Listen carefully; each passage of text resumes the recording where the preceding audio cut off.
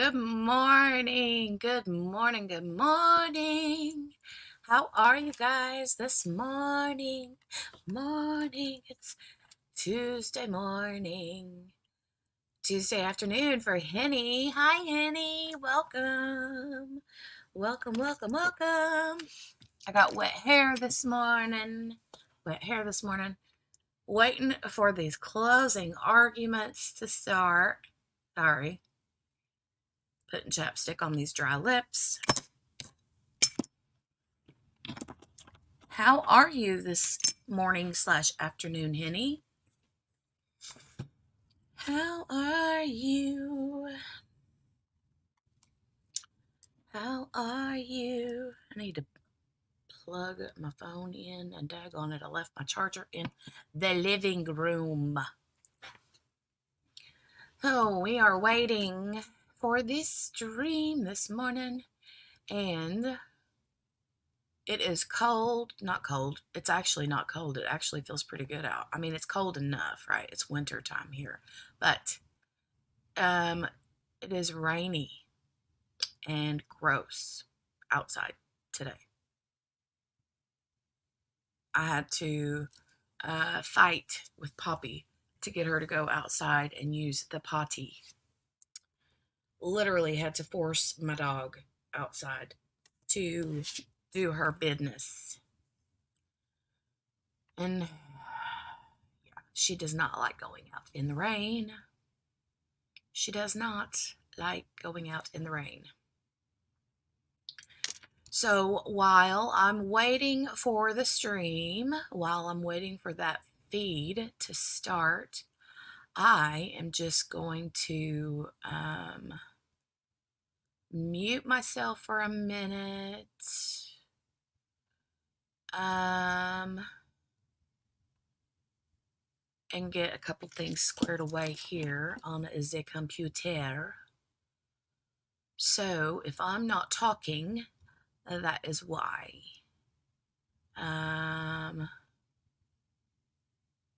Everybody is asleep, waiting on people to join us here in the chat as well. So I have umpteen tabs pulled up that I need to figure out what I want to keep up and figure out what I need to get rid of. So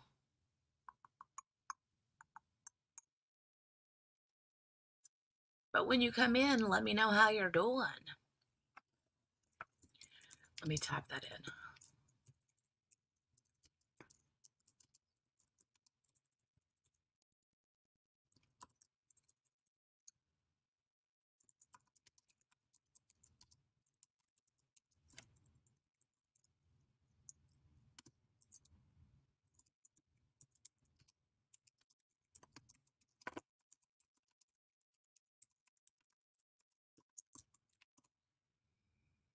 All right.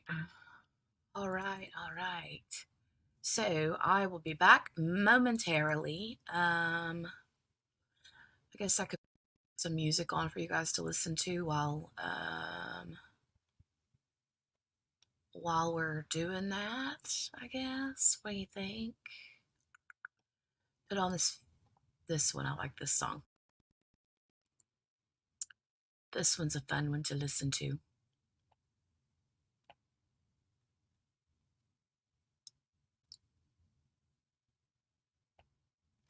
Froze on me for a minute there. What in the world? Why did you freeze on me?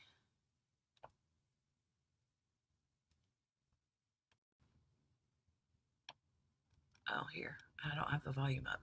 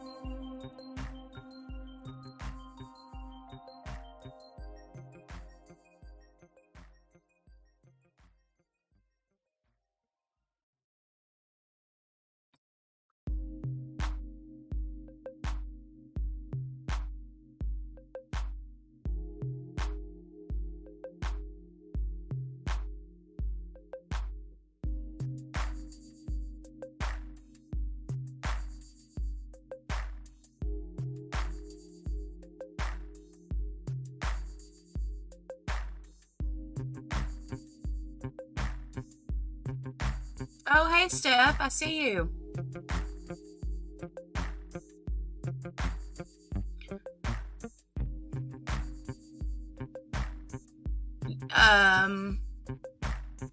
Yeah, they only had 3 to 4 hours.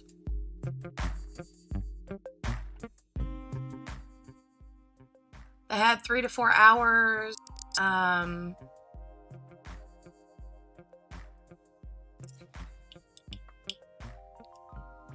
It was a slow day yesterday. They ended up closing it out, I think, like 1:15.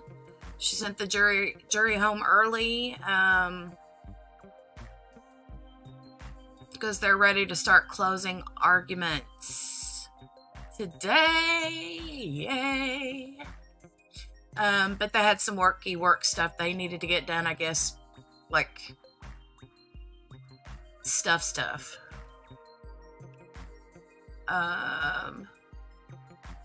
Between her and the lawyers, so yeah. So she decided to just send them home early and start fresh today. So, well, I hope you stay safe, Steph. It is pouring here. It is so gross out. It's gross.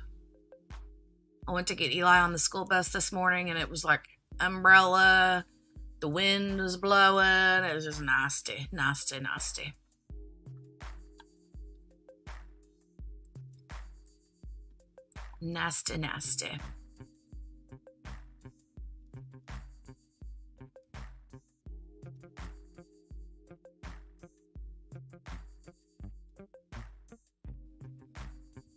Okay, still waiting on them to start. I've got a few tabs up because I'm checking out some different things today, so I'm just doing some behind the scene work. It's real time, so I can do 1.25 speed. Gonna try to take a nap since Aiden's phone alarm woke me up at 5:30, but I'll try to catch up on yesterday and today before tomorrow. Yay, okay. Good deal.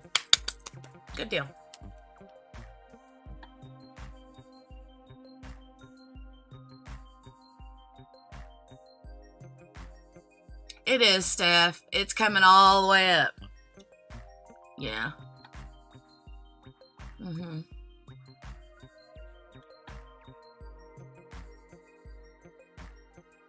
Yuck. Gross.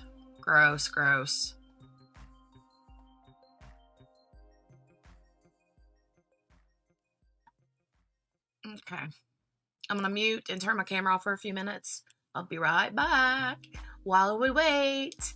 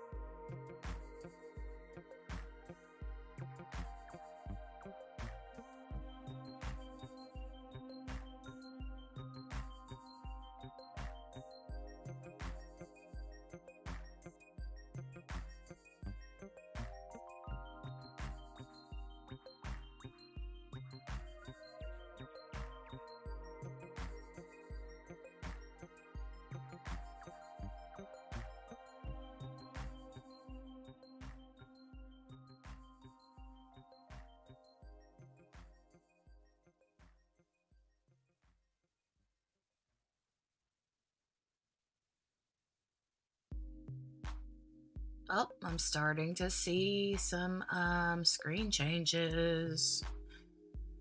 Let's went to this rainbow screen, right. Hopefully that means they're closer. Closer.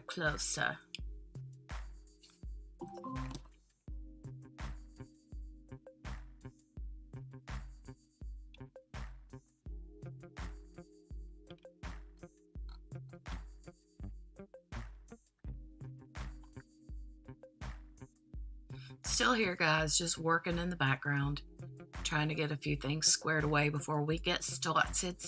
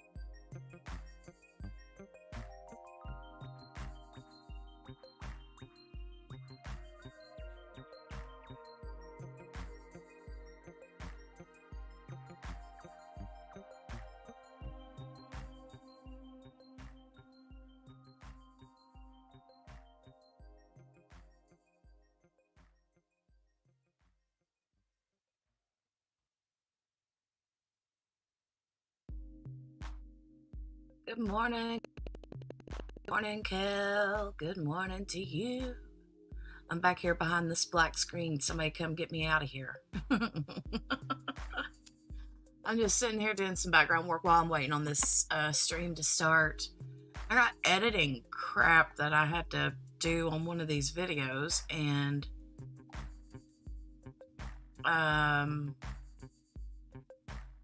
yeah.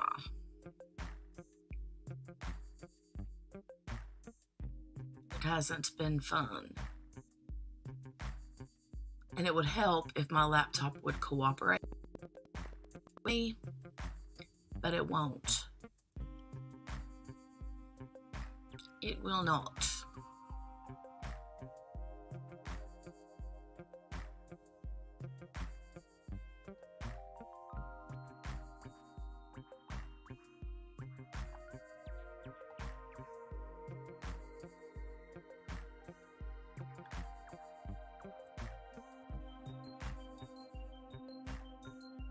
We're waiting patiently on the stream to start.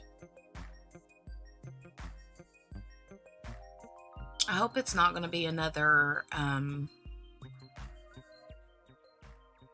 another day like it was yesterday where they're like an hour behind, that would really suck. That would really suck.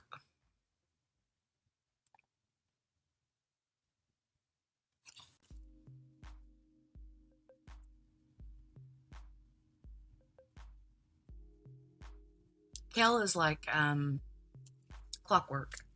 6:30 every morning for her. Actually, probably what, 6:15? Is that what time you have your alarm set for, Kel?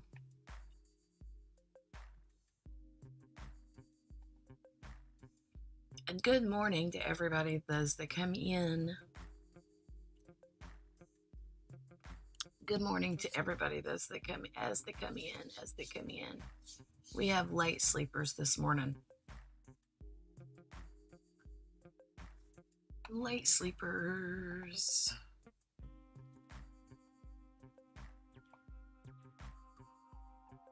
I would love to be a late sleeper this morning. It's nasty, rainy, yuck weather.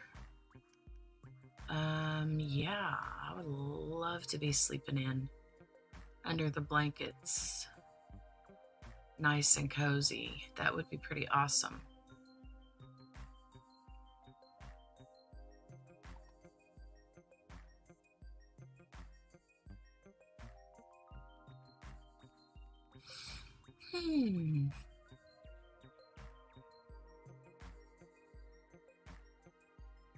Oh, well, that's cool, Kel. I like that. Good for you. That's pretty cool. Gives you a little bit of downtime before you head into the stressful part of the day. Kind of like, sets you up for a better day. That's cool, Kel. That's how I do too. If I just go to sleep without an alarm clock, like on the weekends, that's what usually happens is I'll not have an alarm clock on the weekends, right? And then I like just naturally 8 hours and it's like poof, time to get up, and my body just wakes up. My hair is wet and it's making the back of my shirt damp and it feels really gross. Says, meanwhile, I'm in bed under the blankets, nice and cozy, listening to the raindrops outside, and I feel guilty. Come lay with me, Jenny. I would. My bed is right there. Right there. As a matter of fact, Poppy's laying up there on it, under the blanket. My warm, flannel, fuzzy, fleecy blanket. And I'm like, and Jolie's still asleep. She did not get up at 7:30 this morning like yesterday. She's in there conked out asleep in my chair in the living room.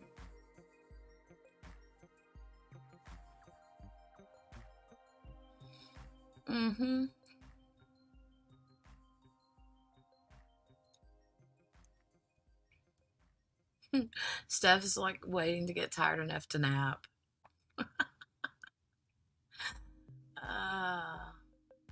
I would, but you should see all the garb that I have set up for this laptop, for this streaming stuff. It's a nightmare. There's cords everywhere. It looks like Spaghetti Central over here. I got USB hubs, USB things everywhere. I've got my Ethernet cord hooked up, and if you even look at it sideways, it wants to quit. My charger plugged in, my headphone jack. Yeah. It's one thing when you stream just yourself, but when you have to share screens and audio and stuff, then it gets a little hairy. Otherwise, yeah, I would go hop in the bed and just stream with you guys. I would.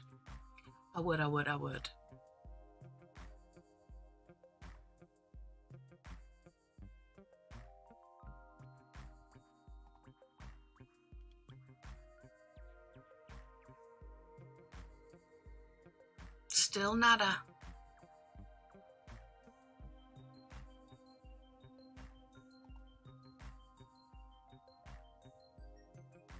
Angle it towards the bed.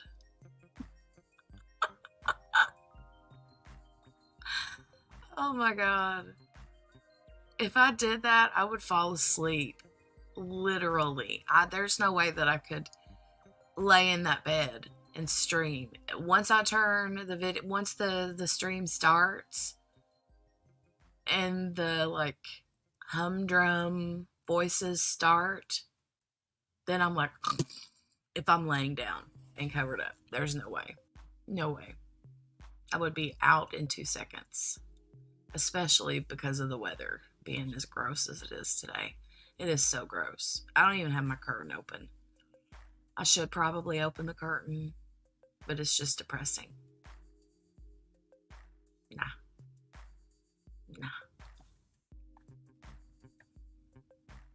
Just depressing. Let's find a different song on here because this feeding the ducks is getting boring. Let's go to this other one. I like this night driving one. They need more song options in StreamYard. I like this one too.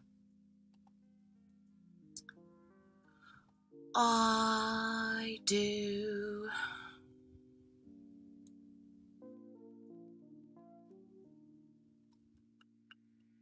But to be honest, it makes me sleepy too.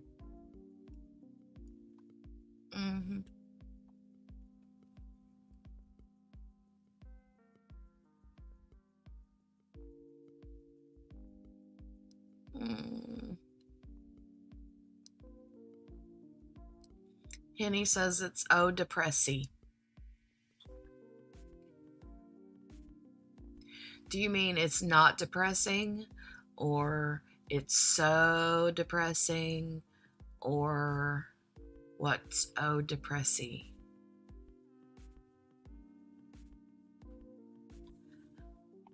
Is that how you say something in particular, or was that a typo?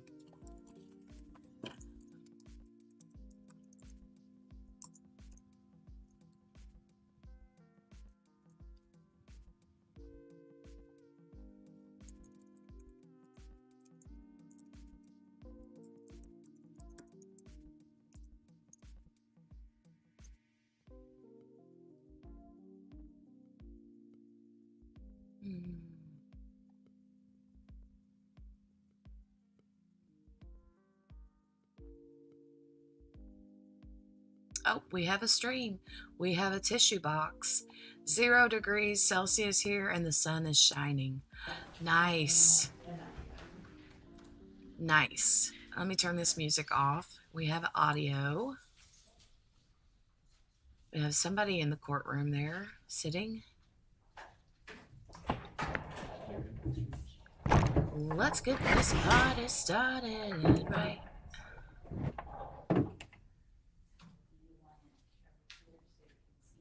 That's a typo. I was literally like, it's depressing. Good morning, Sherry. Yeah, I know, right? Is someone late again today? We'll find out. We'll find out.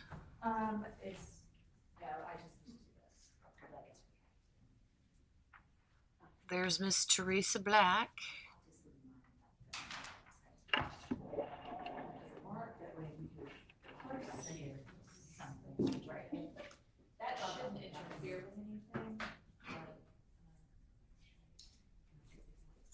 Miss Teresa Black.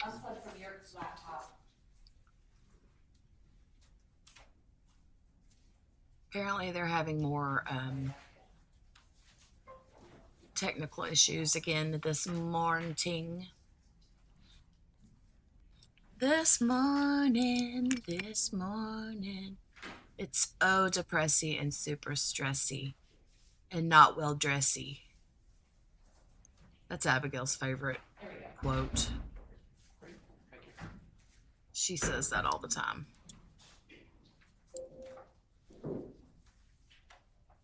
Who is this lady sitting there? You reckon she's... Did you disconnect? I don't recognize her. Do you guys? We're good. You good? We just testing it out. Okay, fine. Crime joke time. Yes. Absolutely, Kel. Give us one. All right. Kel's question. I'm going to put it up on the screen here. What would a criminal falling from a building be called? What would a criminal falling from a building be called? I do not know.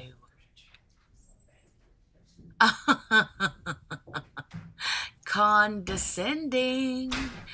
That's hilarious. I love that one. That's cute. I like that a lot. Steph says karma, right?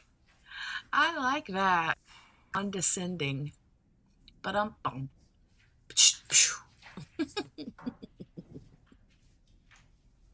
Super cute. Super cute.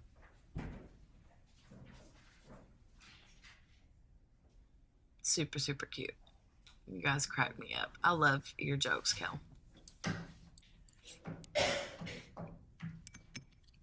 Love you jokes. Love you jokes.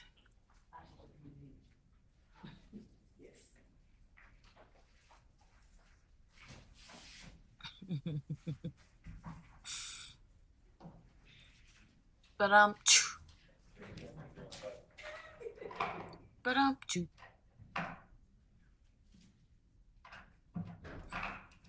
Teresa Black. Yeah, no, there needs to be a symbol emoji, right?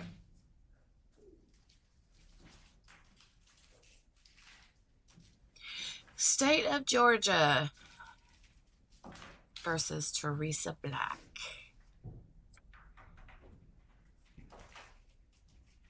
My goodness, my goodness, my goodness. So I'm assuming that they got... I did watch back yesterday because yesterday after I ended the first stream, we had... they were going to take a lunch break, and then they reconvened, and they had their... what do you call it? Charging conference is what they called it. But I went back and checked, and they were literally just like going through the charges and what this means and that means and whether this blah blah blah blah blah. And it was rather boring. It did get a little bit, I don't want to say heated, but there was some arguments, you know, but nothing worth, you know,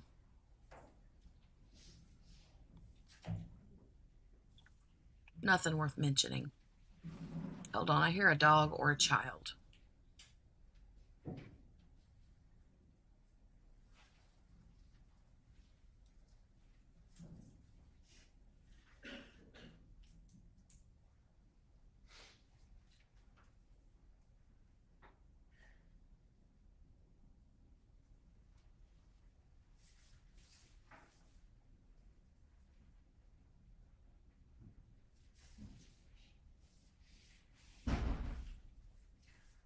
All right, you ready?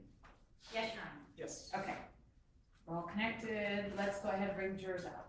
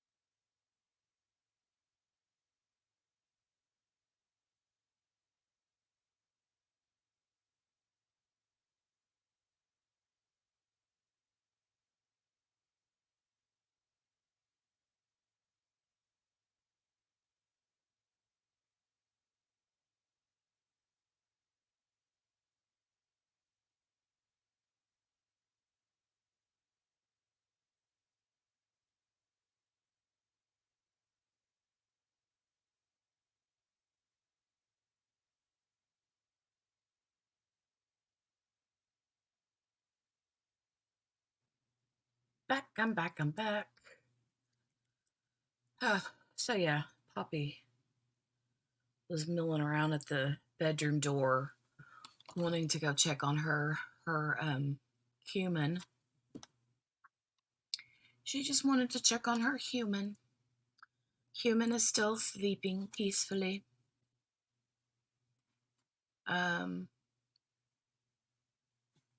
She should be getting up about any time, though, to be honest. She should be getting up about into time.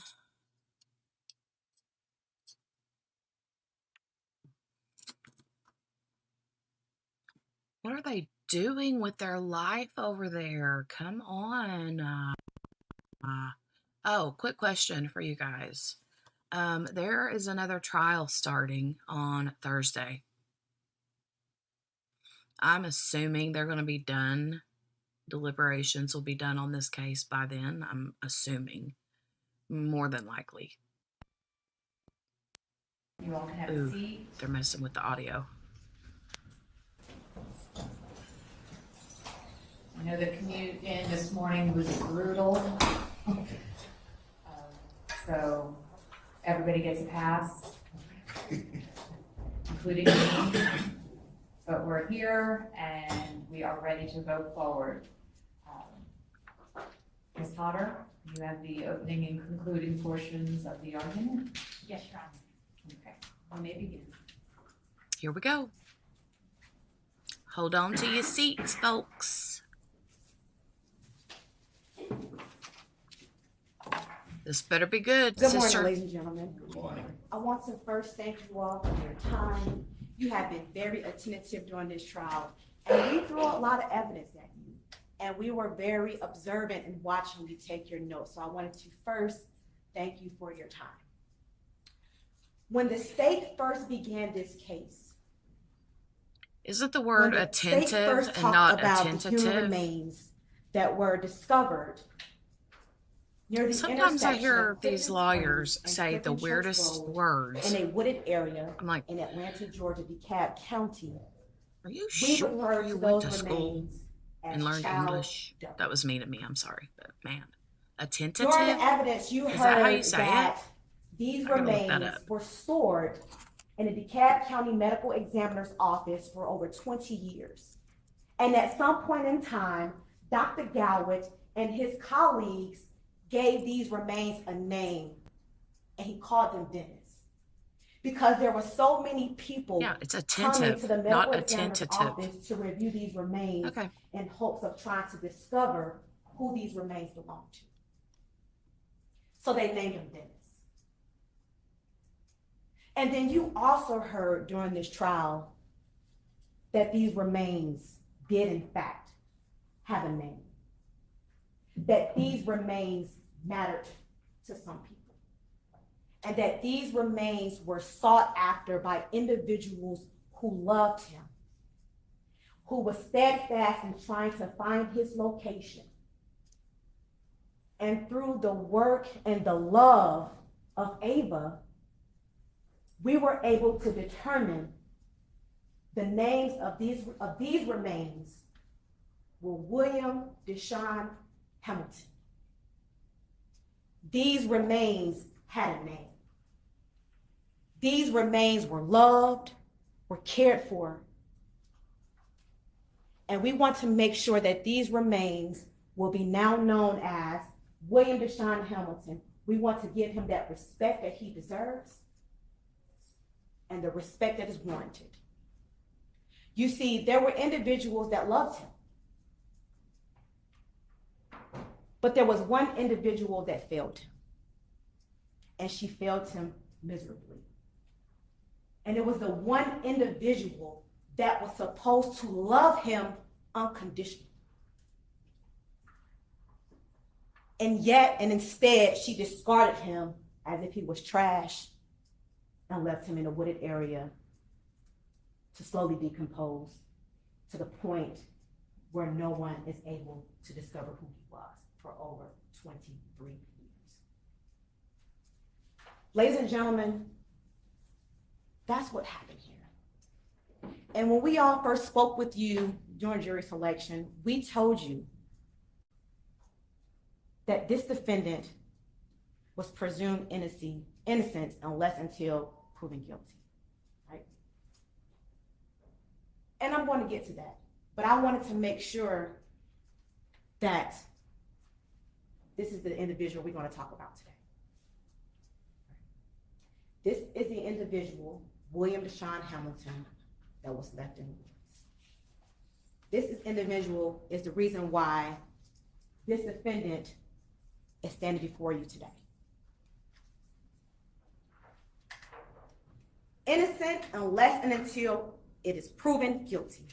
And that presumption is only there until it is overcome by evidence. Evidence that you heard from the witness stand, evidence that you heard through exhibits, through videos. Once that presumption is overcome by evidence, then they are no longer presumed innocent. That is done. It is gone. The state has a burden of proof in this case. And that's a burden that we take on. We have the highest burden of proof within our judicial system. And we have to prove each and every material allegation of this indictment beyond a reasonable doubt. Now, what is reasonable doubt? That's important. The burden is important in this case because it tells you how you can review the evidence and make decisions based off of the evidence. So let me tell you what reasonable doubt is. It actually sounds as ironically as it says. A doubt for which a reason can be given. It's based off your common sense and reason. So during jury selection, we were telling you, we understand that your experiences cannot be left outside. Your experiences make you who you are, and it helps you to learn what is common sense and what is not. So we didn't expect you to leave your outside experiences at the door. We expect you to use those experiences so you can be able to make inferences and reasonable deductions when you are reviewing the evidence. What reasonable doubt is not, it is not any possibility. There are millions of possibilities that anyone can come up with.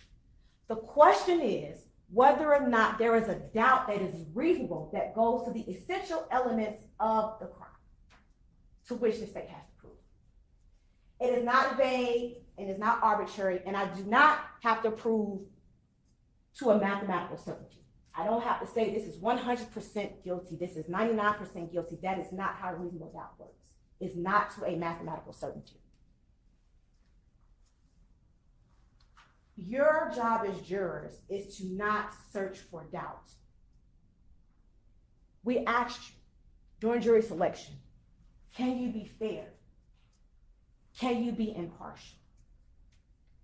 Because that is what a juror is a fair and impartial juror who is honestly seeking the truth as to what happened to William between December 1st, 1998 and February 26, 1999. That is your duty, and that is what the state is calling upon you to decide in an impartial and a fair manner who wants to know the truth about what happened to William between December 1st, 1998 and February 26, 1999. So I want to ask you, when we speak about reasonable doubt, let's think about it this way. Is it reasonable that this defendant who knew something was wrong with her son William for a few days, who observed the following symptoms of her son over a few days: lethargic, weak, tired, gagging, didn't want to talk, didn't want to walk, didn't want to do anything? Is it reasonable for a parent to see these symptoms for a few days and not seek medical attention? I submit to you the answer is not. Parent may see one symptom, maybe two, but you have 7 different symptoms up here that this child is experiencing over the period of few days, and that came from this defendant's mouth. And she failed to seek medical attention. And because of that, William is no longer here with us today. The state also has to prove venue. Venue is the location where we can say the crime happened. We're here, venue is DeKalb County. We have to prove that this case, that venue relies in DeKalb County.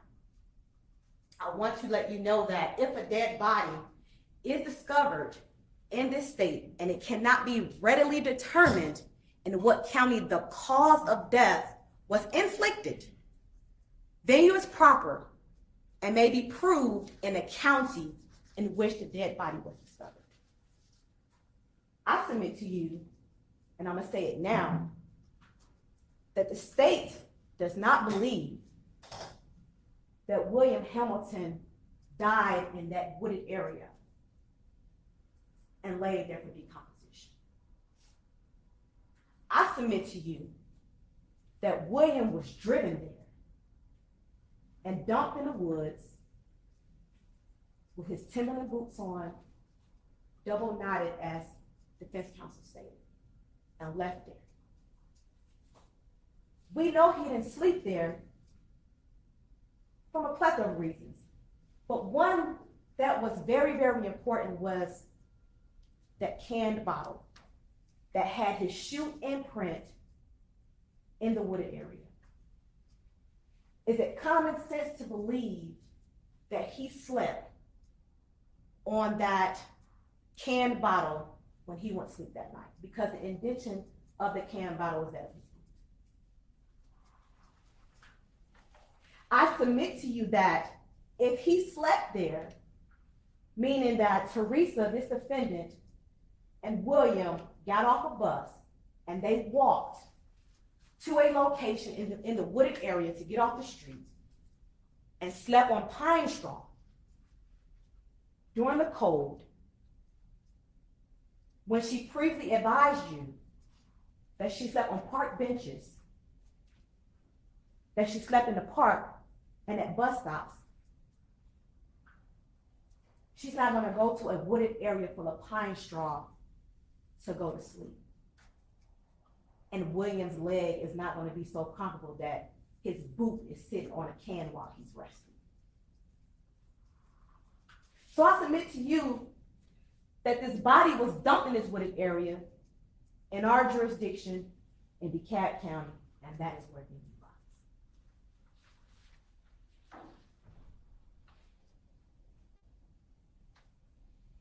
There's also another portion of venue that we have to prove as well. In any case in which it cannot be determined in what county a certain crime was committed, venue is proper and may be proved in any county in which the evidence shows beyond a reasonable doubt that it might have been committed.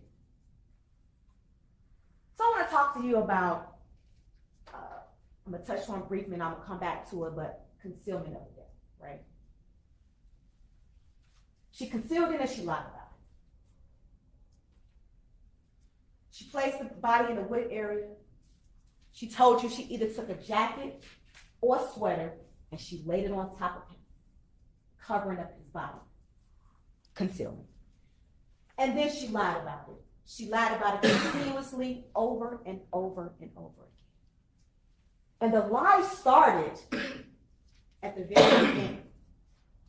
The lie started when she made that phone call to Ava from a payphone. And I submit to you that during her statement, she stated when she got here, she was living in the Decatur area. She used a payphone, and she stated that William was in a room with friends, and that's why Ava couldn't speak to her. But she told you all through her statement that she lived in the Decatur area, which is in DeKalb County. There's no area outside of Decatur, Georgia, that is not located in DeKalb County. And she told Ava a lie. She told Ava, oh, William, he's in the room with my friends. She just got to Atlanta. What friends she got? She don't know nobody. William did. And at that moment, she told a lie, starting a cycle of lies and continued the lies for decades. But the lie began in DeKalb County. So I have to prove that venue lies in DeKalb in reference to that charge as well. And I want to go ahead and kind of give you all a preview of that information as we progress on through the closing argument. So here's the location where William was found. And you heard from multiple witnesses that the body was located somewhere along this wooded area. There's a path, and you can actually see a vehicle right here. There's a path in which cars can travel within that wooded area. And here's an entire cemetery that ironically this defendant never saw when she told you all she slept there. And then she stayed there for a day or two watching over William as he lay there dead. She never noticed there was an entire cemetery there. And you telling this jury that you've been there for over 24 hours watching your dead son. So then, let's talk about her intent. I want to be clear. In order for the state to prove intent, which we have to do, I want the jurors to know that it may be inferred from proven circumstances by any acts or conduct. I can prove this defendant's intent through her actions, through her conduct. And in your discretion, you can also infer logical conclusions about her acts or conduct, and you can look at it and see if her actions or conduct results in the natural and necessary consequences of those acts. So, for example, this defendant gives her child some medicine, some acetaminophen and diphenhydramine, because there may be issues going on or because she needs him to sleep. And then he begins to exhibit symptoms from these drugs. And she tells you in her statement, I will give him anything I can find. She subsequently over-medicates him. You can draw the logical conclusion that that medication that was also found in his skeletal tissue, coupled with her statement that she gave him the drugs, without seeking medical attention, you can infer that the logical result of that conduct can result in death. Criminal intent does not mean the intention to violate the law. We don't have to prove that she intended to kill William. We only have to prove that her actions were prohibited by law. And her actions in her failing to seek medical attention for her son, knowing that he has these symptoms that he had been exhibiting in her care for a few days and failed to get attention, when she is now dealing with something that's outside her expertise, right? When you're sick, you got a cold, you'll take some medicine. And hopefully you'll take the prescribed dosage as notated on the medication. But if you don't get better, you don't continue to take the medicine. And as you continue to deteriorate, you won't not go to the doctor or seek any kind of medical attention to get better. That's unreasonable, especially when you're 6 years old and you can't do it yourself. You have to depend on the person who took you from your family, who uprooted you, moved you to a new state, and that is the only person that you got to depend on. So at 6, he can't do it himself. And so this defendant, who is his parent, has the obligation to make sure the safety and welfare of her son is accounted for. And by doing so, when things of this nature happen, you need to seek medical attention. And if you fail to do so, the natural and necessary consequence of that action can result in death. You heard of testimony from several doctors that at any point in time, when these medicines are in the system and there's a level where it becomes toxic, you can get medical care and you can live. But if you fail to do so, the consequence of your actions can result in death. So I don't have to prove that she intended to kill him, but I have to prove that she intended to not get him medical attention. She intended to not get him medical attention because she didn't. She intended to give him medicine. She continued to give him medicine, and he obtained a level of toxicity to the point where it caused his death. Intention, proven. She gave him medicine, it's in his system. She didn't seek medical attention, she told you that. Those are the two acts that I need to prove in reference to this defendant, not that she intended to kill.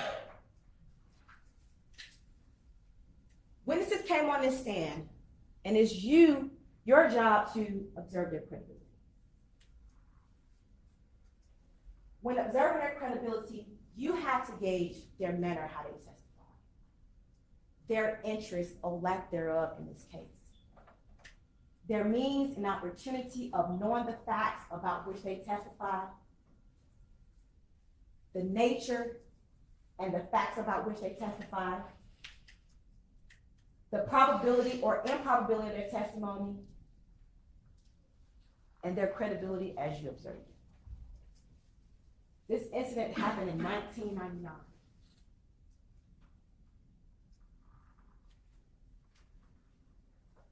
Ava came to you all and took the stand. What did she gain from it by taking the stand? What did she gain from it by telling you what she knew? She told you several things, plenty of things about this case. William Hamilton, he testified. He told you, I tried to see my son on many occasions. She wouldn't let me. She even put a gun out on me when I came to see my son. I just wanted to see my son. I wanted him to be a part of my life, my family's life. His grandmother Margaret told you, I love my grandbaby. I would have done anything for him. I would have taken care of him if given the opportunity. I took care of 6 of my grandchildren at one time. What did they have to gain from their testimony other than just telling you the truth? What do they get the benefit just by coming here and speaking to you? And if you determine that these individuals are credible, then you can believe what they say.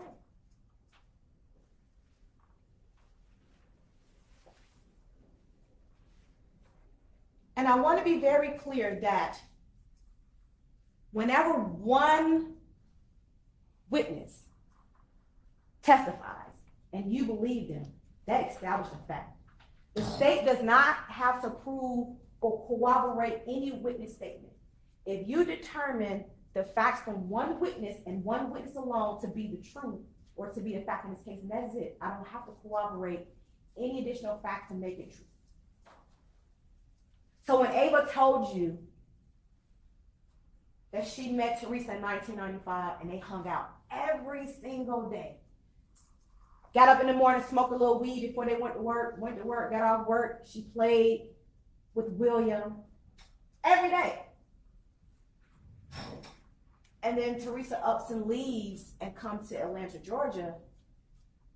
She calls her one time and never calls her again. One time in Atlanta and never calls her again.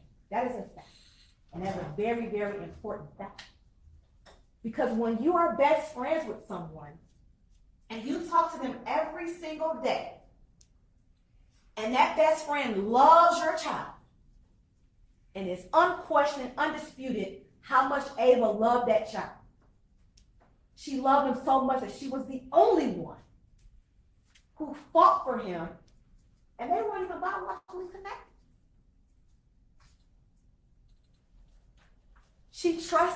Teresa trusted Ava around her child.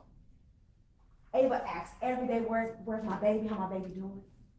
Even when she witnessed this defendant abuse her child, she told you on 2 different occasions. She punched him in the chest one time, and then the second time when he didn't like her food, she threw him across the room. Those facts were given to you by Ava and Ava only. If you determine those facts to be true, then they are facts, and that is enough. Evidence.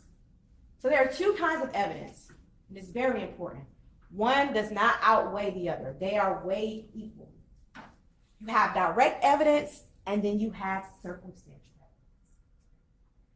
evidence. Direct evidence is what you heard from the witness stand. Exhibits.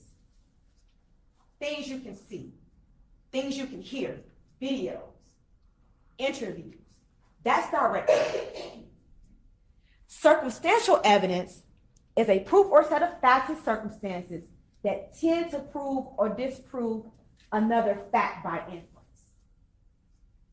Jurors, you are allowed to make logical inferences based off the facts that you learned in this case. Inference number 1. Gary Harris, individual who lived on Clifton Springs Road, who worked night shifts, staying at his brother's house, came here after the Olympics. He was resting in his bedroom because he lives with his brother at the time, and he was sleeping in his nephew's room. He hears something around 3:30, 4 o'clock in the morning. He hears a door. He looks out of the window, sees the inside of the car light on, and sees another door closed. And then it drives off. And he tells you that was so odd because nobody is out in the woods at 4 o'clock in the morning over in this area. And it's cold. And it's so cold that the next day he wanted to go investigate and see what was going on, but never went out there. And then subsequently, the news came on and the remains were found in that wooded area. You can make logical conclusions that based off that series of facts, that it was highly probable and highly likely that's when William's body was getting dumped in the woods. You have the ability to make those inferences through circumstantial evidence. There is no legal difference between direct evidence and circumstantial evidence. The law does not require any higher or greater degree of certainty on the part of the jury to return a verdict based upon circumstantial evidence than upon direct evidence. Hey, good morning, the whole Lee. entire case How are you of this morning? circumstantial evidence, and you can find this defendant guilty beyond a reasonable doubt. You see, the test is whether there is sufficient evidence or whether evidence is sufficiently convincing to satisfy you that the elements have been, that the elements of each additional, the material elements of each additional count have been proven beyond a reasonable doubt. Whether it be direct evidence or circumstantial evidence, it doesn't matter. It's evidence. There is no rule that either direct evidence or circumstantial Good morning, evidence is Tammy. stronger than the other if conflicting. Good morning, The good comparative morning. weight of circumstantial evidence and direct evidence on any given issue is a Changing question the story up on us this morning, you guys. Then the that closing question of fact arguments. lies with the jury.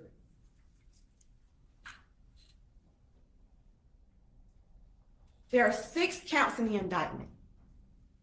These counts form the issues to which you are to decide here today. You have count 1, felony murder, which is count 1 as well as count 3. Count 2 and 4 are cruelty to children. Count 5 is aggravated assault, and count 6 is concealment of death. I want to speak with you first in reference to count 1, felony murder. There are 2 ways the state of Georgia charges murder, right? You have malice murder, which is not being charged here today, and you have felony murder. Now, malice murder is the typical murder that everyone knows. A person who commits malice murder has the intent to kill.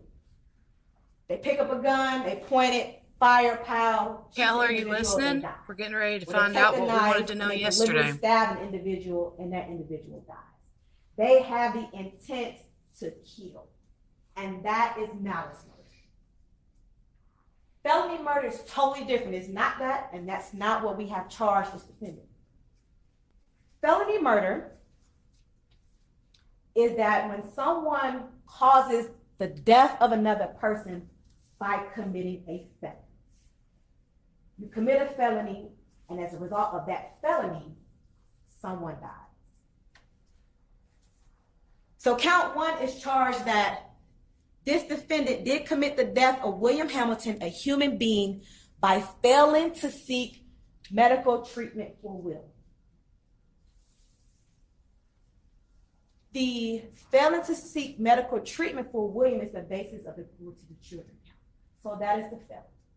So the cruelty to children committed a crime, ultimately resulting in the death of William. Count 2, the cruelty to children, just to reiterate, did maliciously cause William Hamilton, her child, cruel or excessive physical or mental pain by failing to seek medical treatment for William Hamilton. The essential elements of cruelty to children are as follows: maliciously caused, cruel or excessive physical or mental pain to a child under the age of 18. Count 3 is also felony murder. And count 3 is that this defendant did cause the death of William Hamilton, a human being, by administering a substance or substances containing diphenhydramine and acetaminophen, also known as Benadryl and Tylenol. Again, for felony murder, cause the death of another by committing a felony. The felony in count 3 is also cruelty to children, but it's a different count. Right? It is count 4. Did cause cruel or excessive physical or mental pain by administering a substance or substances containing diphenhydramine and acetaminophen. So, I want to speak with you in reference to maliciously caused. Because malicious seems like a really, oh man, I maliciously attacked someone. That is not the legal jargon or the legal definition of malicious in this case. Malicious is not ill will, it is not hatred. We're not saying that she hated Will. Disconnected, sure. Love, questionable. But we're not stating that it was ill will or hatred. Malice is the intent to cause pain without justification or excuse. Willfully doing an act while aware of the strong likelihood that pain may result. Dr. Jackson told you all that he was a toxicologist, that he received 2 samples of skeletal muscle from DeKalb County Medical Examiner's offices, and he tested that muscle for any therapeutic and illicit drugs. And during his test, he discovered that it was 93 micrograms per gram of acetaminophen and 2,000 nanograms of diphenhydramine. It is clear that those drugs were in William's system, and Dr. Jackson told you that they were administered at least shortly before death. He cannot tell you the dosage, whether it was a lethal amount of dosage or a level of toxicity, given the fact that he only had that sample. He didn't have any other factors. He was not aware of any symptoms the victim was experiencing at the time. So we know for sure that William was in this defendant's care and those drugs were in his system. You can now infer that this defendant gave him those drugs. Knowing that he is now experiencing these symptoms, she continues to give the drugs. And she tells you that he can't walk, that he can't talk. When someone can't walk and can't talk, it is logical for you to infer that that is painful. And it then carry on for a few days. It becomes cruel. That is malice. The fact that she gave these drugs, observed these symptoms, and allow him to continue to suffer, that is the maliciousness of the cruelty to children count.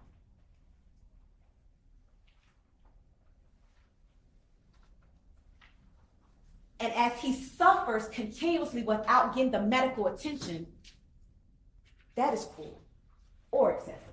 I don't have to prove both. I just have to prove one or the other, cruel or excessive. So however you determine it, whether it be cruel that a 6-year-old suffers continuously and continues to exhibit these symptoms that his mother sees and fails to get him attention, that's for you to decide. For a person who can't walk, who can't talk, who is gagging, who doesn't want to do anything, it's physical pain.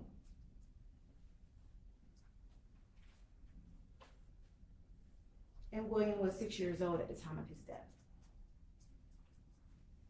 Those are the elements, the essential elements that the state has to prove, and the state has proven to you in reference to the cruelty to children count. And because he dies as a result of the diphenhydramine and acetaminophen in his system, that's how we get to felony murder. He dies because he has these drugs in his system. He's exhibiting these symptoms, and this defendant doesn't get him medical treatment. And because of that, he dies. That's how we get to the other felony murder.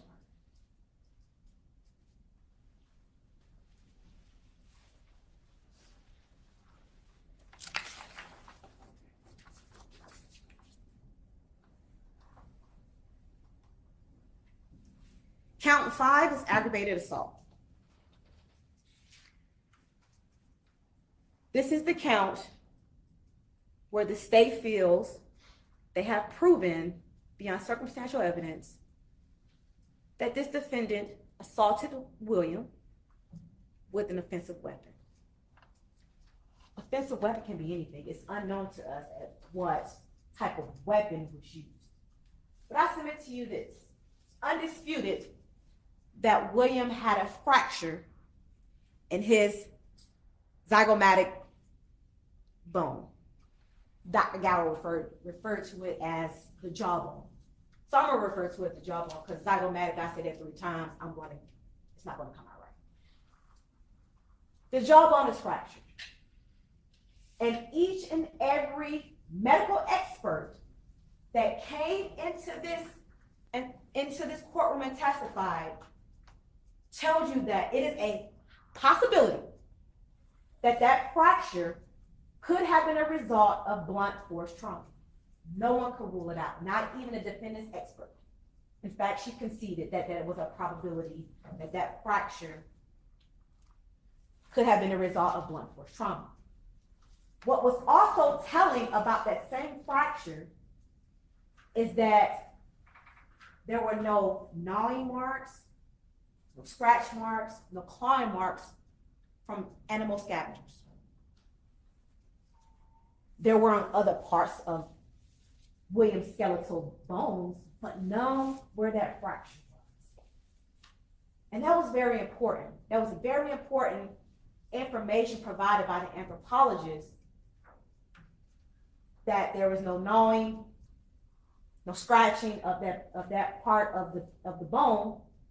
So therefore, we submit to you that bone being fractured was not a result of animal scavenging. Ava told you, as she watched her interaction with Teresa and William while they were together every day, seemed to be a disconnection. This defendant was not connected to William. She had 2 incidents where Ava observed, where she struck him. She punched him, and then she pushed him one time just because he didn't even like what she cooked. And this was before he died. And he died at the age of 6. And she hit a kid who was no older than 6 years old because he didn't like her food.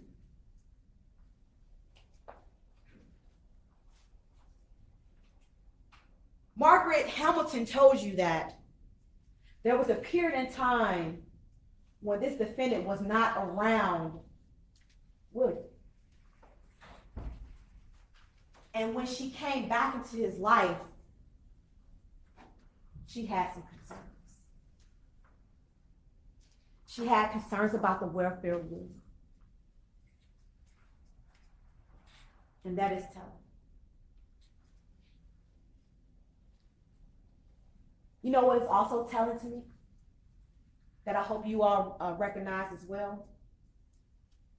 Throughout everything you heard from this defendant's statement to that witness stand, I never heard anything, including her statement, that she loved William. She never said it, not one time. She was concerned about herself and saying, I didn't do anything wrong. I didn't know what to do. Not once did she say, I loved my son. I submit to you, she may have struck him, just like she did on the previous occasion, caused that fracture. He's sick. He dies. She has something to hide. Dumps the body in a wooded area, in a location that she's not familiar with, not known to be around. She got on. And what's even more ironic about the disconnection between her and William is that on his first birthday after his death, she was at the DMV getting an ID card. The first birthday of William's murder, she is getting her ID card down at the DMV. That's the level of disconnection this mother had for her son William. The last count on this indictment is concealing the death of another. What the state has to prove is that this defendant concealed the death of another person, which hindered the discovery of whether that person was unlawfully killed. We charge this count in 2 ways. You see here it says, did unlawfully conceal the death of William Hamilton, which hindered the discovery of whether William Hamilton was unlawfully killed by leaving the body of William Hamilton in a wooded area, and about lying about his whereabouts. The law's a little funny, right? Let me tell you about that little word "and" in that indictment. You see, it really reads and or. And means or. Right? I don't have to prove both. I just have to prove one or the other. I have to prove that she concealed his death by either leaving the body in a wooded area or by lying about it. We've proven it both ways, but I still just want you all to be familiar with how the law works and explain it a little bit to you. Leaving the body in a wooded area. She tells you herself, I left him in a wooded area. Off the street, we walked up. She tells you he was sleeping for the night there. I humbly disagree. But nevertheless, she laid him in a wooded area. She also told you that she either took a jacket or a sweater and she covered him up. That is very important because now you're covering up the body, further concealing the death of the remains. And it's in her statement. And if you didn't hear it, you have every opportunity to ask to listen to it again. That's totally your option. If you need to hear it, just let us know and we will happily play it for you. We don't have to play the entire portion of the interview. We can only play whatever part she needs to hear. But this defendant told you that she laid that jacket or sweater, either it was hers or something William had, laid it on top. Wooded area in a location where she's not familiar with, nowhere near William is from, no family nearby, and she left. And that body laid there until it was discovered by Mr. Parker and Mr. Carter, the two grave diggers, on February 26, 1999. She also lied about it. I'm gonna tell you again the conversation she had with Ava. When she got to Atlanta, Ava told you all it was roughly about a week. A few days had passed. She felt she was at a payphone because she could hear the change dropping. And at that time, Ava knew William wasn't with her. And this defendant also confirmed that by saying he's in the room with my friends. And then Ava never heard from her again until she ran into her in Charlotte. At this time, William is long dead. William was dead when that conversation was made. Because, think about this. Your best friend, you talk to every day, at your house, every day.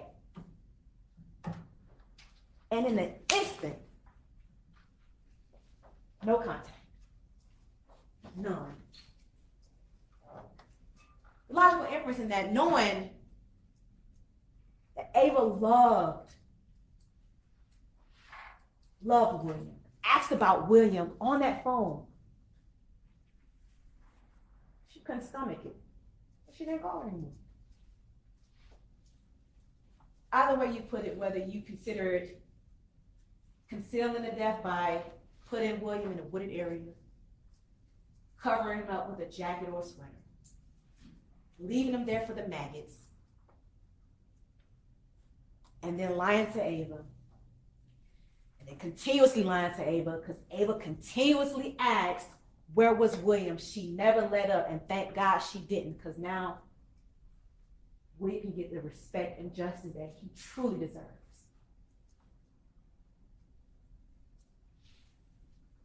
We would have never figured out who he was, and she would have been successful in concealing that death. By the time law enforcement found the body, it's fully decomposed, we couldn't even tell if it was a boy or a girl. We couldn't even tell the color, nationality, nothing. We don't even make assumptions because he had on some Timberland boots that were double knotted and some boys' underwear. Ladies and gentlemen, quite honestly, that's almost how you conceal a death. But for the fact that you have a best friend who just so happens to love your child more than you.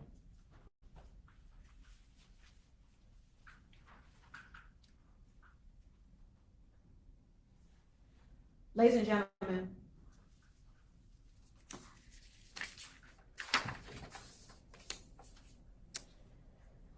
I'm getting ready to sit down for a second. And then defense counsel is going to come up here. I'm going to suggest that he's going to tell you that this may have been an unfortunate mishap. That this defendant was young.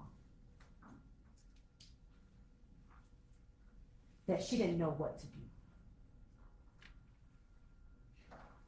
But I disagree. She made a conscious decision in every action and in her conduct. She made a conscious decision to leave Charlotte with no family here in Georgia at 18 years of age, got on a bus and brought William here when there were multiple people more than willing to care for William until she got on her feet. But she didn't want that. She didn't want them. She didn't want William with any of his paternal relatives. And one of the reasons was because William Sr. had another child that he just so happened to name DaShawn. She gets here. She gets a job at Pleaser stripping. And she tells you she takes all kind of drugs under the sun, whatever they give her. Marijuana, whatever's in the pills, cocaine, didn't matter. And she has a 6-year-old son here with her. She then begins to medicate him. He gets sick. And she made a conscious decision to continue giving him medication. And she makes a conscious decision to not get him help when he so desperately needed it. Those are not mishaps. Those aren't, oh my goodness, I knew something was wrong and I didn't do it, but I shouldn't be held responsible. No, she is responsible and she needs to be held accountable. And my co-counsel is going to come up here after the defendant gives you his closing arguments, and she's going to give the final remarks. And she's going to ask you to do what justice requires. And she's going to ask you to return a verdict of guilty in all counts of this indictment. Thank you. I think she did a really good job. Yes, all right, we're gonna take a very, very quick break just to switch over the electronics. So we can step back to the jury room. What do you guys think? How do you feel like she did? I feel like she did a really good job. But I do feel like that the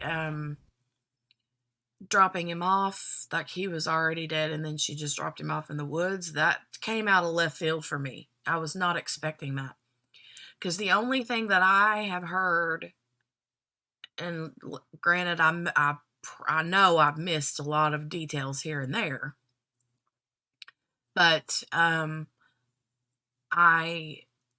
only thing I remember hearing that would have even given me that conclusion is, or that would have even made me think that he was already dead and she just dropped him there, was when that witness, the man that lived in his house near the cemetery or across the road, said that he heard that car and saw two people. And that made me think, well, who was the second person? And was the second person, was it him and her? But wouldn't they have been getting out of the vehicle and not into the vehicle?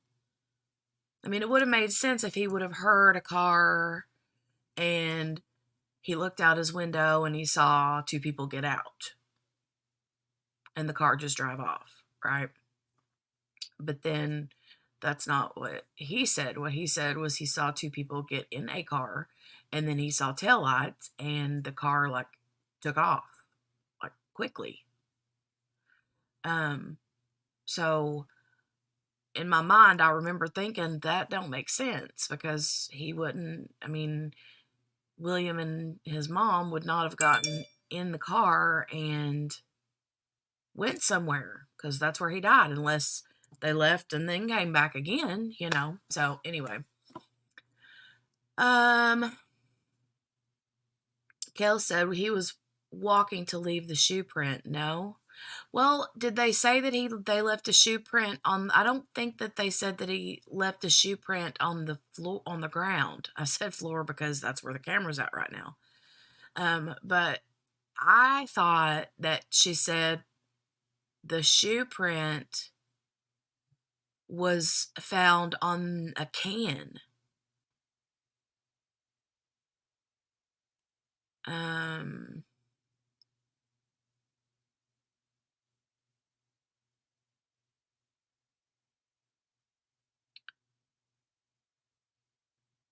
Unless I misunderstood that, because I didn't think that they said that his shoe print was there. I thought that they said that that can, or a can, at the scene. Yeah. Okay, there was a can at the scene. She called it a can bottle, though. I don't know what that meant. But, and the way she said it was that the way his leg was resting, somehow or another, that his shoe print was on. And so I don't think she meant like the sole of his shoe print. I think she meant like the side of his boot left an impression in a can. And she's like, and if he was just laying there asleep, why would his foot be resting on a can? I don't know. I might need to re-listen to that part, but yeah, I remember that, Tammy, because they said there was holes in it and this, that, and the other. But yeah, I don't know.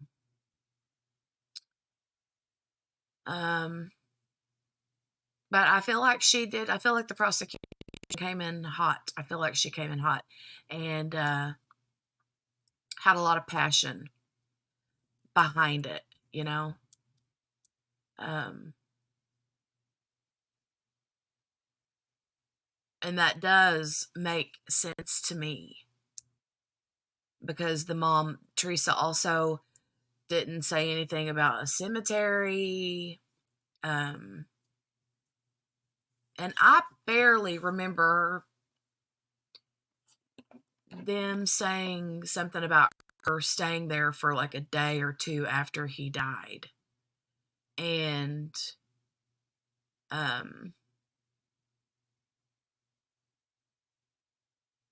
yeah.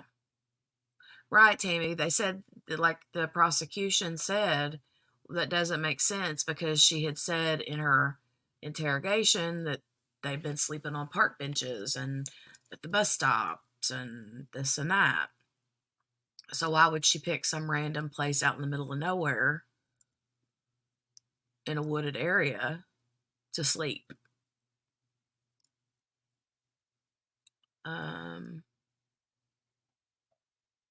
Kel says, I don't know. I'd like to believe he had passed away before she left him there, but I'm not sure. I guess it doesn't matter. She's guilty on all counts to me. Well, I mean, I want to believe that too. And that's kind of what I think, what she basically said was, he died. She took his body. Her and someone probably took him, and because how else is she going to get there? There had to have been someone, you know, that helped her. I'd love to know who that was.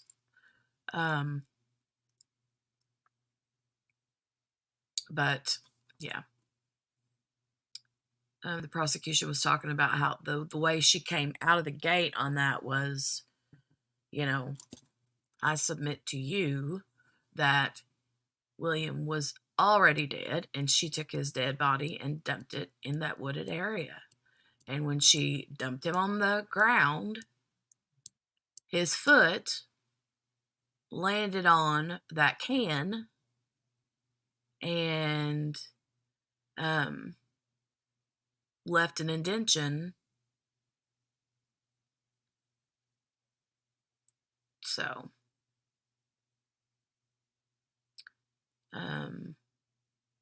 who would look there for a body, especially near a graveyard? Who would even look there for a body? Well, I mean, a graveyard's full of dead bodies, right? But I know what you mean. Not in that way, right?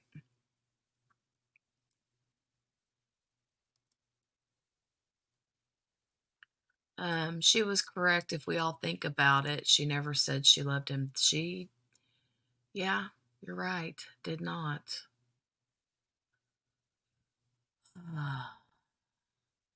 So there's a lot of, it looks like the family,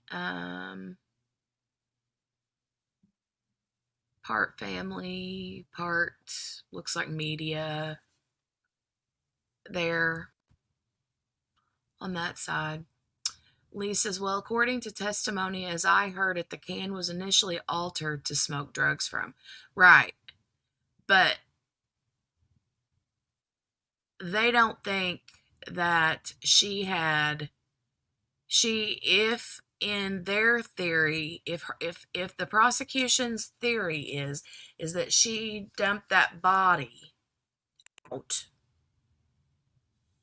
then even if she was by herself and she dumped William out there, or had help with someone else driving a car, because that witness said 2 people that got in the car and left. So in my theory is those 2 people, one was Teresa, the other was another adult, and they dumped William out there. They didn't have time to smoke anything out of a can. They're not going to hang around and dilly-dally and, no, I don't see that happening. So the can was already there that some other doper it's probably had been there forever before William was ever dumped there. And when they dumped him, his foot landed on that can. And then the prosecution's like, who's going to just go to sleep with their foot in this awkward position laying on this can? I don't know exactly what she meant by that. So she was saying he didn't go to sleep there. He was dead when he was placed there.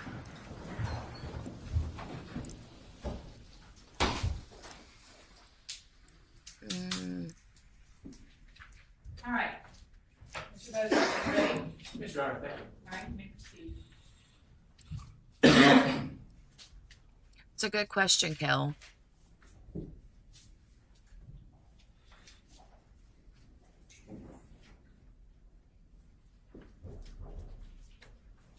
Lieutenant Quigley sat in that interview room in Phoenix, Arizona, after hearing Teresa's entire statement, after hearing what the interviews were in Charlotte, after reviewing the case file. And he said it plainly. This isn't murder. This is a case where the state doesn't look at the obvious conclusion in front of them. This is a case where the state doesn't have any evidence of what happened in DeKalb County, Georgia in 1999. And they know that. So, to distract you from that, they need you to hate Teresa. They need you to think of her as a detached mother. They need you to think of her as someone who doesn't love William. They want you to feel those emotions so strong that you lose track of your job. Because your job is to look at actual evidence or lack of evidence, to use that to decide this case. There's a massive gap in this case. The gap is any evidence about what happened in DeKalb County. They can't fix that. So they bring you a complicated web, and they hope if you add a little bit of each person from Charlotte up together, you'll feel enough that you won't care.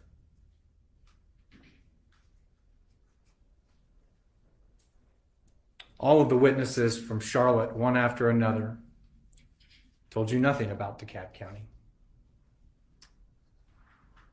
At most, taken together, the witnesses from Charlotte told you that sometimes a single teenage mother was rude, seemed distant, were times when William was dirty, were times that William wasn't allowed to go out and play. These witnesses clearly loved William. William's death has changed them forever. For 25 years, they've dealt with grief, concern, worry. But ultimately, they just lost him in 2022 when they learned of his identity, when they learned that he was gone. And in some ways, this grief is still fresh. And now, since 2022, Teresa has been named in this indictment as a murderer. She is the cause of their sorrow and grief, according to this document. They see her through this lens. They can't see it any other way now. It is a filter how they view Teresa and how they view their memories of William and how they view Teresa and William's relationship, and they can't help it. But it's a reality that they've had sorrow and guilt for so long, and now there's someone to blame. I'd like to begin with Ava McNeil. Again, Ava McNeil clearly loved William. She seems like a good person from all accounts.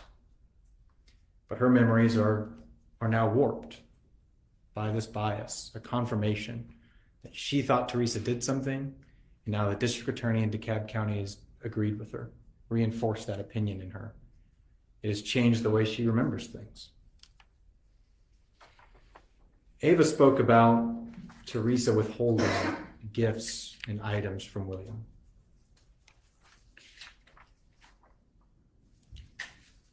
She told you that the neighborhood raised money and bought William $150 of candy.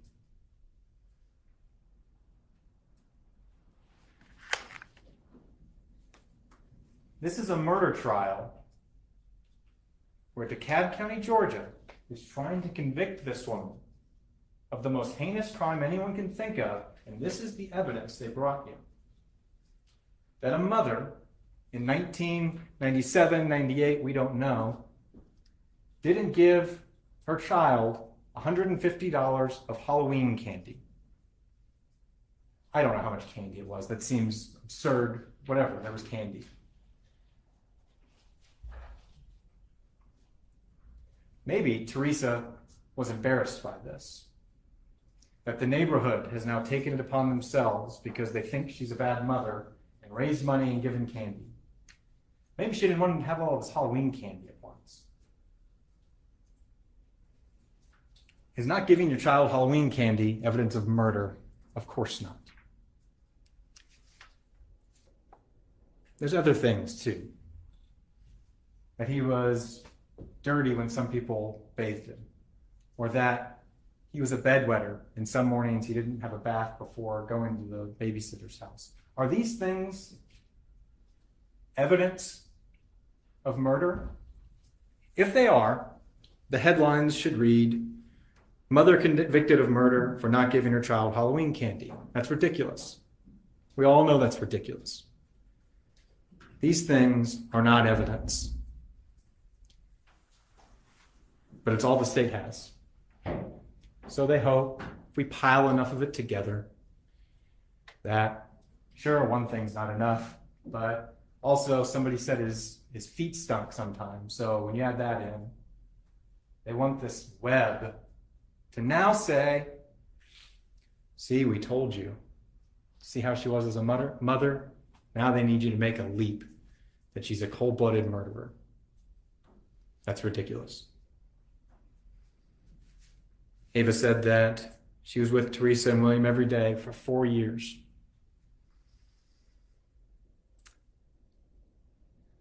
She never said she saw physical abuse. And we need to talk about this. She said that she saw nothing that would make you think she would hurt him. The state says that the Charlotte witnesses can tell you the state of the relationship between William and Teresa. That's the state of the relationship. The person who was there every day said she never displayed anything that would make you think that she would hurt him. That's the state of the relationship. The 2 times that she was remotely rough with him, the state just told you what Ava said. And it's up to you to remember what Ava said. The state used the words abuse, punch, threw, and struck. That's not what Ava said. Ava said once she kind of shoved him in the chest, but it didn't hurt him. And another time she pushed him in the chair, but that didn't hurt him either. She said she didn't call defects, despite knowing she could, because it wasn't serious like that. She did not have a concern about her being violent to him. But the state just sat here, right where I'm standing now, and Miss Jackson told you that that was proof of abuse, and that she punched him and struck him and threw him. They lied to you. That is not what Ava said, but they need it to be. Because a mom in 1996, 97, who pushes their child in the chest when he makes a complaint about what's for dinner does not get you to where they need you to be. It doesn't get you to, that's the same type of woman that would come to DeKalb County and murder her child in cold blood. We all know that's true. So they need it to be abuse. They need it to be struck. They need it to be hit and through. And that's not what Ava said.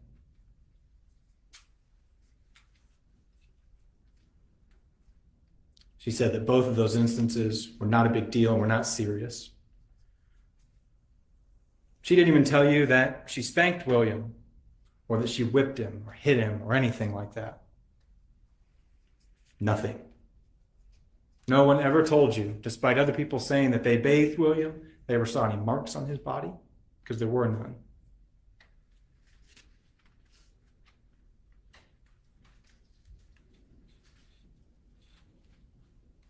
Ava told you what else she saw in the 4 years that she knew William. She saw William's father once. In the 4 years she knew William, she saw William's father once. We heard about Teresa being angry when William's father's family dropped him off late. Of course she was angry. William's father has no involvement in his life. Teresa sets boundaries and rules, and they get broken. William's grandmother, Margaret Hamilton, she said she thought it was because it was a school night and Teresa wanted them home early. Either way, whether you think Teresa was justified or not in her emotions or how she felt, is that evidence of murder? Of course it isn't. And taken with everything else, it still doesn't add up to the leap that they need you to make. The state brought you witness after witness that will say, I would have taken William if she had asked me. And I still don't know why they kept trying to insist that, because it cuts against their theory. If Teresa didn't want to be a mother anymore, why not give him up? Why not give him up to family that has watched him before? If her whole thing is she wanted to be rid of him, and she wanted that so badly to not be a mother anymore, why not just give him to a family member? It's because it's not true. Teresa didn't want to be rid of him. Teresa did want to be a mother. She was moving to Georgia, and she brought him with him because that's her son.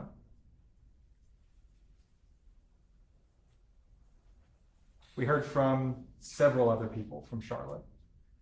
First one was Miles Boyce, that I want to talk about next. The guy that drove her to the bus station. He says that they were friends. Teresa came over to his house several times. Let William go over and play with his sons. No abuse, no concerns, no isolation of William. This is the state of their relationship in Charlotte. Montequellian Davis, the babysitter, she said William was dirty when he lived with his grandparents. This was before Teresa's mother passed away. That's what she said. She said Teresa would let William come over for the weekend. When Miss Davis asked if William could come over, Teresa never said no. No physical abuse, no neglect, no concerns. That is the state of William and Teresa's relationship. Finally, Wanda Hamilton. She said that Teresa would reach out for help, and they would help her. She wasn't isolating him. No abuse, no neglect, no concerns. That is the state of their relationship when they were in Charlotte. That's the real state of the relationship. And that is what the state wants you to base your verdict off of.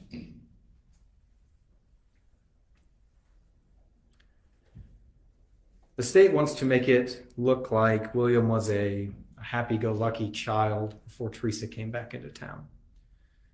When Teresa got in his life, he was quiet and sullen. And that's not backed up by the timeline or the evidence in this case. Witnesses have said that. And I think that goes to show the filter and the warped view and the bias they have against Teresa, because we have evidence from Ava. She was there for 4 years with him. William passed away when he was 6. So we're talking 2.5 on. She's there from then. The beautiful child that Ava knew, Teresa was his mother.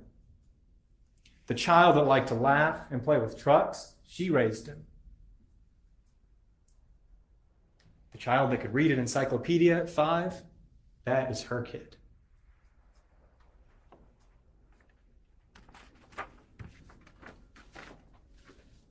Ava's fondness of William all happened while he was living with her. She didn't come back to his life and he shut down. That's not what Ava told you. I'd like to talk about the father, William Hamilton. He wanted to get on the stand and act like all of his absences as a father were because of Teresa. Said that he was available to take William when Teresa went to Atlanta. That's what he said. And that's not true. The judge told you exactly when he wasn't available. He wasn't available from October 14th of 1998 through March 3rd of 1999. The exact same time frame we're talking about in this case, when Teresa went to Atlanta. 2 months before she left, he is not available to help. He's never been available to help. He then started talking about child support. He sat on the stand under oath and told you that Teresa was taking out child support payments from his check after William had passed away. We then heard a statement. And we learned He just sat there and lied. His statement was to the same DeKalb district attorney, the investigators that came to talk to him said, yeah, she tried to get child support from me, but it didn't do any good. I didn't have any money. So it's taken a leap from 2022 to 2024. Now it's that she was getting money. This whole thing is a lie. The state found a manager from a burned down strip club in Atlanta, Georgia, to come talk to you. They brought you school records from William from North Carolina from 1998. They found a responding officer, Mr. Gaskew, who hasn't been a cop for 20 years. If Teresa filed for child support after William passed away, that would have been the first piece of evidence they brought. Either from the clerk of court, from William Hamilton's bank records, they would have moved heaven and earth to get that evidence. It doesn't exist because it is all a lie. He then said that one time, because he always tried to go see his son, one time he got there and Teresa pulled a gun on him. That's a lie too. Because if you want your son, and you want visitation with your son, and you want contact or custody of your son, and the child's mother has now pulled a gun on you, you call the police. That's how you get access to your son. You say, hey, his mother's not letting me around, and now she's pulling guns on me. I'm just trying to be a good father. He didn't call the police because that didn't happen. He just made it up.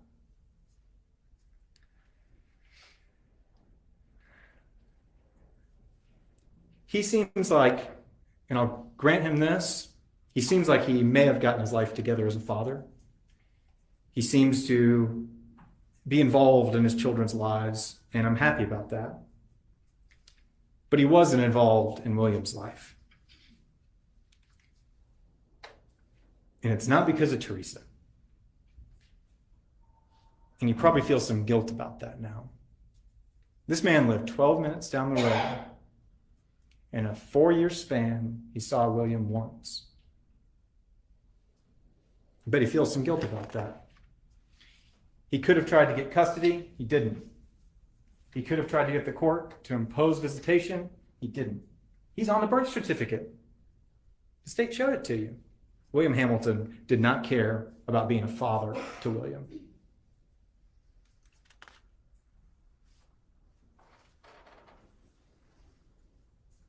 The state said in opening from the beginning that remains are not the only evidence in this case.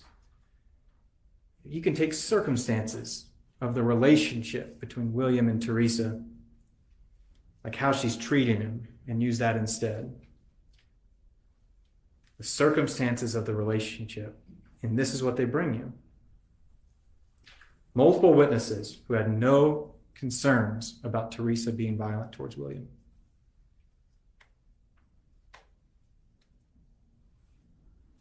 This is what the state wants you to base your whole verdict on. And this is enough? What the Charlotte witnesses said? No way. We then heard from some witnesses from DeKalb County. First, we heard from Marie Dial. She was the day shift manager at Pleasers when it was open. The only thing they proved with Marie Dial is that Teresa at some point worked there. And we know that she worked there for a very short amount of time. None of the girls even knew her. She doesn't know when. We do know that she has to have a license to work there. We know that she got a license in Georgia on June 23rd of 1999. Now, stepping aside here, the state says that this demonstrates her disconnect, that she got a license on her son's birthday. If that's their argument, this represents the desperation of the state. If that's evidence of murder, and that's what they've got, there is nothing. But we know she got her license on June 23rd of 1999. This is multiple months after we know William's body has been discovered. There's no evidence that she had any license in Georgia before that. Officer McClendon told you that. There's no evidence of her having a license in North Carolina. We know she didn't drive. Again, this is easy evidence for them to get. If we can get people from the 90s, the manager at the strip club, we can't call the North Carolina DMV. It's because she didn't have a license. So she had no ability to work at Pleasers before June of 1999. The state wants this to be the smoking gun of this case. How could she have worked as a dancer at Pleasers if children are allowed? She must have drugged him in the woods, because we know that she was working as a dancer. There's no evidence that she danced while William was alive.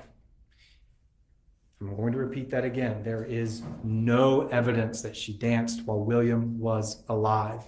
In fact, there's evidence to suggest it wasn't possible for her to dance while William was alive. Next, we heard from Gary Harris. He's the man who lived across the cemetery. He said at some point he saw a car and two people got in. That's it. Also, I think the state might have been surprised when he pointed on the map where it was, because it was well away from where William's body was found. He doesn't know who these people are. He doesn't know if they're men or women or race or what they look like or what the car looks like. He saw two people get in a car in the middle of the night and drive away. That's it. Maybe those people were dumping the couch that we saw in those pictures. Maybe they're throwing something else out. Maybe they're meeting up and doing drugs or something else illicit. I don't know. It doesn't matter. This is a trial for evidence and proof. And we have a man that said in 1999, I saw two people get into a car. That is it. We know that the police and medical examiner at the time were desperate for leads. They didn't have any. And Mr. Harris said that he called it in. So police obviously investigated Mr. Harris's lead. They obviously looked into this, and it went nowhere. This has nothing to do with this case. We heard from Ryan Van Sickle from MARTA. Again, I don't know why we heard from him, to be honest. I think the state may be showing you that look how long it takes to get from the women's shelter to Pleasers to Clifton Church Road. But forgot that we don't have any evidence that she was, one, doing anything with the day shelter, the women's day shelter at that location while she was working at Pleasers. We have no evidence that that was while William was alive. We have no evidence that she was going from Clifton Church Road to Pleasers or the day shelter. Those are 3 points on a map that could be from a year's span, and they want to show you she couldn't even get there all in one day. No one said she did, except them. No one said she was working at Pleasers when William passed away. In fact, there's evidence to suggest that's not how it happened. No one suggests, or no one told you in evidence that she was staying or going to the women's day shelter while she was working at Pleasers. She said she was going to shelters. They were downtown. We don't know where she went. We heard from Bessie Brown, a woman from Clifton Methodist. She says that she was never aware of homeless people living in those woods. I don't know why we heard from her. There was no evidence to say that Teresa and William stayed there for even more than one night. Bessie Brown wouldn't have seen this. But she's not evidence that, see, this woman from the church said that she never saw anybody. We're talking about one day in 1999 that she didn't see someone in the woods with no car parked out on the road. Of course she wouldn't have seen this. That's not evidence. We heard from Shirley Baker, who worked at Women's Day Shelter for a few years after William passed away. She told you that beds were limited in the metro Atlanta area. She told you that some women slept in the hallways of an office building. She told you that some slept outside of the shelter, in cars or otherwise. The state wants you to believe that in 1998, 1999, Atlanta had enough beds for the unhoused. There wasn't an issue. We all, as citizens of DeKalb County, know that it's certainly an issue even today. Everyone has their experience in life with this. We're talking about 1999. And Ms. Baker told you that beds were limited. We heard from Mr. Gaskew, first officer on the scene. Mr. Gaskew told you that there was no apparent attempt to conceal the body. The state makes a point about Teresa saying she put a blanket or a sweatshirt over him, or a jacket. Well, I don't know what she put over him when he passed, or if that was while he was sleeping. It wasn't left on him because it wasn't there. They told you about every piece of clothing that were in those woods. A jacket wasn't left on William. It was nowhere in pictures. It was nowhere when they had cadets come out and look at every inch of those woods. Teresa did not put a jacket or a blanket or a coat over William. We heard from Detective Harvey. Detective Harvey says that in 1999, he was not able to tell you how the child died. He can't tell you how the child died now. He said there's a juice can. You heard the stipulation. There was nothing in that juice can. There was no cocaine, like a crack pipe, like Detective Harvey suggested. There was no Tylenol. There was no Benadryl. This was a juice can. And now, the state wants to say this couldn't have been his juice can because it was dented and his leg was on it. We know that his remains, his body, his skull were moved. Officers talked about that was in an odd position that they believed to be from animal scavenging. The fact that the juice is dented means that they didn't sleep there. It makes no sense. And if this is his juice, it shows that they did sleep there. You don't go to dump a body and bring a can of juice with you and dump that as well. That doesn't make any sense. Again, Detective Harvey told you that there was no apparent attempt to conceal the body. William's body was not partially buried. William's body was certainly not burned. There was nothing laid over him, branches, leaves, pine straw, nothing. It was sitting on top of the pine straw.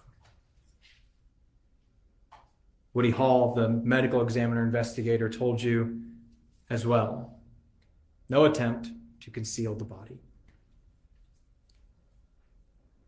Mr. Hall was the first person that really started talking about animal scavenging to us. Listen, I know you probably had no idea when you got your jury summons that we would have to talk about animal scavenging of a child's remains. And I'm very sorry that that is true. I'm very ready to be done talking about that as well. I know it's hard to listen to, but we have to talk about it. Mr. Hall told you that the zygomatic arch was never found.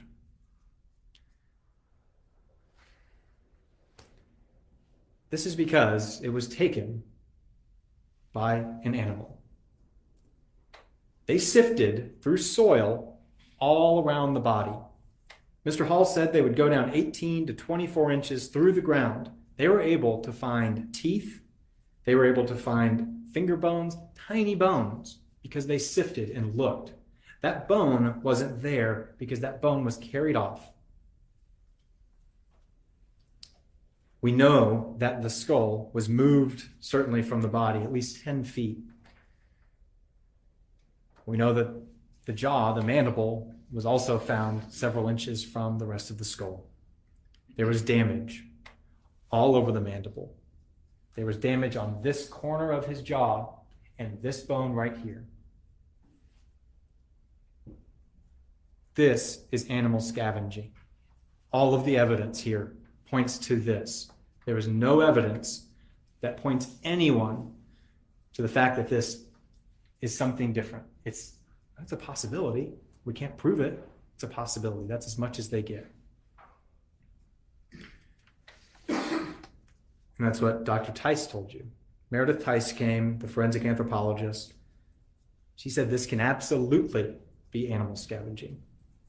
She was part of the team in 2013 that said this damage was post-mortem. I want to be clear. That 2013 University of South Florida team didn't say could be either. They gave an opinion. Dr. Gallup told you this was their opinion, and we showed it to you on the screen. They gave an opinion that this damage was post-mortem caused by animal scavenging. That's in 2013, when they had the remains sent to them, along with the pictures. That was their opinion. And Dr. Tice was a part of that team. She signed that report. She signed it. She also said on December 8th of this year, after viewing the skeleton again, that this was post-mortem damage. She didn't even mention perimortem, ante-mortem, pre-mortem. This was post-mortem. On December 13th of this year, 5 days after publishing one report, she comes back and says, it is possible this damage was due to perimortem trauma. It is possible.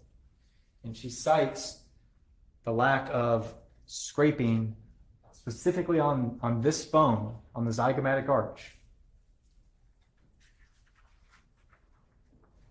Again, she says she brought in this new idea because she finally looked at the pictures.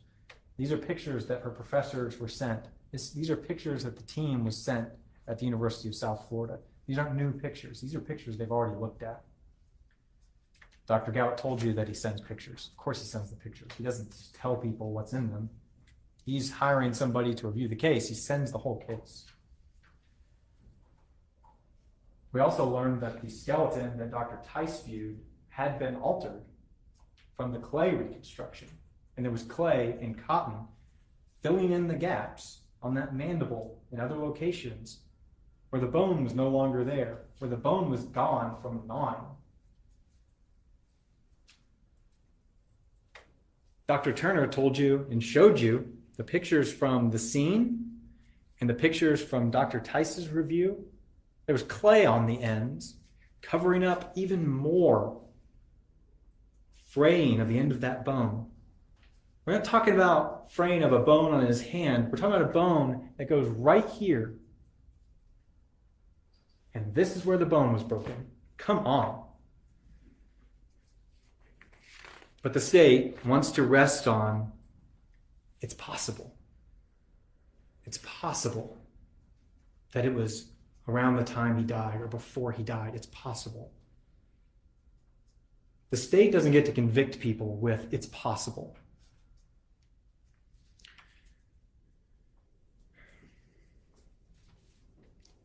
It's a little bit of inside baseball, but in the criminal law world, it's possible theories are used by defense attorneys who don't have a very good case. Because normally, in a normal trial, evidence is presented to support a theory of guilt. And what defense attorneys do is they say, I need to come up with, in this evidence, an alternative. So they come up here, and with every witness, they say, but you can't say that it's not possible. And of course, because our world is messy and things aren't certain, witnesses say, well, yeah, it's possible. And they come up here in closing arguments and they say, they didn't prove it beyond a reasonable doubt because this is possible. The state doesn't get to convict people with it's possible. That's because the burden is on the state. I think it can probably be very easy sitting through a week of trial, especially if this is a first one and you don't have experience with this, to imagine that these two tables are the same.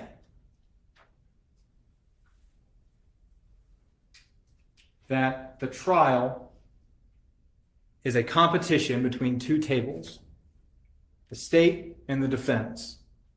And it's about which table brings you the best story, which table you like more, or which one you believe more. It's natural. I think this is how we deal with things in life when we're faced with two options. We watch a football game and it starts 0-0, and the two teams see who can score the most points. This trial is not about who scores the most points. We are not the same. On this table rests the burden of proof, and it's heavy. It's not about who scores the most points in your eyes. It's not about who you like more.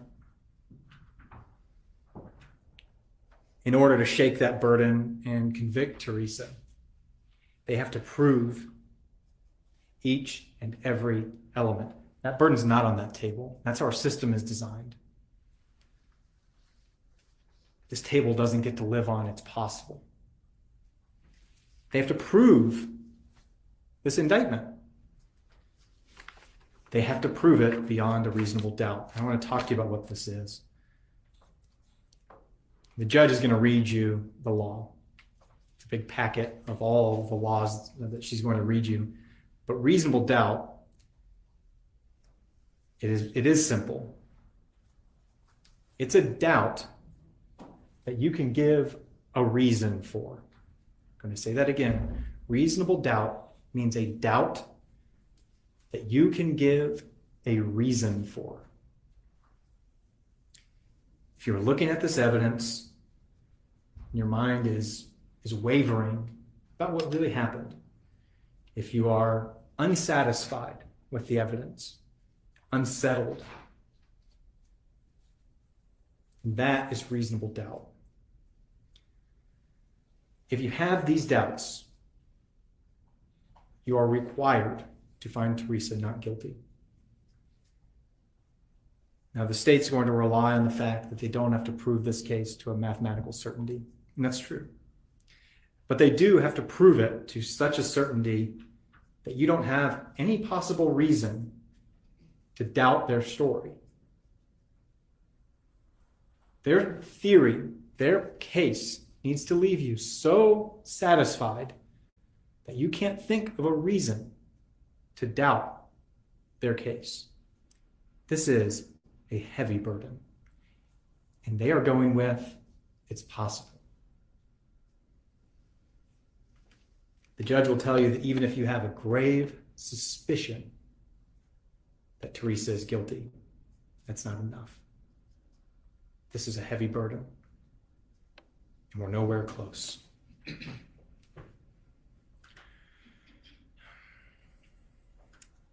Teresa told you what happened. In her statement, she said, "I know I shouldn't have left, but I didn't hurt him." That morning, Teresa woke up to every parent's worst nightmare. The person Teresa was the night she went to sleep is not the same person she was when she woke up that morning. She is a person who has lost a child. The agony she felt paralyzed her. She stayed with him all day, praying for a miracle that he would wake up, but knowing that he was gone. Eventually, she began to walk, and it was the only thing she could bring herself to do.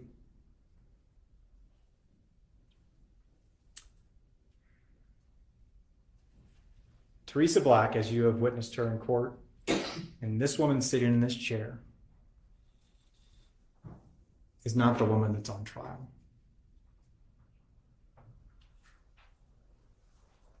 The person on trial is a 21-year-old single mother. She found herself alone in Charlotte. Her father had moved away. Her mother had passed away. She wanted a change. She wanted a different life. So she moved to Georgia with her son. Things didn't work out like she thought they would. She ran out of money quickly. She was scrambling to keep her son safe. She didn't want to sleep in the city streets with him. She couldn't keep him safe around other people. So she took the bus to a safer location. They were eating out of dumpsters. And she gave him some medicine, over-the-counter medicine, because he didn't feel good. She didn't know what was happening to him any more than any of the doctors who testified in this trial know what happened. One morning, he doesn't wake up. She sits with him all day. By the time she starts walking,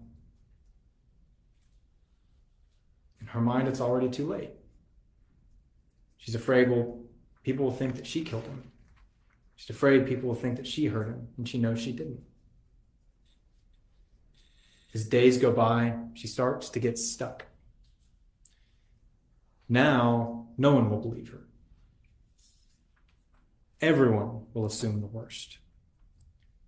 This 21-year-old makes a terrible decision.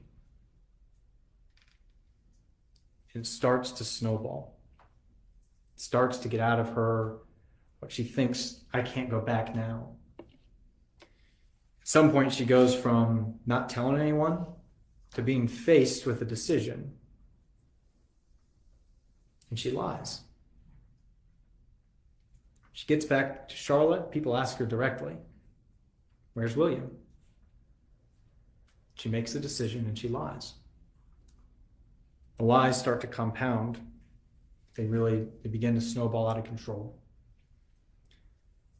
And then 23 years later, she's chained to a table, and two cops start asking her questions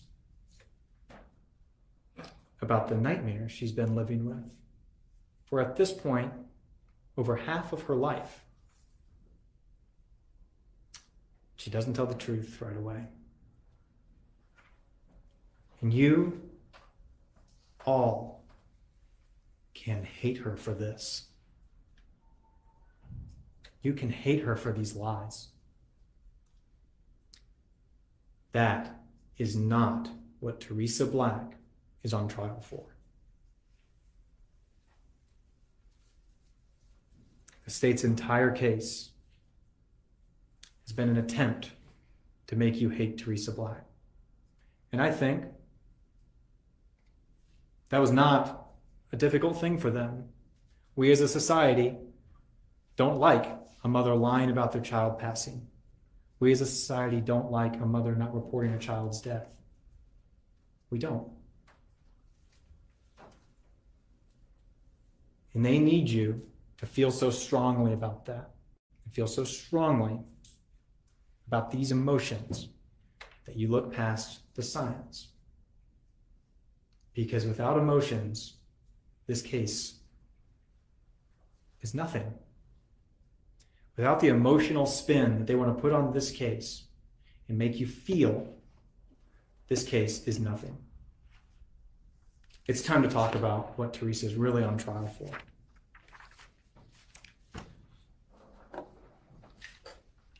Teresa is being charged with 6 counts.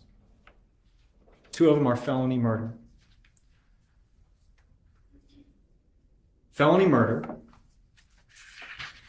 is 2 things, 2 prongs. It is that you caused the death of another by committing a felony. So it is a felony happened, and that felony caused the death. It's important that that felony caused the death, and not just that a death occurred. Each felony murder count is therefore paired with a second felony. In this case, she's charged with felony murder in two different ways. The first is count 1. In count 1, she is charged with felony murder for causing William's death by committing cruelty to children by not seeking medical attention. So in count 1, she's charged with causing his death by committing count 2, that cruelty to children.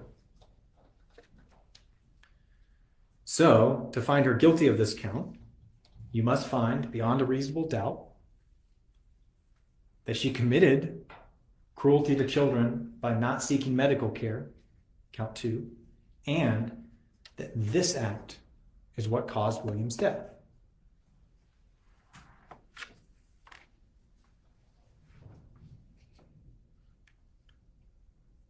This is count 2. This is that cruelty to children count. For failing to seek medical treatment for William Hamilton. I want to talk about the elements of this. Because to find her guilty of 1, you need to find her guilty of 2. Here's how that thought process goes. To find someone guilty of cruelty to children in first degree, you must find that that person maliciously caused cruel and excessive physical or mental pain to a child under 18, and here, by failing to seek medical treatment for William Hamilton.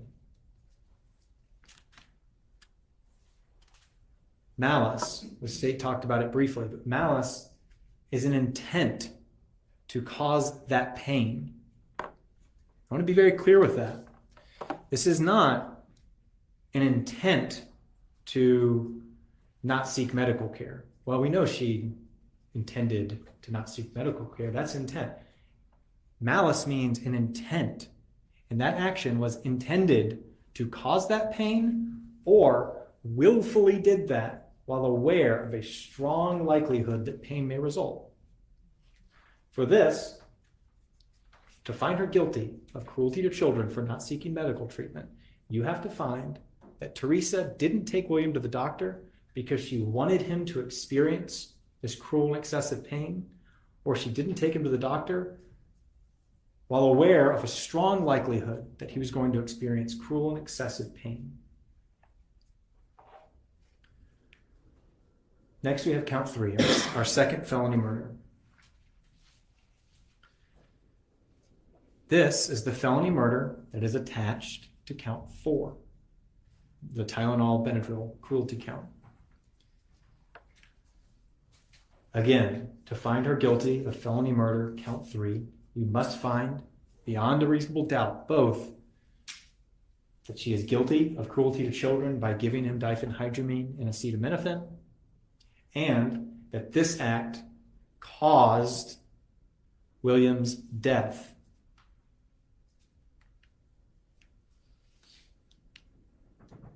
This is the cruelty for the acetaminophen and diphenhydramine. Again, maliciously caused. So you must believe that Teresa Black, and you must believe the state proved it beyond a reasonable doubt, that Teresa Black gave William acetaminophen and diphenhydramine maliciously with the intent that he experience severe pain or injury, or did it aware that there was a significant likelihood that he would experience a severe pain or injury.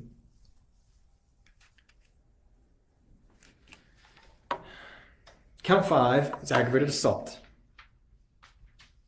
For this, you must believe that while William was alive, she hit him with some object in the face.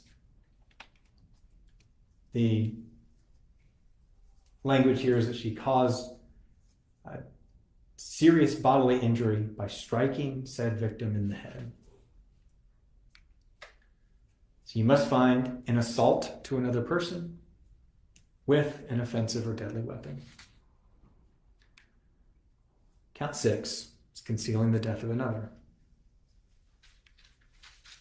To find her guilty of concealing the death of another, you must find that she did something to conceal his body, which hindered the discovery if he was unlawfully killed, and that this happened in DeKalb County. So the fact that it did take time for William's body to be found does not automatically satisfy this charge. Teresa, you have to believe beyond a reasonable doubt that Teresa concealed, that she did something to conceal this body. Now, I'd like to talk about all of these in turn. I'd like to start with the cruelty to children for not seeking medical care. Again, the state must prove beyond a reasonable doubt that Teresa did not seek medical treatment either on purpose, so William would experience severe pain, or she did it on purpose knowing that by not seeking medical treatment, he would suffer severe pain. For this charge, we should look to the doctors.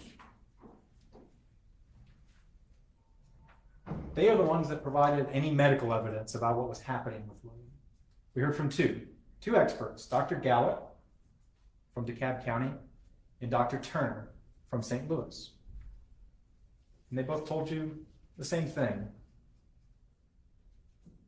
Teresa told police that William was gagging and lethargic. Both experts knew what Teresa said William was suffering from. They knew what his symptoms were. And they told you several things that would often display with the same symptoms. Pneumonia, or food poisoning, or a cold, or the flu, or a virus, or an infection. They also told you about things that could have happened suddenly, that could have caused William's death. Things that Teresa wouldn't have seen coming, things that Teresa wouldn't have had a knowledge of a strong likelihood that it would cause pain. Things like an undiagnosed seizure disorder, undiagnosed diabetes, heart conditions, brain conditions, dehydration, sepsis. These are all things that they've experienced as medical examiners. These are all things they have experienced as doctors. They said that it could be two things at once.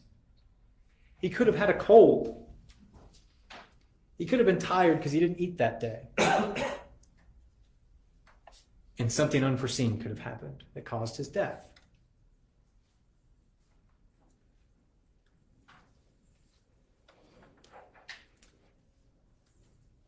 The doctors do not know what happened to William. Dr. Gowett told you that he had over 40 doctors look over this case.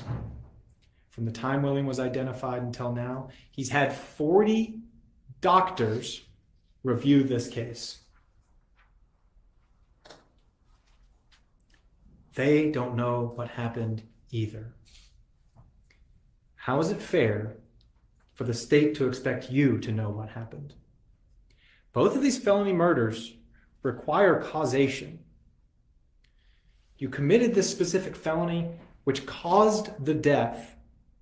I want to ask again, how is the state expecting you to know what caused William's death when 42 doctors that we know of don't? No one knows what happened.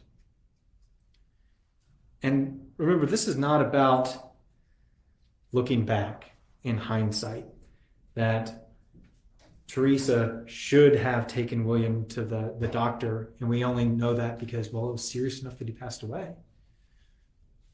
It's not about looking backwards. It's not about what would have been best. The state has to prove Teresa didn't take him to the doctor in order to cause him pain intentionally, or that she refused to take him to the doctor while being aware of a strong likelihood that severe pain would happen. That's cruelty. The doctors don't even know if there was severe pain, much less if Teresa knew anything about it. Ms. Jackson brought up something at the beginning when she was talking about reasonable doubt, and I feel like I need to point this out. She said, is it reasonable for a parent to not take their kid to the doctor? I don't know if it was as an illustration of reasonable doubt or what, but the standard here is not, we find Teresa guilty because a reasonable parent would have taken her to the doctor. That's not the standard here. It's, did she do it with malice? That's the standard.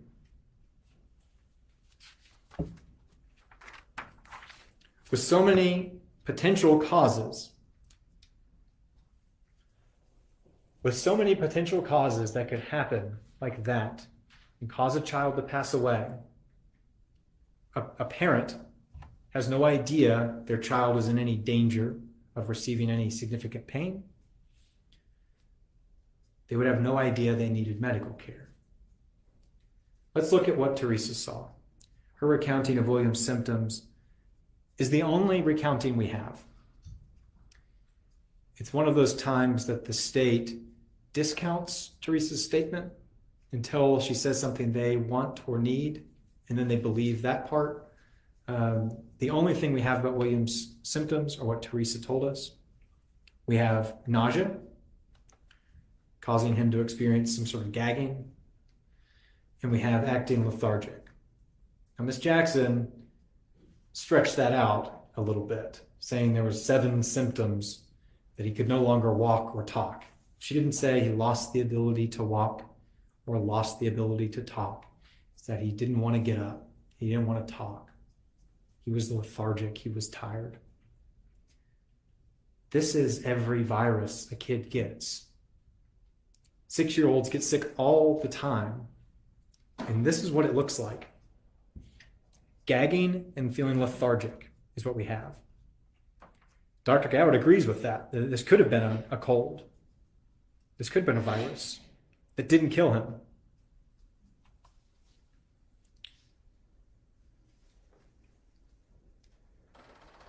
We don't charge parents for not taking their kids to the hospital when they're gagging or feeling tired. That's ridiculous. And that's what we have here. We have the state looking in hindsight. Well, this child died. It doesn't matter. It doesn't matter for the malicious intent required by the statute. It doesn't matter. We can't look back and say this was serious because he died. We have to look at what Teresa knew and intended to do before he died. Counts 3 and 4, cruelty of the acetaminophen and diphenhydramine. Here's what we know about these 2 drugs in this case. When given a toxic dose, these drugs can be dangerous and cause death.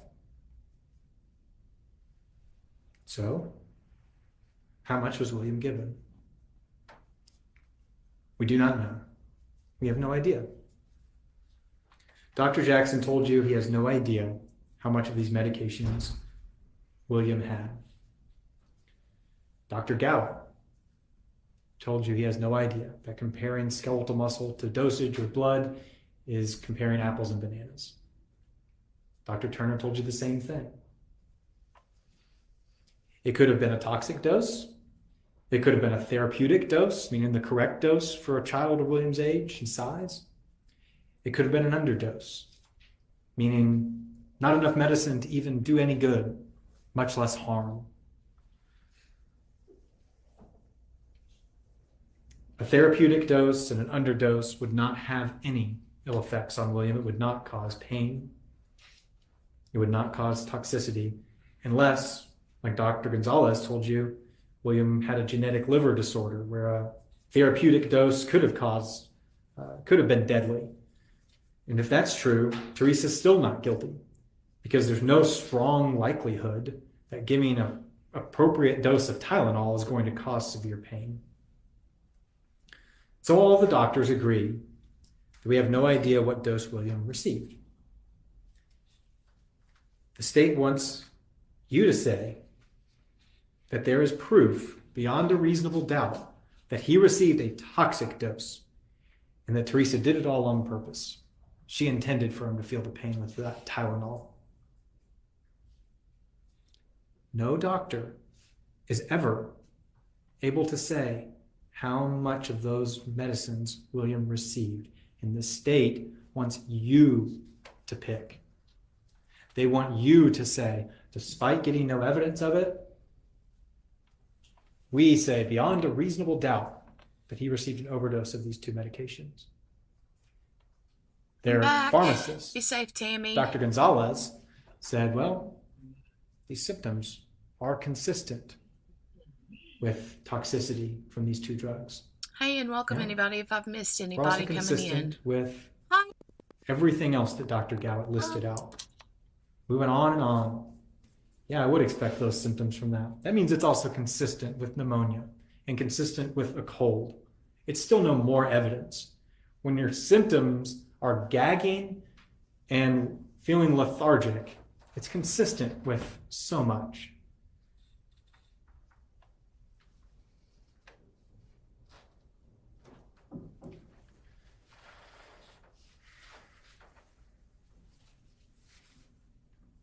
No evidence here points in any direction of the dosage that William received. That's reasonable doubt. Right there. When you're back there and you're deliberating, and you said, did the state prove Thanks, beyond a Annie. reasonable doubt Thank you. that William received enough Tylenol or Benadryl that would have caused him excessive and cruel pain, mental or physical? The moment you say, well, he could have had a trace dose, and this is the same, would be the same exact result, then that's done. That charge is done. That's reasonable doubt. And you're not making that up. I'm not sitting up here saying it's a possibility, though. I'm saying the doctor sat right here and said, I can't tell you which one it was. That's reasonable doubt. We have a trace, a therapeutic, and a toxic. We have no evidence to suggest which one's which. We have no evidence to suggest this is what caused William to die because his symptoms are consistent with so many different things. That's reasonable doubt.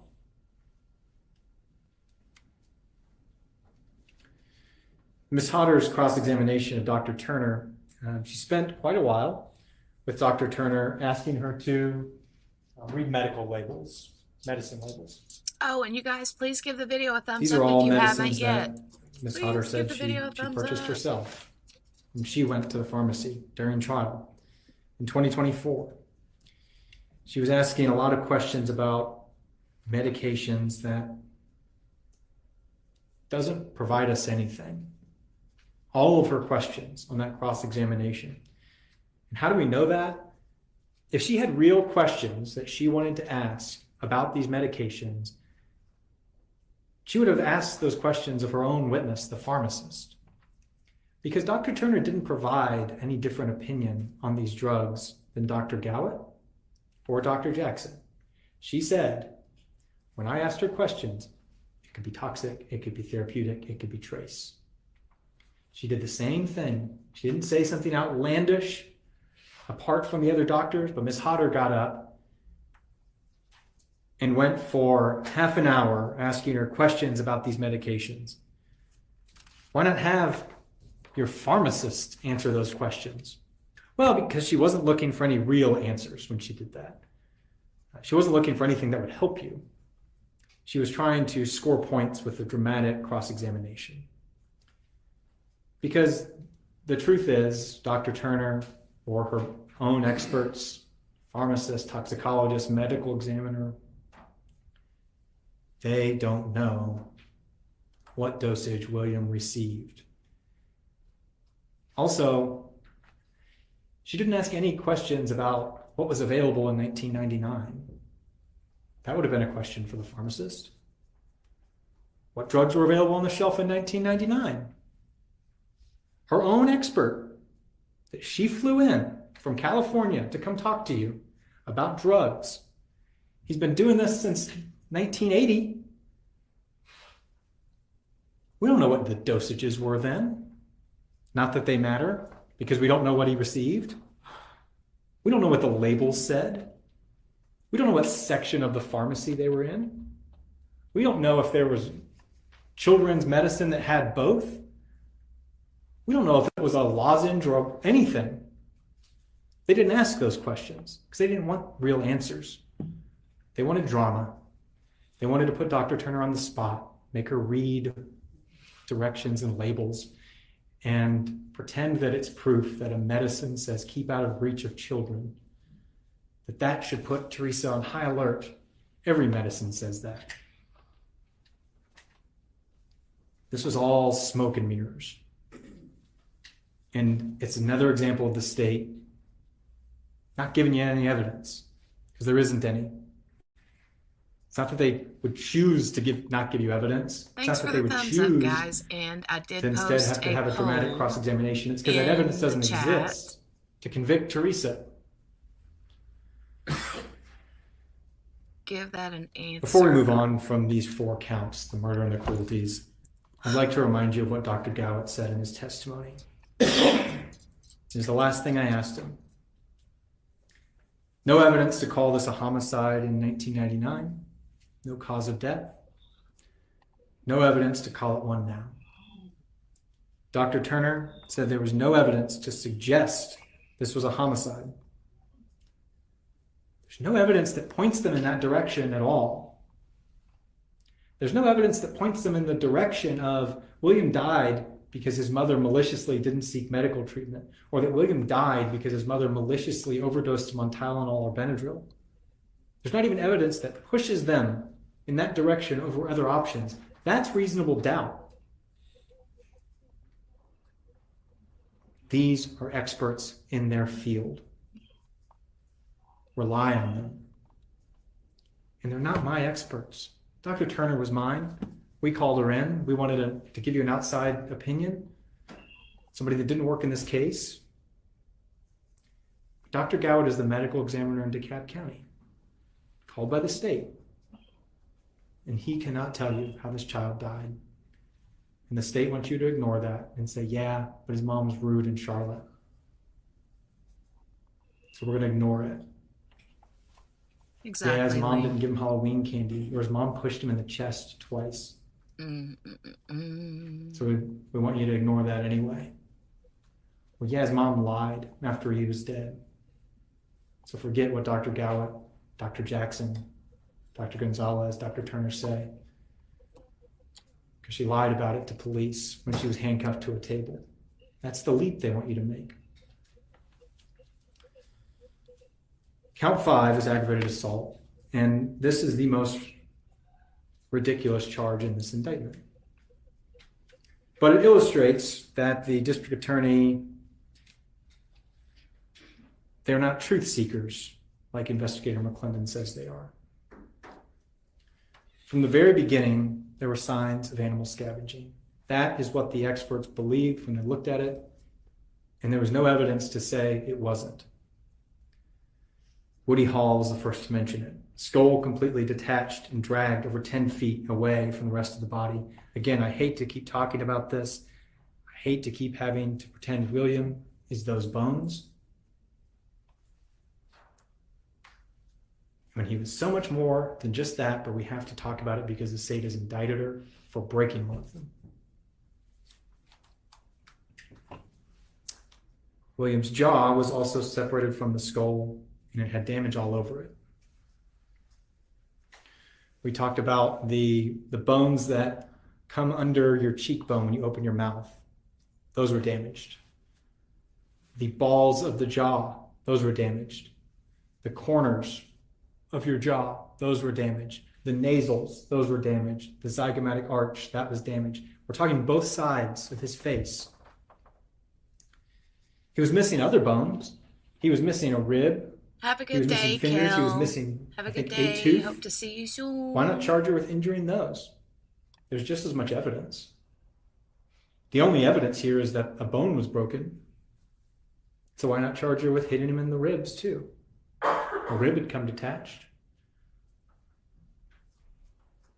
There is no evidence to suggest that Teresa caused this injury by striking William with an offensive object. It's complete speculation. It's complete guess. The only person, again, that said Anything different than animal scavenging was Dr. Tice when she said it's possible. It was before he passed. She said that on December 13th of this year. Said because when she viewed the pictures, there was no scraping or furrowing, despite it being everywhere else around that bone. Again, these are the pictures that she viewed, her team viewed in 2013. And she signed her name to it. She still can't say that it's not animal scavenging, just that it's possible that it happened before he died. The only thing they've ever been able to say is that it's possible. And they don't get to use it's possible to convict someone. This charge is ridiculous, but it is important.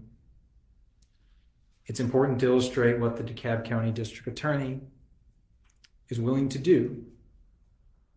They will ignore the science, even from their own experts, to get a conviction when they want one.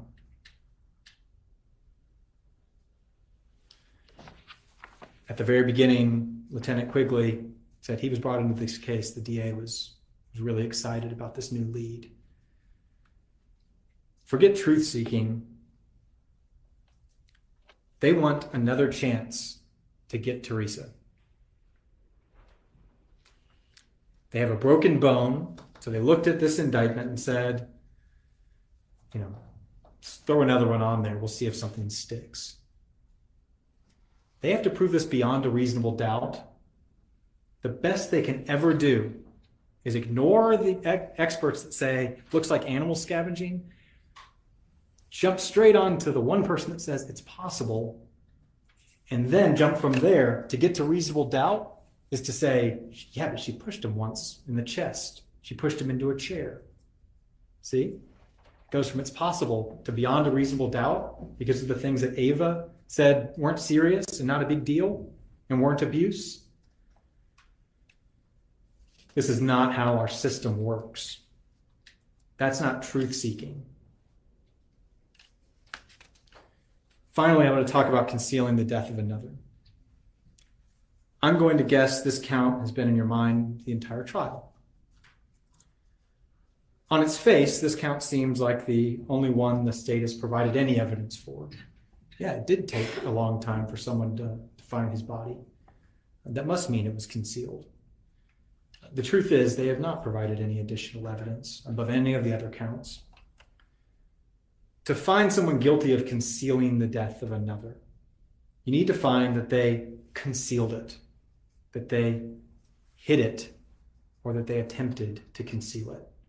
And then the second prong is you must find that that did hinder the discovery of whether that person was unlawfully killed. If you believe that Teresa woke up and William was dead in those woods, and she is not guilty of concealing, if you believe that's a possibility that you can give a reason for, and your reason is there's no evidence pointing otherwise, or that's what she said, if you have a reason to say that that's what happened, then she's not guilty for concealing, for leaving him in the woods. Again, they have to prove that she dumped him there. They have to rely on Gary Harris. They have to say that was her and some accomplice, and they dumped him deep in the woods. Multiple witnesses have told you there's no apparent attempt at concealment. Woody Hall, Officer Gaskew, Detective Harvey. Again, there was no jacket laid on him.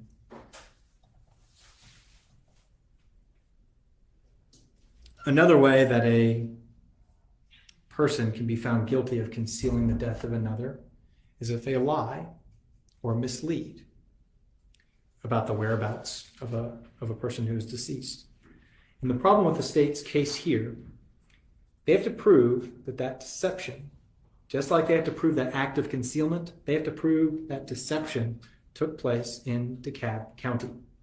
So the 2 days worth of combined witnesses that told you about Teresa lying about where William was, when Teresa went into that gas station in Charlotte and they said, "Where's William?" and she said, "He's staying with friends or family,"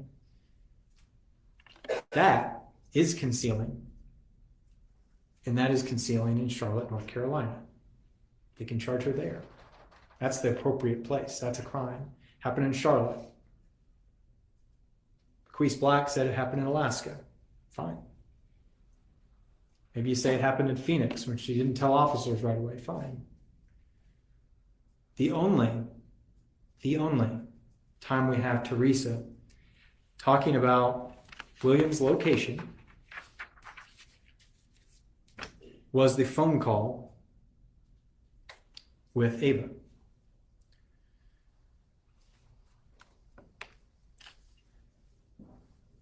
Now this, Ava told you that it was a week after Teresa left. Investigator McClendon told you it was 3 days. So Teresa spoke with her once. For you to find Teresa Black guilty of concealing the death of another for lying about William's whereabouts in that one phone call with Ava, you have to believe beyond a reasonable doubt William was already deceased, and that phone call took place in DeKalb County. Now, the state's evidence is she said she lived in Decatur. Must have been Decatur. Couldn't have been Fulton. She said Decatur.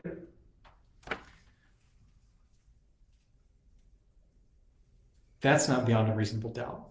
She told detectives, and they said, "Where did you live?" Atlanta. Where Atlanta? Decatur, I think. That's not her saying I was in Decatur 3 days after I got there, or 3 days after I left on a Greyhound bus. We have no idea where this phone booth was. We have no way to know where that was. She didn't say, "Is Teresa calling from DeKalb County?" Certainly not. They have to prove beyond a reasonable doubt what county it was in.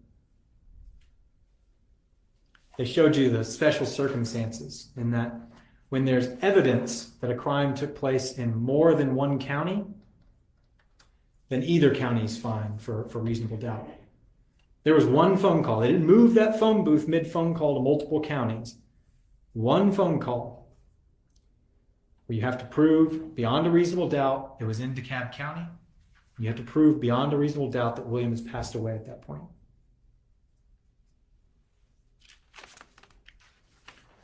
There's a special circumstance on criminal homicide that it's proper where the body was found, and that is for murder charges. That is because for murder, you have to charge the person in the county where the cause of that death happened. If you shoot someone and they get into a car and drive away and they die in a different county, and we don't know where that death happened or that cause of death happened, murder is fine to be where the body lies. That's not for concealing the death of another. There's no special rule here that has to happen in DeKalb County. So we are left with 6 counts, none of which have any evidence that point you beyond a reasonable doubt of anything. In fact, most of them rely on experts saying, "I have no idea."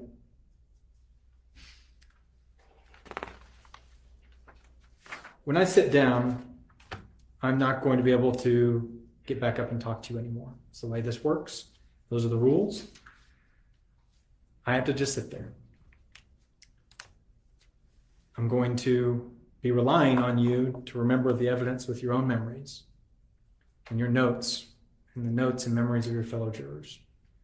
The evidence is not what I say it is, Ms. Jackson, Ms. Hodder. It's what you heard from the witness stand. But I don't get to come back up. So to talk about what their argument is going to be, I really just have to guess. Based on some of the questions that they have asked, I'm going to take a stab at it. I expect the state has crafted a very creative story. And I'll give them the benefit of the doubt that their story, they've crafted it in a way that everything they say is possible. But when they tell you what they think happened, I want you to watch the leaps that they take, the assumptions that they make. Ask yourself, when they make those leaps, what evidence are they basing this on? What evidence are they ignoring? Here's potentially a story the state could tell when Ms. Hodder gets up here. That the state believes that Teresa wanted rid of William. That she came to Atlanta, found William was a nuisance. Evidently, William was getting in the way of her dream of dancing at the Pleaser strip club. So every night, for her to go to work, she would drug William in the woods so he would fall asleep. She would leave him somewhere so she could go dance, and then she'd go after and pick him up. One night, William had a rare reaction to Benadryl, became agitated, so she hit him in the face, breaking his zygomatic arch. She, along with some unnamed accomplice that had a car, drove his body to the Clifton Church area and left him in the woods. She convinced this person, who she maybe knew for a couple of days, to help her dump a child's body in the woods, and this person has never told or was never found out. If that's the state's theory, or anything close to that, they are not truth seekers, they are storytellers. If that's the state's theory, and one they are asking you to convict a woman for murder with, they have lost sight of what evidence and proof means. Pay attention when they tell you what they think happened. I don't know what it will be. I made that up as a ridiculous example. But pay attention to how many guesses you have to make, how many leaps you have to make.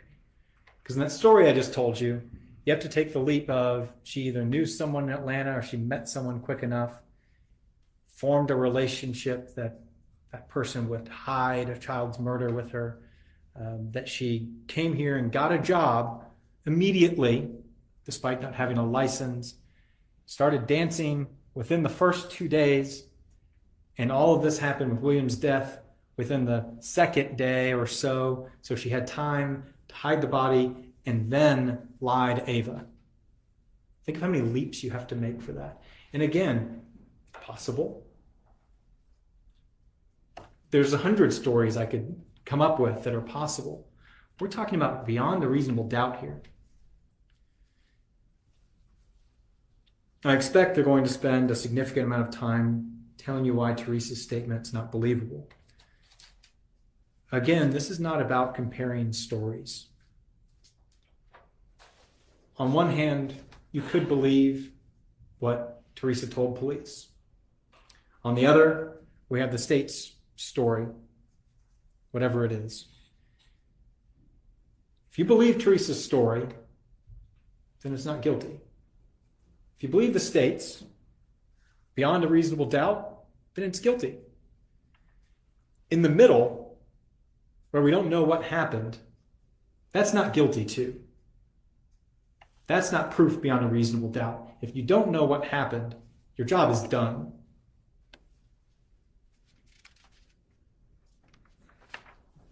The state of Georgia began their work on this case with a conclusion that Teresa Black was guilty. And they worked backwards, squeezing evidence into whatever story or mold that they are going to give you to tell a ridiculous, albeit exciting story. A story that the news would show up for. A story that they could have press conferences for. A story that people would watch. They were so set in their opinion that they didn't realize the full tragedy of this story. The truth about this case is that it is a tragedy. That this woman lost her baby. And that morning, laying on the pine straw in South DeKalb, this woman was alone and scared. And she messed up. She didn't tell anyone about William for a day. That day became a week. A week became months and years, and it became 23 years. But she never forgot him. She never stopped regretting that mistake. She left him, and she hates herself for it. She did not kill him. She did not hurt him. She loved him.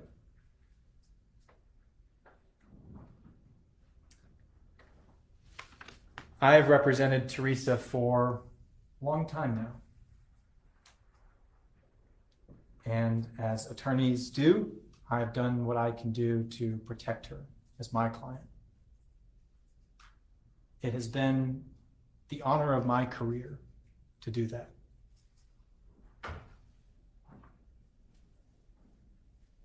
I'm about to have to sit down, and I don't get to protect her anymore. I am handing Teresa Black's fate to you, and I'm scared. I'm scared that this case is emotional and you hate her, and that will be enough when it shouldn't be. I'm scared that you'll buy that it was possible. The state's story is possible, and you won't follow what reasonable doubt means. I'm scared because I don't get to do anything else for her. Those are my fears. I know they are ill-founded. You spent a week in this trial. I'm sure that this trial and this service will change you forever. But you have taken your jobs very seriously.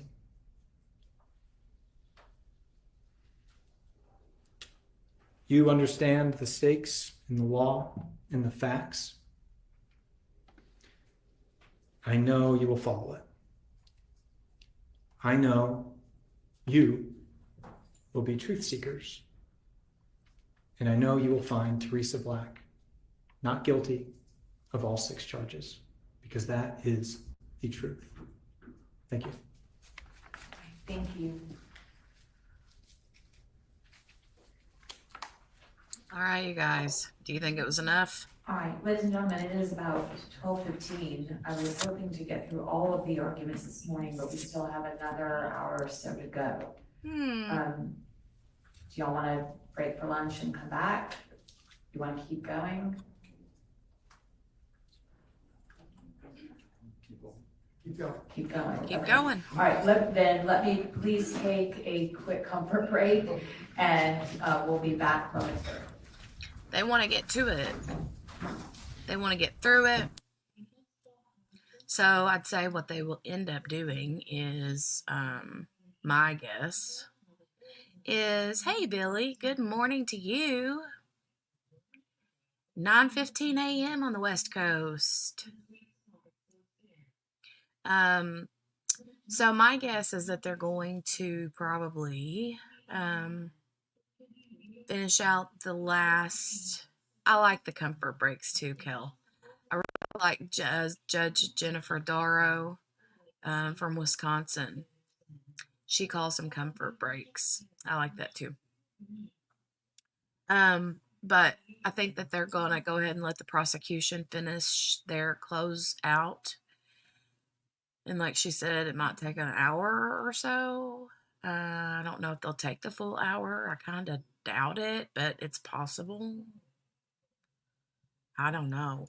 Then I would say they'll do lunch. And then after lunch, I'd say they'll come back. Well, let's see. If they finish at 1:15, 1:30, let's say prosecution finishes at 1:30. They have lunch till 2:30.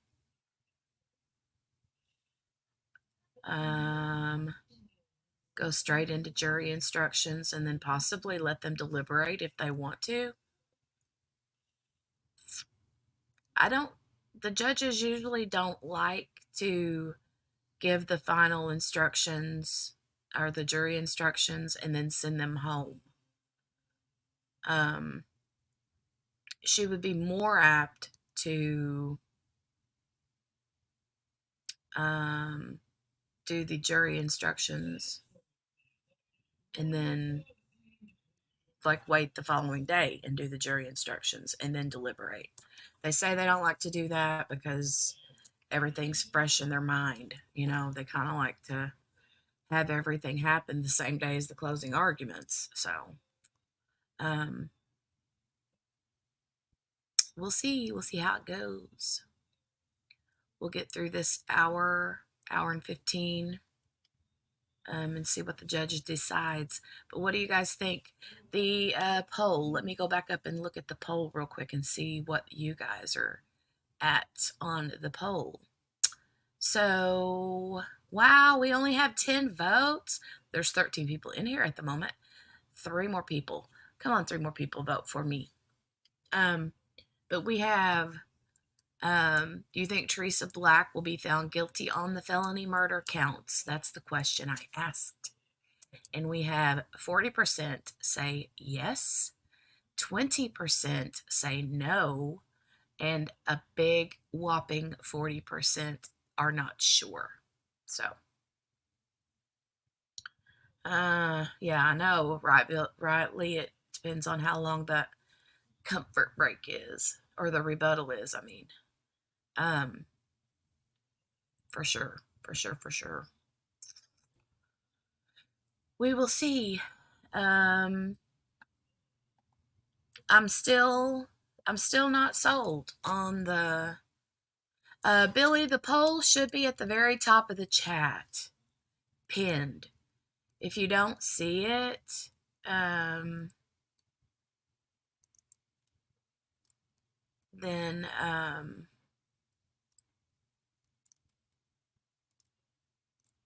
if you don't see it, I have 4 Watley.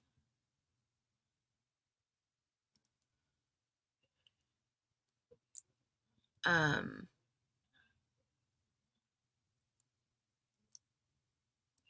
thinking, I'm like, what did I have 4 of? I don't know. Now I lost track of what I was saying. I forgot what I was saying.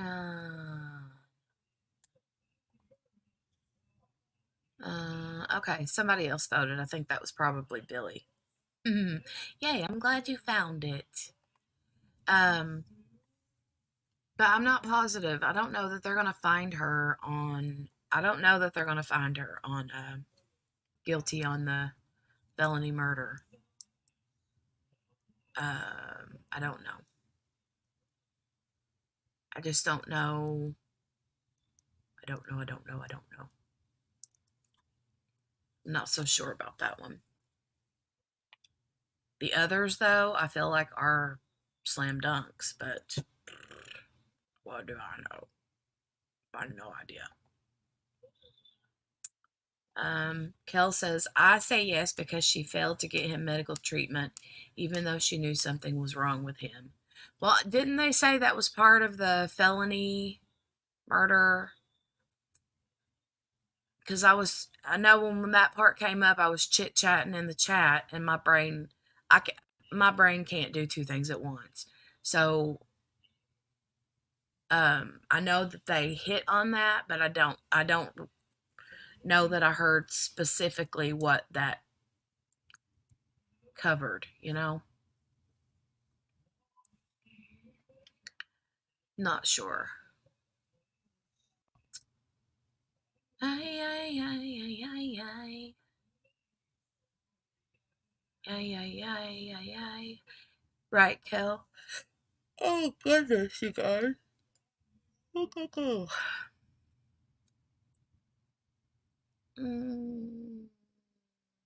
I wonder how long their comfort break is going to be.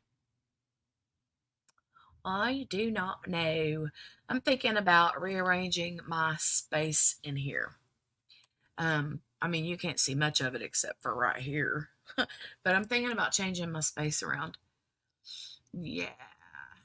I might do that tonight. I might do that this evening. What I'm thinking about doing is switching my desk around.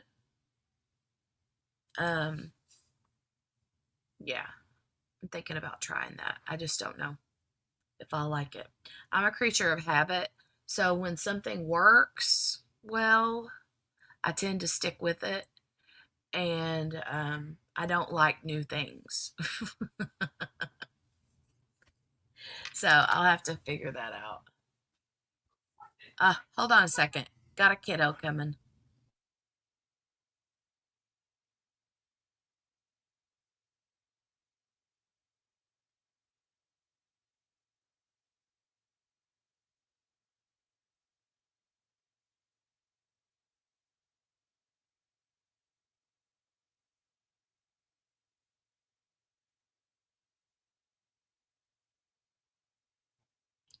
Okay, kiddo wants more to eat. So I will be right back. You guys keep it classy in the chat. Don't let anything get out of hand. You know, make sure keep everything under control. I'm trusting you. Okay? I'm going to go fix him a sandwich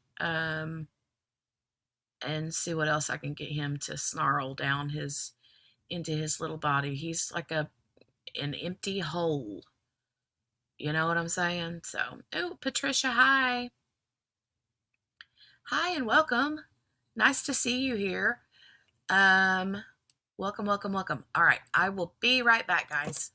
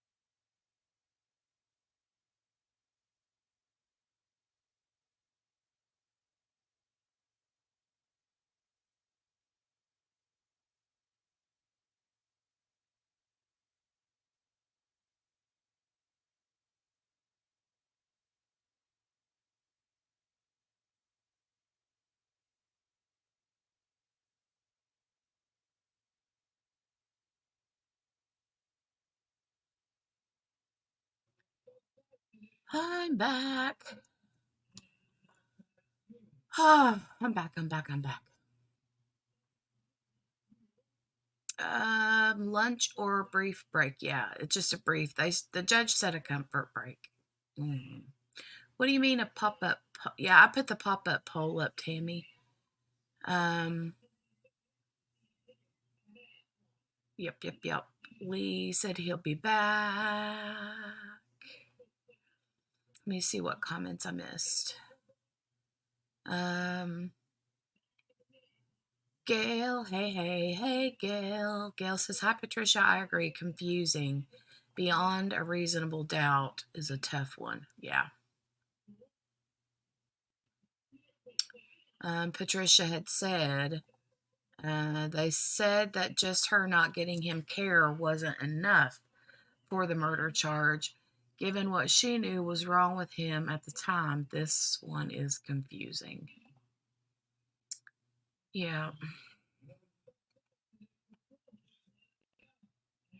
Well, it all, sounds one way. Thanks, Henny. It all sounds, one way.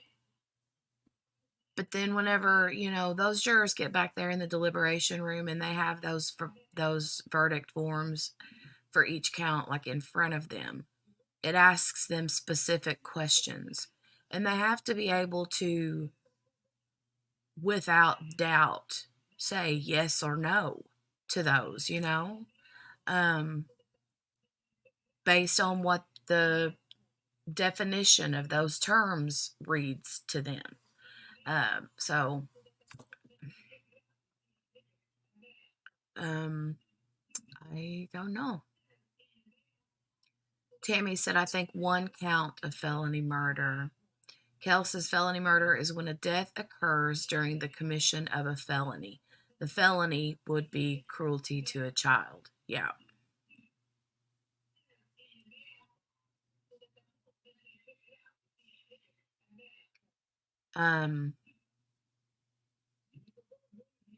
Yeah.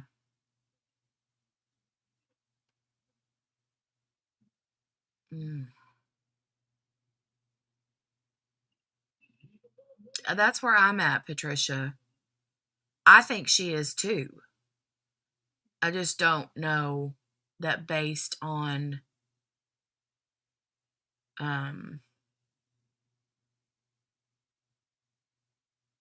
what actual evidence they have.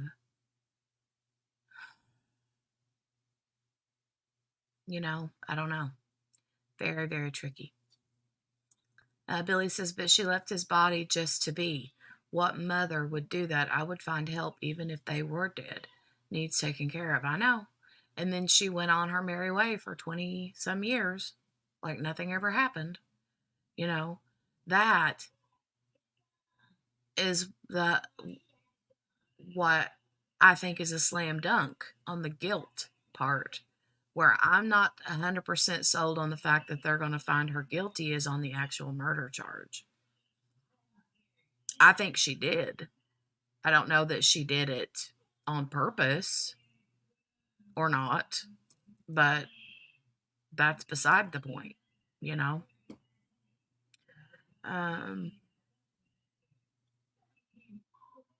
The only charge I see her maybe not being found guilty of is the assault. We don't know when and who caused that fractured jaw.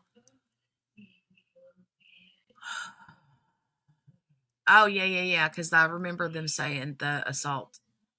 Yeah, I do remember that.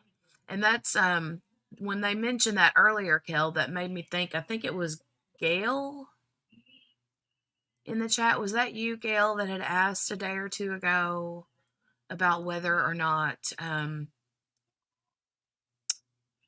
she was charged with the fractured bone on his face, like if that had anything to do with the charges? Because I didn't think that it did, but then they mentioned that today, and I've put the charges in the chat 15 times. But the fracture on the face, I kept pushing off to the animal scavenging, because that's all they talked about is that. And so I wasn't sold on whether she did that to him or not, you know? Okay, I thought it was Gail, but I wasn't positive. Aggravated assault. Prosecutor still has her rebuttal closing. Yep. That's what should be coming up next. And the judge said she expects it to last an hour and 15 minutes, give or take. And this comfort break is turning into a lunch break. Okie doke, Tammy. See you when you're back. See you when you get back.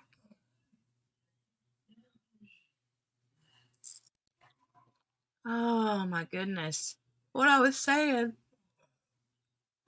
Whenever I jumped out of here, it was literally, my son will not eat breakfast. And so when he gets home, half at like the lunch hour, because he gets home early from school, his school days are half days. But anyway, when he gets home from school, he's like starving to death, right? Because he leaves right before they go to lunch. And so when he gets home, he's like ready to eat the entire house. And I literally fixed him something when he got home. And just right after the break here started, I had to run, and he was like wanting more food. So, Kel says somebody must have been very uncomfortable.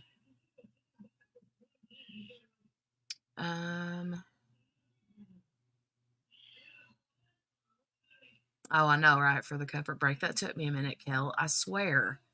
My brain is not firing. I know, Billy. He's a teenager, so he can eat a lot. We are ready to proceed.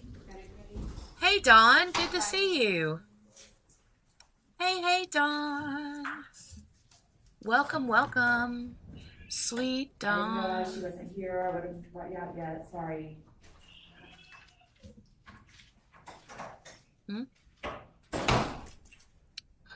I'm getting the afternoon yawns.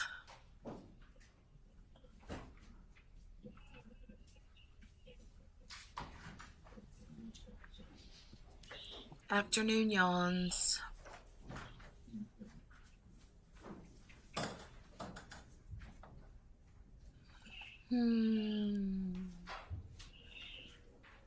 So the jury is, I don't know if they've called the jury in yet, or I don't think so. I don't know.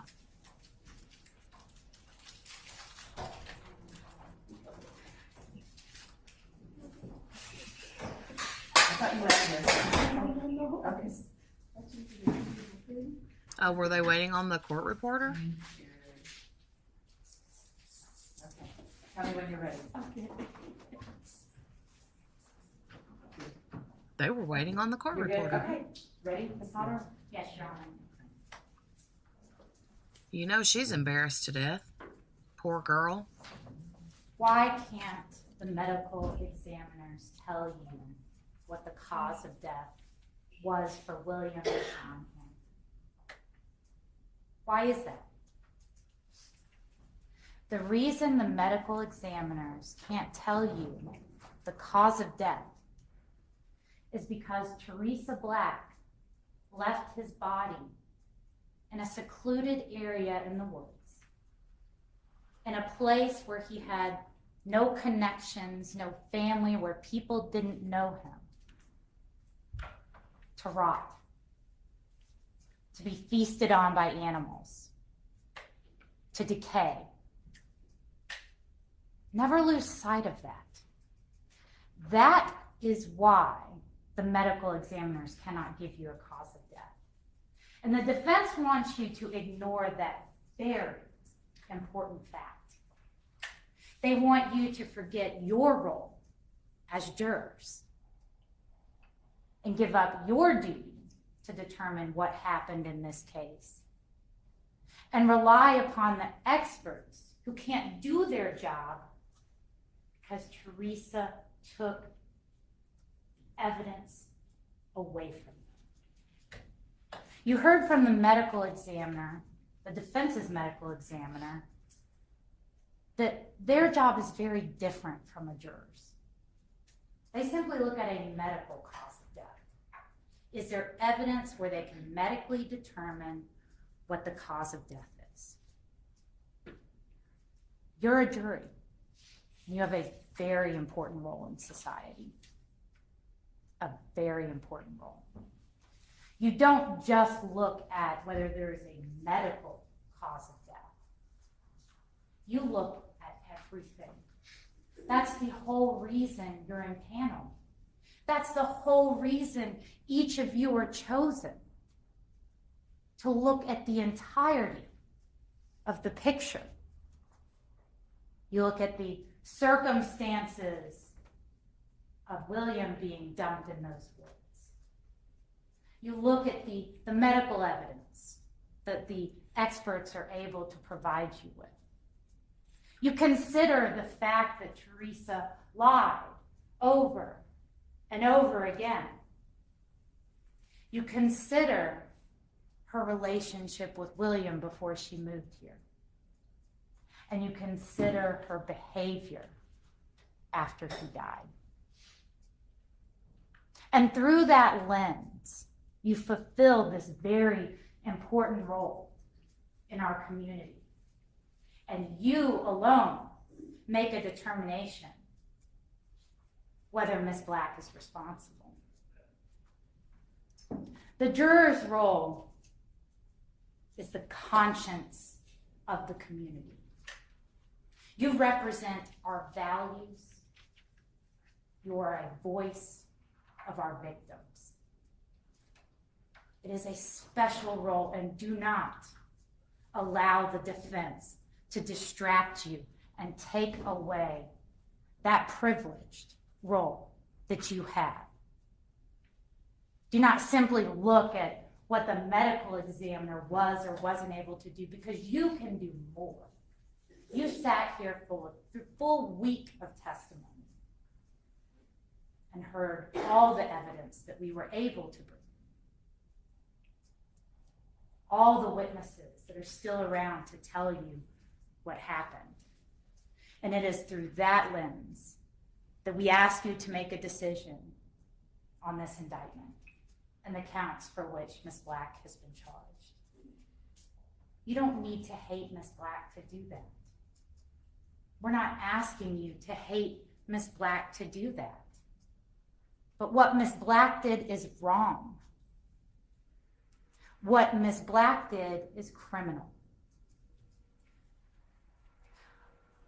All you need to do is to think about William and what happened to him and determine if she is responsible. And over the course of the trial, we have shown you that she is, through the evidence. And each little piece of the puzzle, in and of itself, is never going to be enough. Certainly not in a case where the defendant has destroyed evidence. But you're not required to give her a pass because she was able to do so effectively. You can take her actions into account.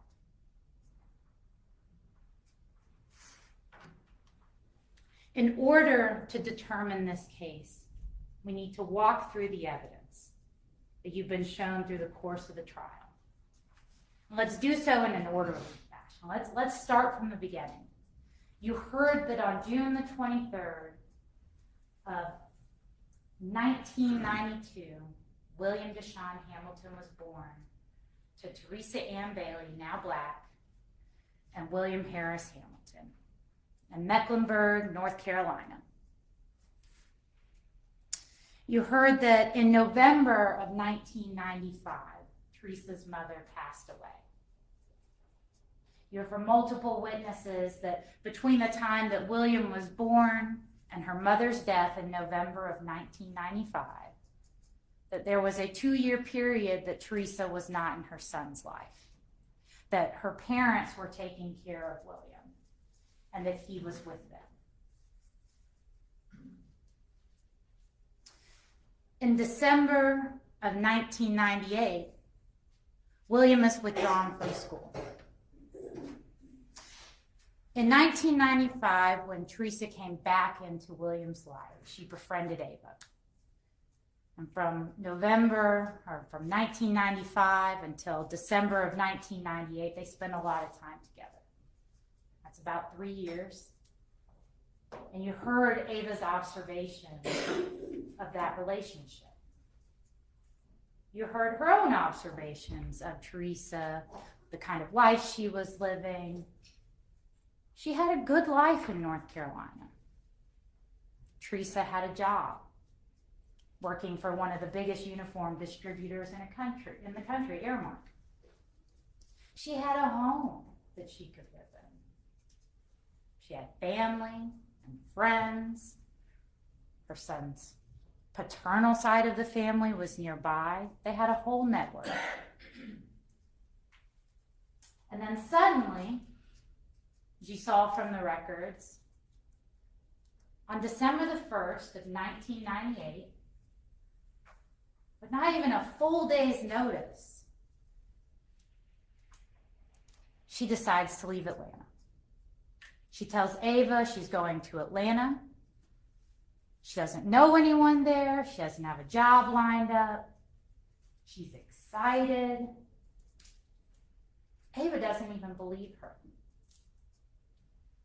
And the very next morning, she's taking off with a duffel bag and her son, and she's leaving. We know William was withdrawn from school on December the 1st of 1998, before the holiday break started. Whatever it was that enticed her to Atlanta was something that happened quickly.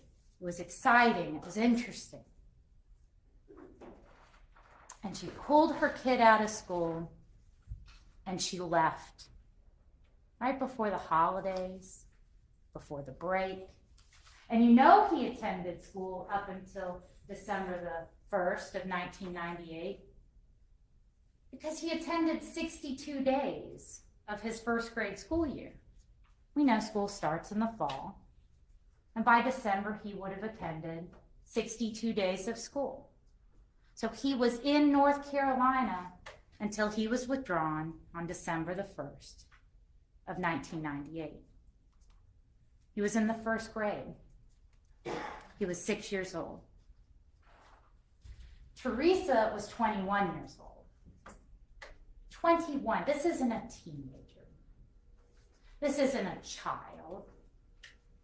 This is someone who's already had to grow up fast, who is raising a son, who has a job, who's paying bills at her father's house, who's paying for daycare for her son. This isn't some foolish child. This is an adult. And this 21-year-old ups and decides to move to Atlanta. She moved to Atlanta for a more exciting life. She was bored with this humdrum life, living at her dad's, going to work at a boring job, not much going on in Charlotte, North Carolina. She moved to a bigger city. We know there's no way she uprooted and left all of this behind for nothing. She didn't just do this to go, move from hotel to hotel. She came for something. And she had some money when she got here. And you heard in her own statement that initially she was staying in hotels. You heard from Ava that she received a phone call from Teresa shortly after she got here, about a week. She made friends with some women. They were partying, and Teresa sounded intoxicated, and she didn't have William. The idea that this woman didn't have identification is ridiculous. So you're telling me that you've enrolled your child in school in Charlotte, North Carolina. You're paying taxes. You have a job. You're buying alcohol and hanging out with your friends, and you don't have identification? She comes to Atlanta. She's staying in hotels. You have to have identification to rent a hotel room. She's drinking. She's partying. Of course she had identification. That's absolutely ridiculous. Teresa came here with her North Carolina identification, and she started working in the club, and she made some friends, and she was having a good time. And she was 21 years old, and this was better than Charlotte, North Carolina.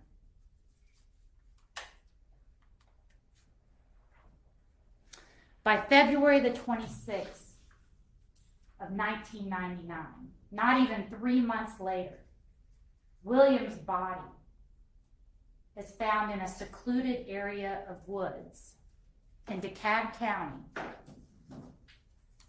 in a location Teresa has no connection to. None. She's just gotten here. She doesn't know anyone.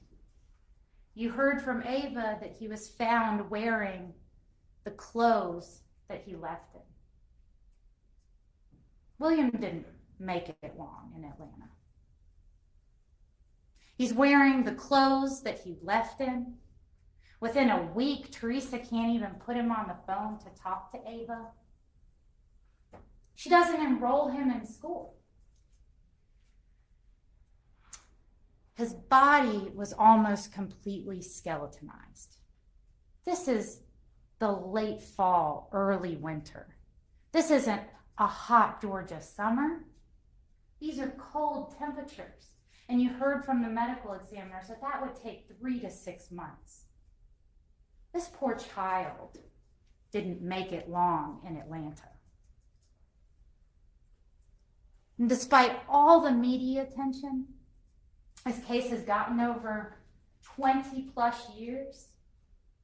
The outcries for help to the community, the newsprint, the television coverage, the podcast, the organizations, the tip lines, not one person in Atlanta has ever come forward. Not back in 1999 when he was found, when they're holding memorials for this child, when the governor is offering rewards for information. Not one person has ever come forward saying they met this child, that they saw this child in Atlanta.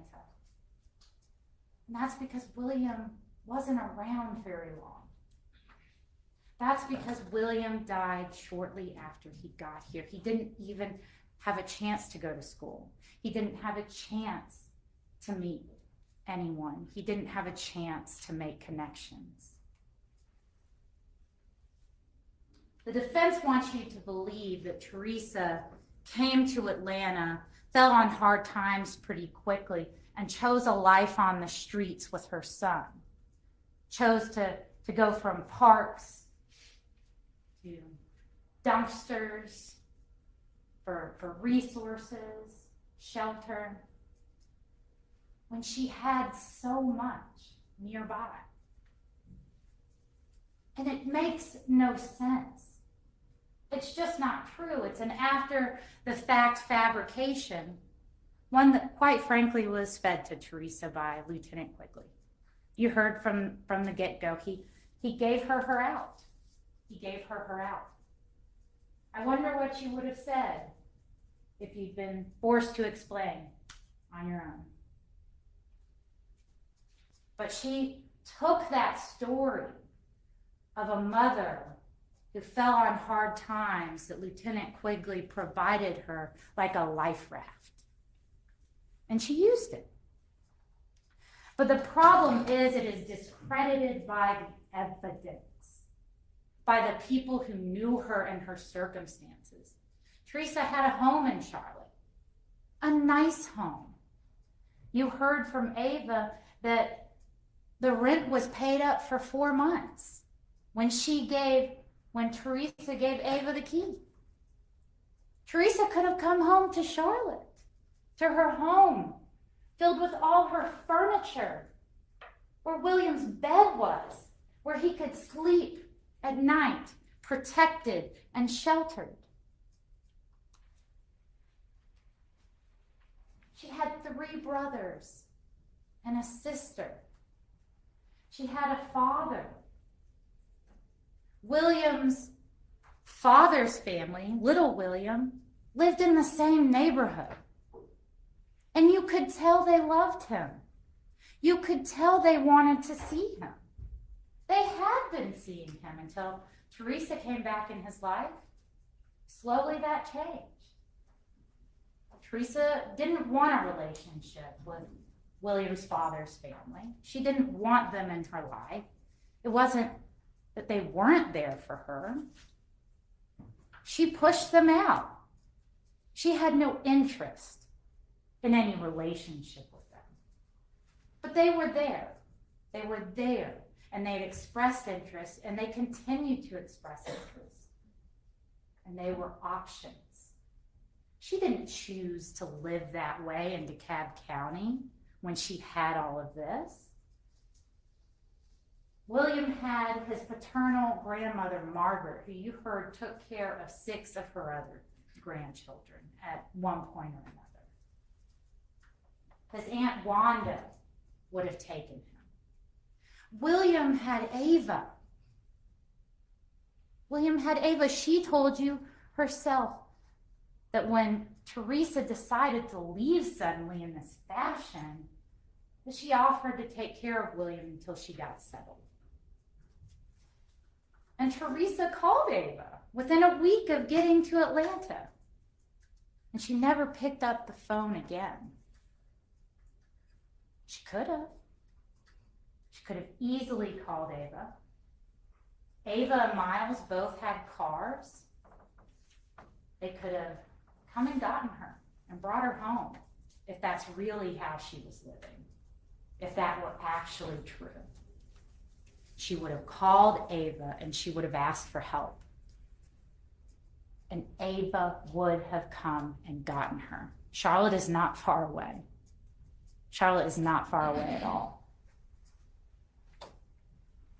And if it were true, which it's not, there were shelters in Atlanta at the time. See, unlike now, where we've basically gotten rid of all of our shelters, there were working, functional shelters in the 90s. I don't know if you remember, but that was right after the Olympics and the big push to clean up the homeless population for our big expose to the world. There were lots of services back then. And you heard about that shelter. You heard about that shelter from someone who worked there back then. It was a place where you could get breakfast, lunch, and snacks, where you could get medical treatment, clothing, help finding employment. They also worked with the night shelters in the area where there were multiple. There at the night shelter, you could have dinner, you could have snacks, you had a bed to sleep in. But there was a caveat. You had to show up by 5 or 6 p.m. You had to be there within the curfew. And that's going to be problematic for someone like Teresa, who's working in a nightclub. It's as simple as that. She can't make money and take her son to the shelter. It's one or the other, and initially, Teresa's priorities were making money in the nightclub. If all else fails, you heard that there is a task force set up. You don't make curfew. They've recognized that a lot of women who are suffering from homelessness and housing insecurity might be working these kinds of jobs. And they try to dissuade them from it. They try to help them with other resources. But worst case scenario, they have a task force set up that will work with you after hours and help get you shelter. help you find a place to lay your head down. And if that doesn't work, you can sleep in the lobby. You can sleep in the lobby, outside or inside, protected from the cold. Ms. Black wants you to believe that instead she chose to ride MARTA for hours, just wandered into this random place in DeKalb County to which she had no connection, and just happened upon this maintenance path through the woods and laid down on the pine straw with her 6-year-old son to go to sleep for the night in the dead of winter. You heard from the neighbor across the street that at least a month or more prior to William's body being discovered, that something very odd happened in those woods. That a car pulled in, that he heard a door close, and he realized that 2 people were getting into that car that had pulled way into the wooded area there in the cemetery, something he'd never seen before, and then took off pretty quickly. That was Teresa and someone else disposing of William's body, dumping him there in those woods, hiding the evidence. Teresa told detectives that she believed she was staying in the Decatur area at the time. She also indicated she was working at Pleasers all the way across town. That at some point she did utilize the Atlanta Women's Day Center all the way across town in the other direction. And I think it's pretty clear from the evidence that that wasn't until after William was dead.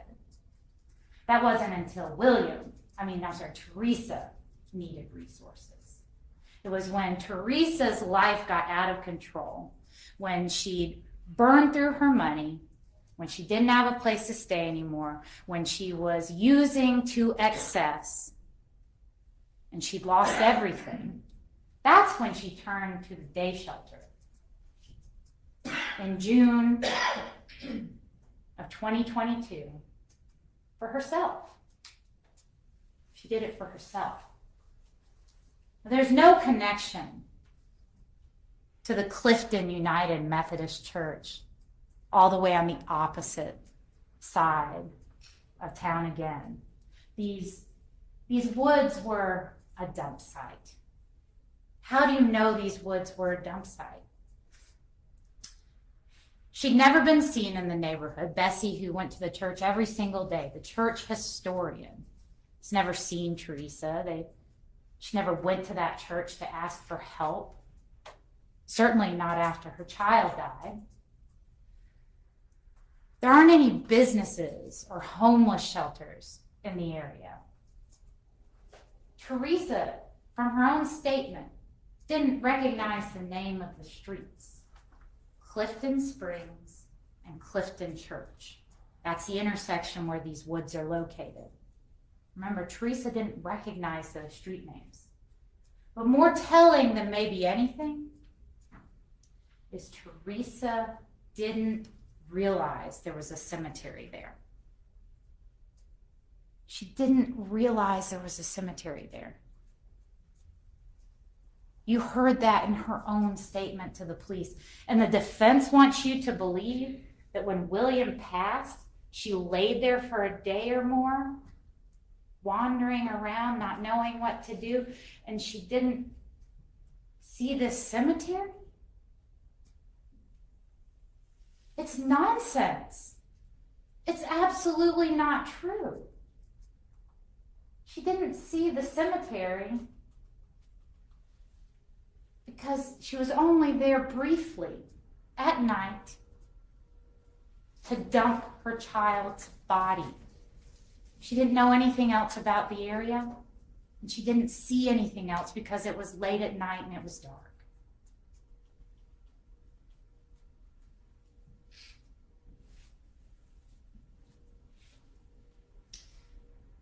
The defense has said over and over again that this child was well dressed for the winter. This child was wearing a shirt. This is a shirt. It's not even as thick as a sweater. It is a thermal shirt. This is warm enough to play during the day in the winter with your friends on the playground. It's not warm enough to sleep in the woods at night. This child wasn't dressed to sleep out there like that, exposed to the weather. You're not going to choose the outdoors in December, maybe even January, dressed like that. I can only imagine how a child would complain, how uncomfortable that poor baby would be. It's just not true. This child wasn't brought there to sleep that night.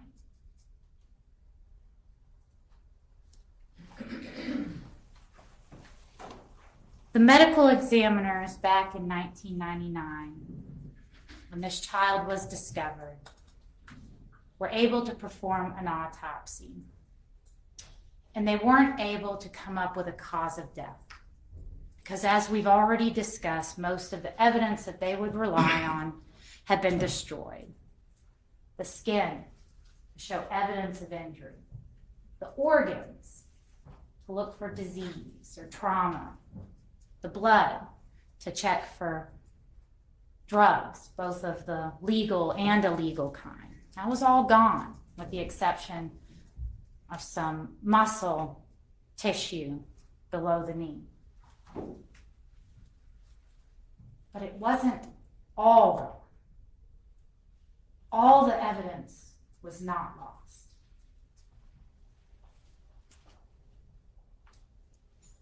In that muscle, through toxicological screenings, they were able to determine that this child had been exposed to acetaminophen and diphenhydramine.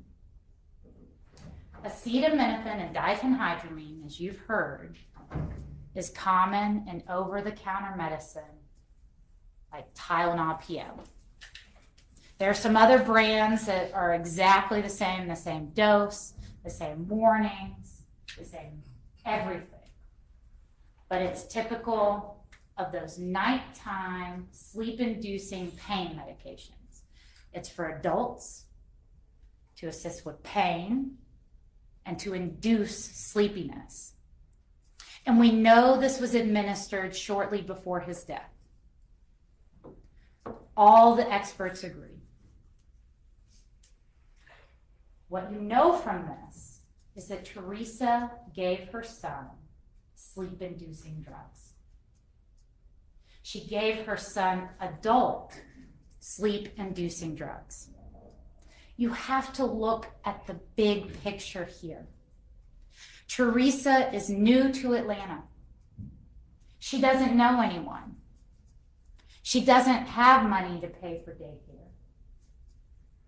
She admits that she wasn't using shelters in the beginning. That's in her statement. She was working at Pleasers.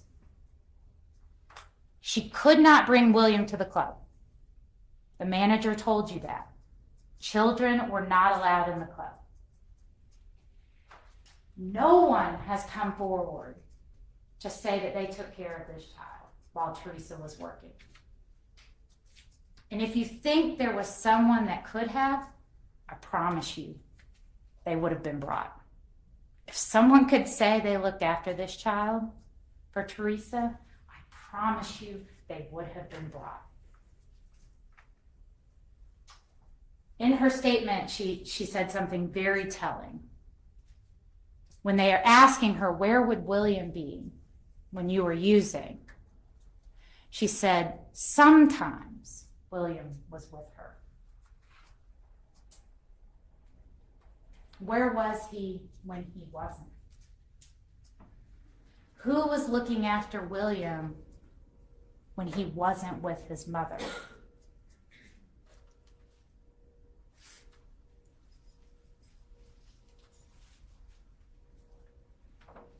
Tylenol PM.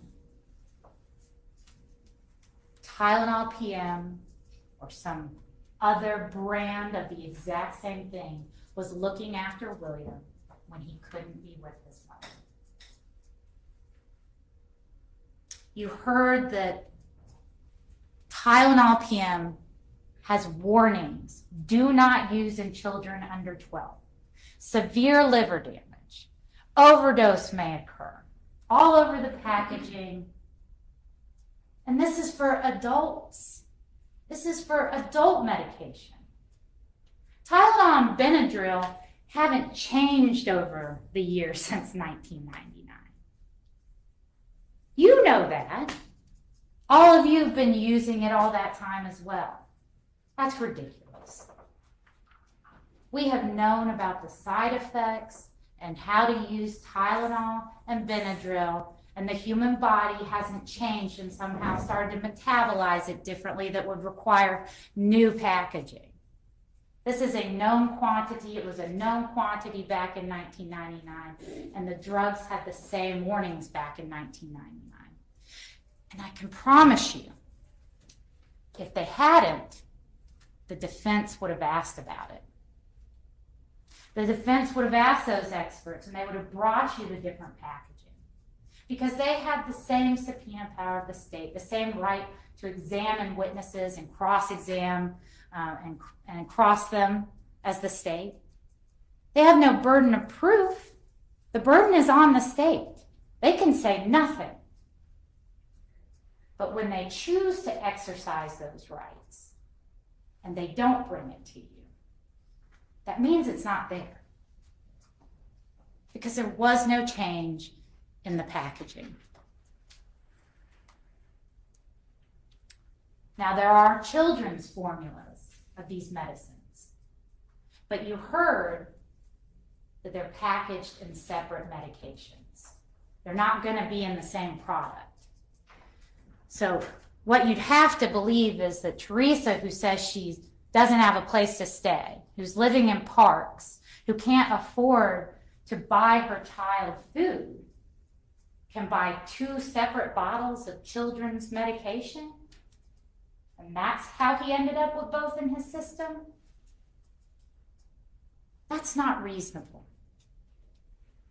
It's not reasonable. The children's medication has the same warnings. Do not use to make a child sleepy. Keep out of reach of children. Overdose warning. Contact poison control right away. A dose of children's diphenhydramine is just a quarter of what an adult gets. And a dose of children's acetaminophen is less than 1/6 of what an adult gets. There is a liver warning on the children's bottle, and it says a max of 5 doses in one day. 5 doses in one day is less than what would be in a single dose of that adult sleep-inducing medication. That adult sleep-inducing medication that you know he was given shortly before his death.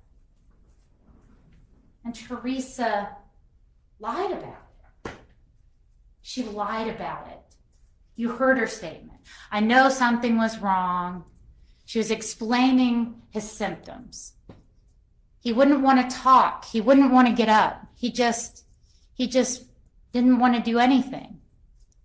He was not throwing up, like gagging, just lethargic, weak, and tired. This child didn't have food poisoning. Let's not forget that the defense's own medical expert who's done over 400 autopsies of children has never seen a child death from food poisoning. We all have had food poisoning. You are going to have vomit or diarrhea or both, and it's terrible. There is no second guessing when you have food poisoning. A child that isn't vomiting and doesn't have diarrhea did not die of food poisoning. You can check that off the list right now.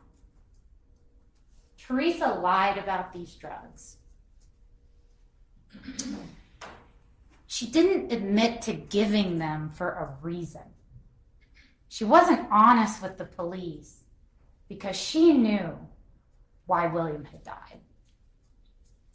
She said, I gave him, I don't remember, it wasn't liquid, it was a lozenge. There aren't any lozenges with acetaminophen and diphenhydramine. If there had been, they would have been brought. A lozenge doesn't exist. She said, I think I gave him that. I don't know if I had any cough syrup, but, and then they asked her a bit later, it was mostly because it was the only thing I had to eat. But he wasn't coughing a lot, so I didn't have any cough syrup or anything like that. I didn't give him anything like that. I just thought he wasn't getting enough to eat. The most Teresa would admit to was that she gave him a lozenge to eat. A lozenge to eat. Teresa withheld medical treatment without a doubt. There is no conflict in the evidence. She said she knew what was wrong, that she knew something was wrong, that she knew something was wrong for days. She just thought the child wasn't getting enough to eat. She said, I knew I should have done something. So this wasn't a situation where the child unexpectedly dies and you're like, oh my God. She knew she should have done something and she didn't do it. She knew she should have done something because William was sick enough that she recognized that. William died a preventable death. You heard that from all the experts, that he could have suffered from a toxic exposure to either or both of these drugs, that a death occurring as a result of a toxic exposure would have caused him to suffer, to feel pain, and that toxic exposure to both medications could be treated. It can be treated.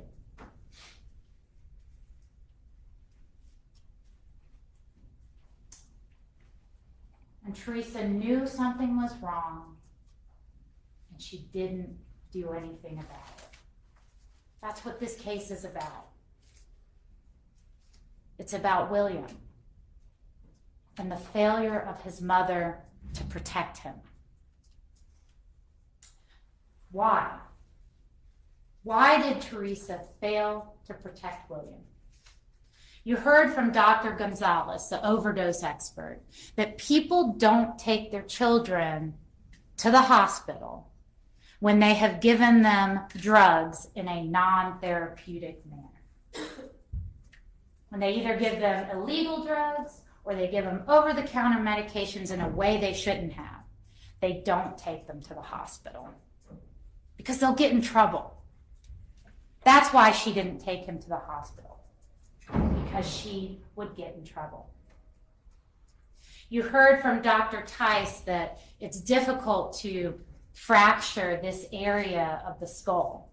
You're more likely to fracture a little higher or a little lower, and that this type of fracture is common in abuse cases, the kind that William suffered, the fracture that had no evidence of animal activity around it.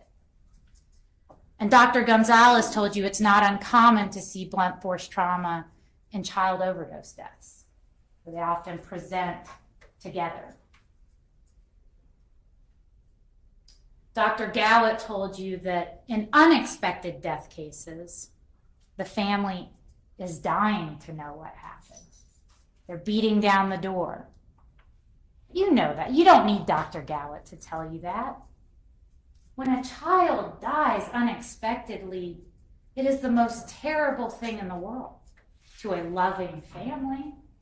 And that family wants answers. And they want to know why they have lost their loved one, their baby. But in fatal abuse cases, it doesn't hear from them very much, because they already know why the child died, because they're in cover-up mode. because they don't want to get in trouble.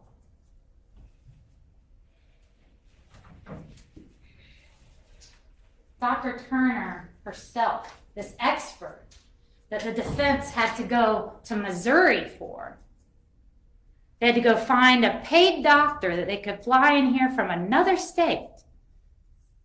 For some reason, I'm still not entirely sure why. She agrees with the experts that his symptoms would be consistent with a toxic exposure to the medicines. She agrees we can't determine a cause of death. And Dr. Turner said she has never worked a case where a child has been abandoned, a child death, and they've been abandoned that wasn't related to abuse. Because it doesn't happen. She's been working for decades. Dr. Gallant has been working for decades. People don't abandon their dead children's bodies unless they have something to hide, unless they have something to cover up. After William has died, after his body is discovered in the woods in February, Teresa doesn't leave. She doesn't go home back to Charlotte. She stays here. You know she stayed here because on June the 23rd, William's 7th birthday, she goes to a DMV in Georgia and gets an identification card.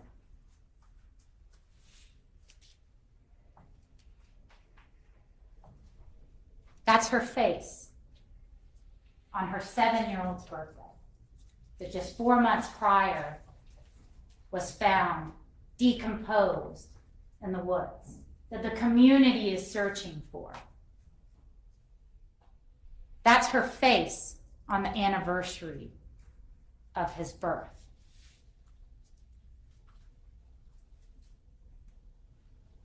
By December, roughly December of 1999, Teresa has returned to Charlotte.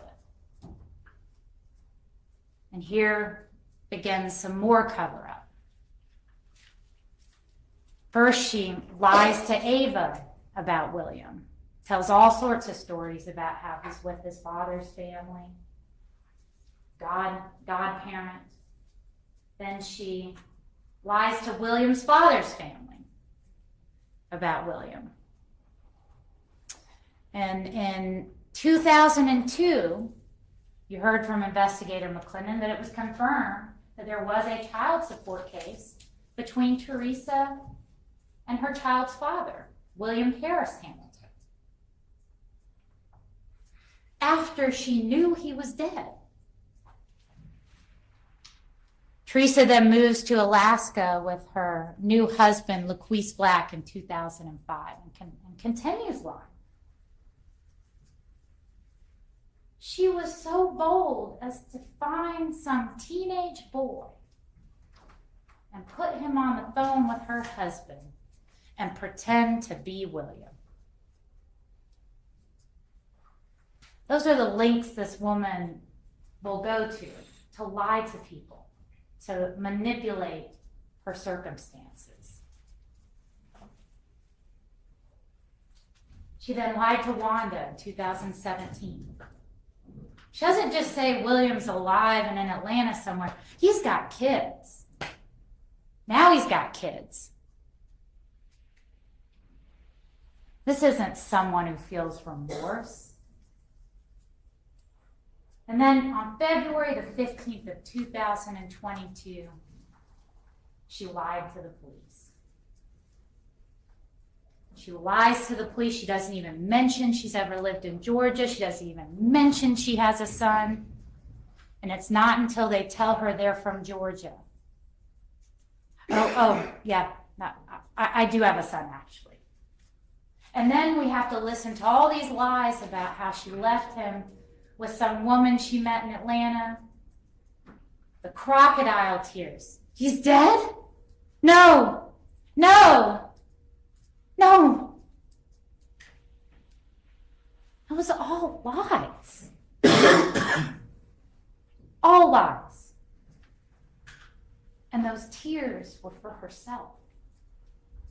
Those were tears for Teresa because she was scared she was in trouble. All that time that Teresa was lying and covering up what had happened to William, law enforcement never gave up. This child, while he may have been unidentified, had a special place in the hearts of this community, at the medical examiner's office.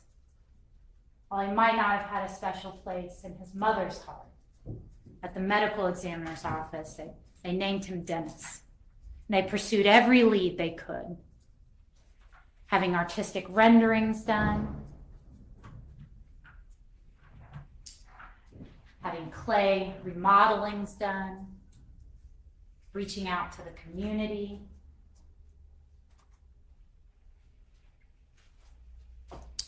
This child was never forgotten.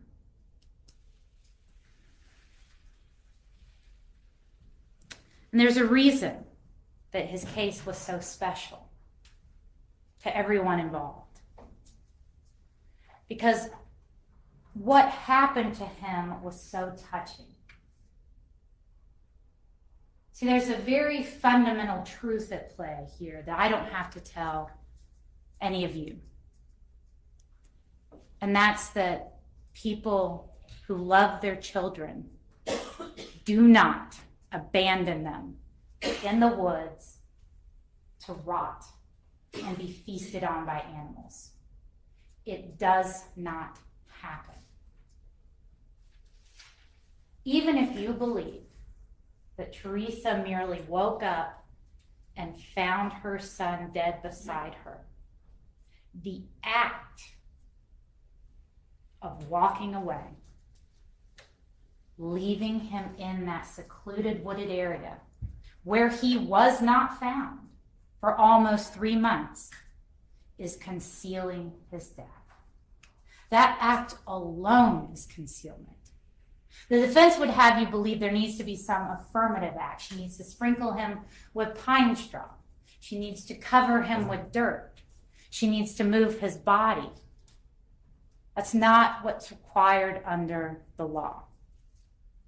You have to find that she concealed his death, and that concealment prevented law enforcement from discovering what happened, and that is exactly what happened.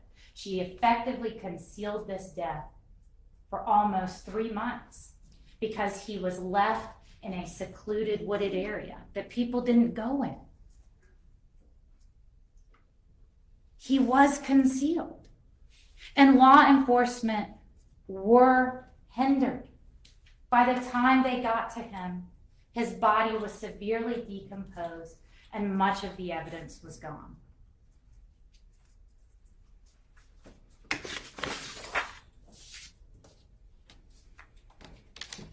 Teresa was successful for a long time.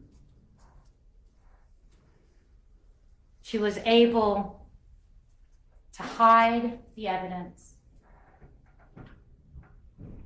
and to muffle this child's voice. His ability to speak from the dead about what had happened to him. But William did speak. William spoke to all the angels in this case.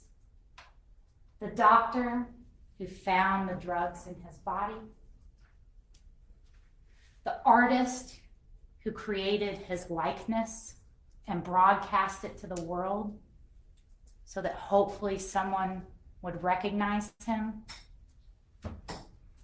and to Ava, his biggest angel of all, that woman who, when she realized he was leaving, grabbed hold of that child, stared him in the face, and repeated her name over and over, told him to repeat his, so that her face and her name would be seared into his memory, and he would never forget her, as he seared his own name and face into hers.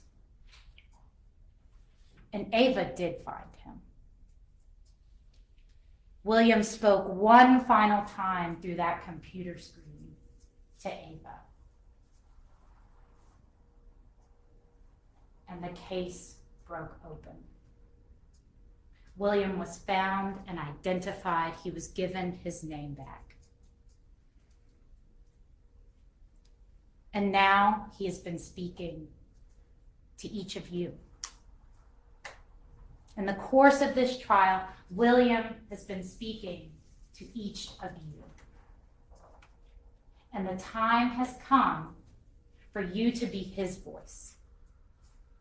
The time has come for you to speak for William and to say what we all know, what we all feel deep in our hearts and in our guts. That Teresa Black is responsible for his death. That Teresa Black failed her child. It is time for justice.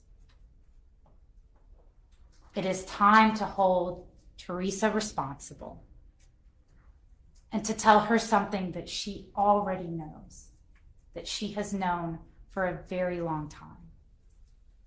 And that's that she is guilty of each and every count. Thank you. Wow. Ladies and gentlemen, it is 1:30. We're gonna go ahead and break for lunch now, for 1 hour. We'll be back here at 2:30, at which point I will give you the jury charge, which is the jury to begin your deliberations.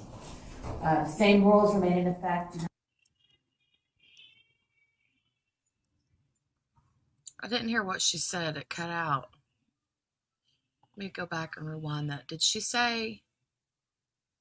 For lunch now, for 1 hour. We'll be back here at 2:30, at which point I will give you the jury charge, which is the jury to begin your deliberations. Same rules remain in effect.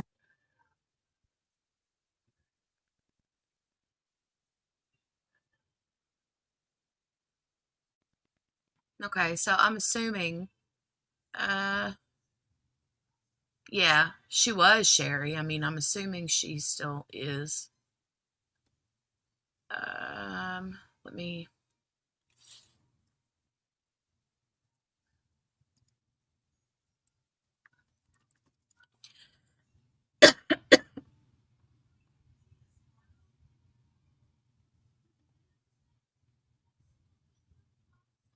Okay, so they must be waiting for the jury to come on out.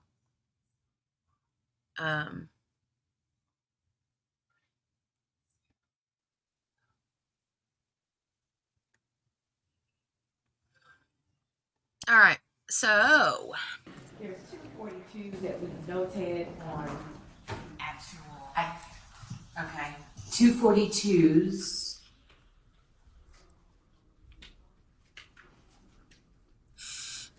So we noticed in preparing the exhibits that we have two identified and marked as 42. One is the mid-range or sort of overall picture of the body with the skull, and the other is a closer up of the body. Can we change one to 42?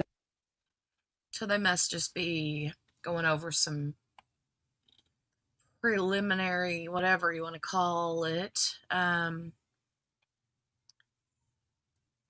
What is this? I don't know what these are. Cameraman is doing some wonky things.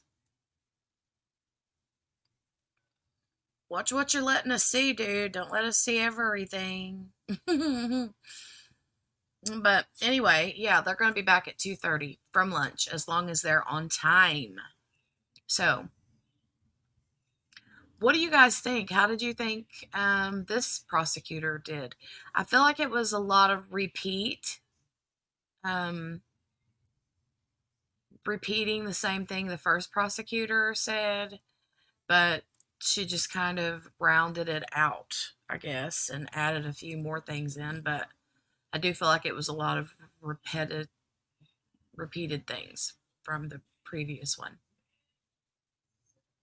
Oh, Sherry said she wanted to see her face when they were talking. Yeah.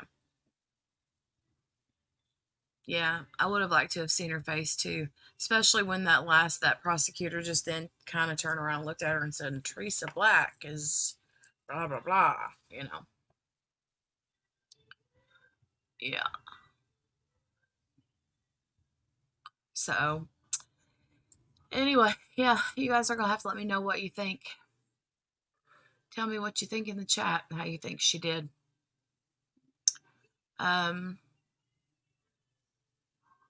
Patricia says she felt it could have ended stronger, but good otherwise. Yeah. Good. Good. I think she really kind of hit home when she said that about the um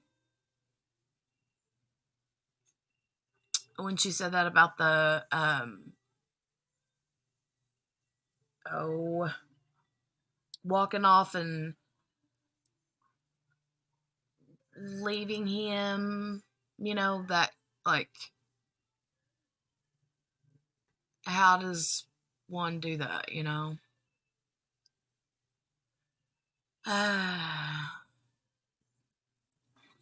but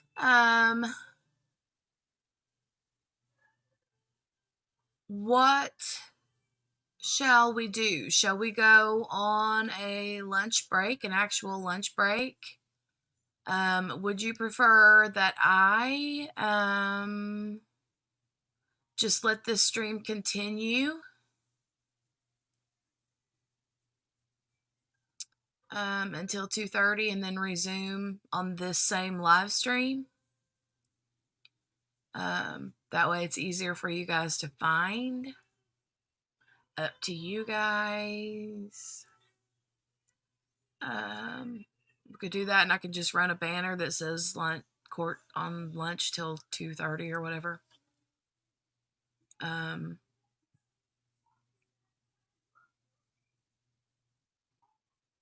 I'll grab a bite to eat. I did have a piece of turkey and cheese earlier when I went in for coffee because I was getting hungry, but now I didn't get lunch, so I want some lunch.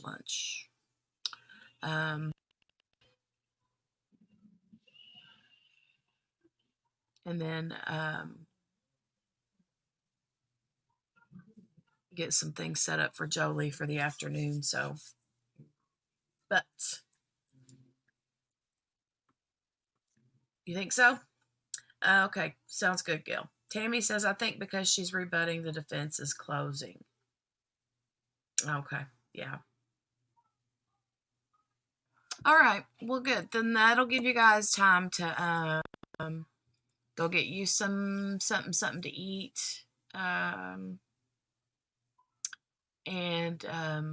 be able to come back to this one instead of trying to find the new one. This way is easier, Sherry, for sure, because then I don't have to make a new thumbnail, reschedule a new stream, and then sometimes people won't get notifications. So I think it's easier just to let it run with the banner that says resuming at 2:30 or whatever. All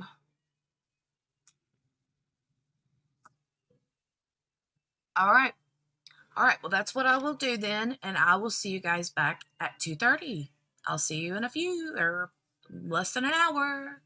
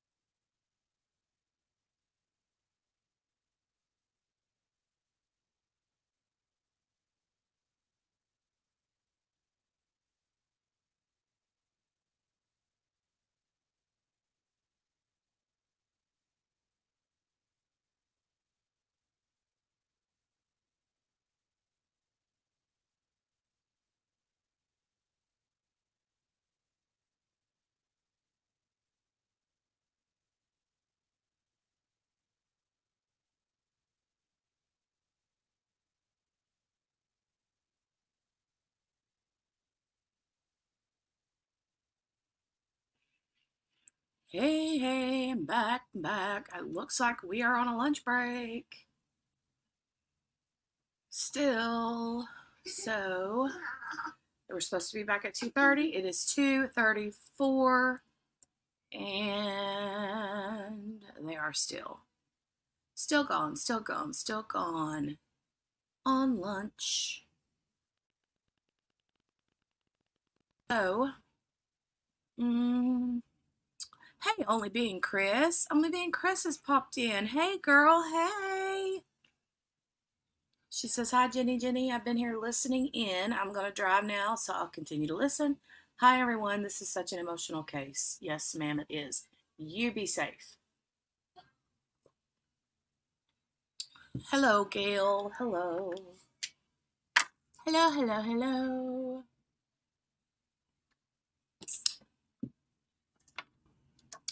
Hello. Welcome back, Henny, to and Dawn, and Sherry, if you're here still. Hello.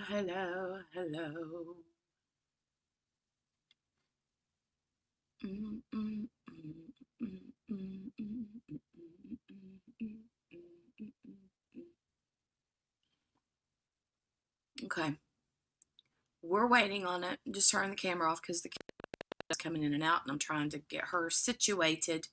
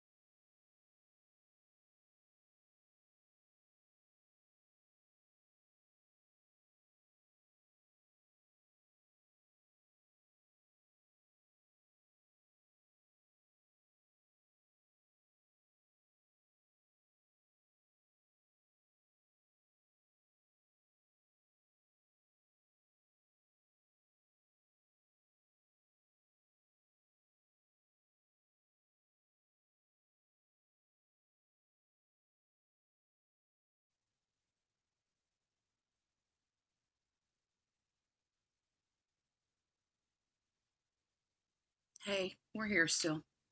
Sorry.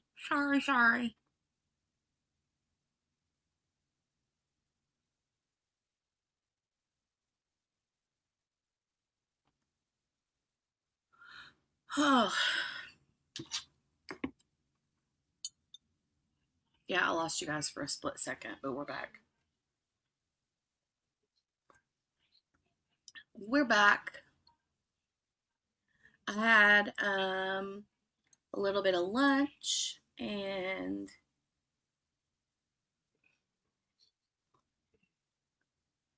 a fresh cup of coffee.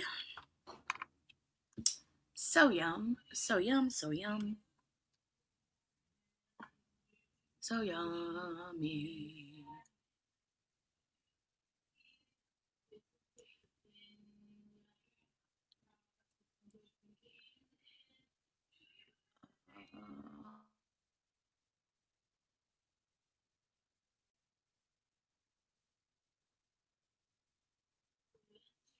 Hey, Dawn. Hi, Gail. Did I say hi to you? Hi back.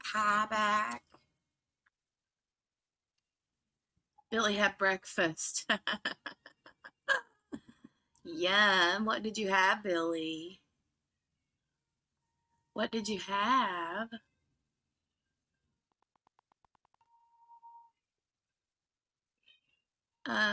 Oh, and by the way, Only Being Chris, if you can give me a call later, I have a question. My mic quit working. I don't know what I did, but my mic just quit working, and I need to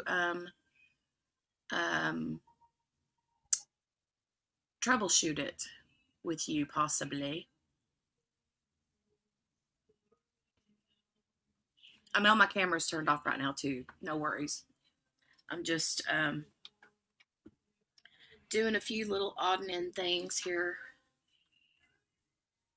But I'm here. I'm here just watching for this feed to start back so we can get to these, what do you call it? Oh, what do they call them? I forget what you call it.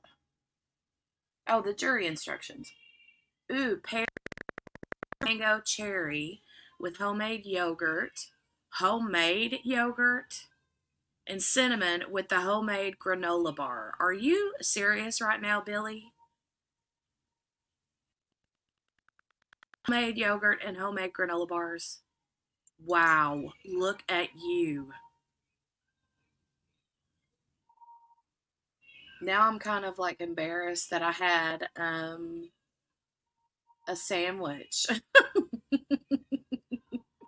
with homemade nothing. I had deli sliced chicken and cheese and mayo on 2 pieces of white bread. I'm back, Tammy.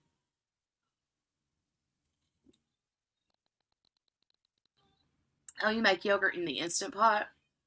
I had thought about doing that one time, but then I read some different people had said something about like having that didn't turn out right. Ooh. Tammy had a bowl of cereal, and Chris had Popeyes. I'm a more of a KFC fan over Popeyes, I have to be honest.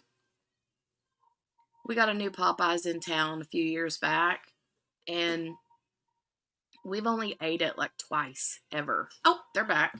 They are back. But yeah, we've only ever had the Popeyes. I've only ever had it a couple of times, and I wasn't a super big fan of it. Not kidding. I just wasn't that big of a fan. Oh, your KFC closed. Okay, well, Popeyes is the next best thing then, right? I gotcha.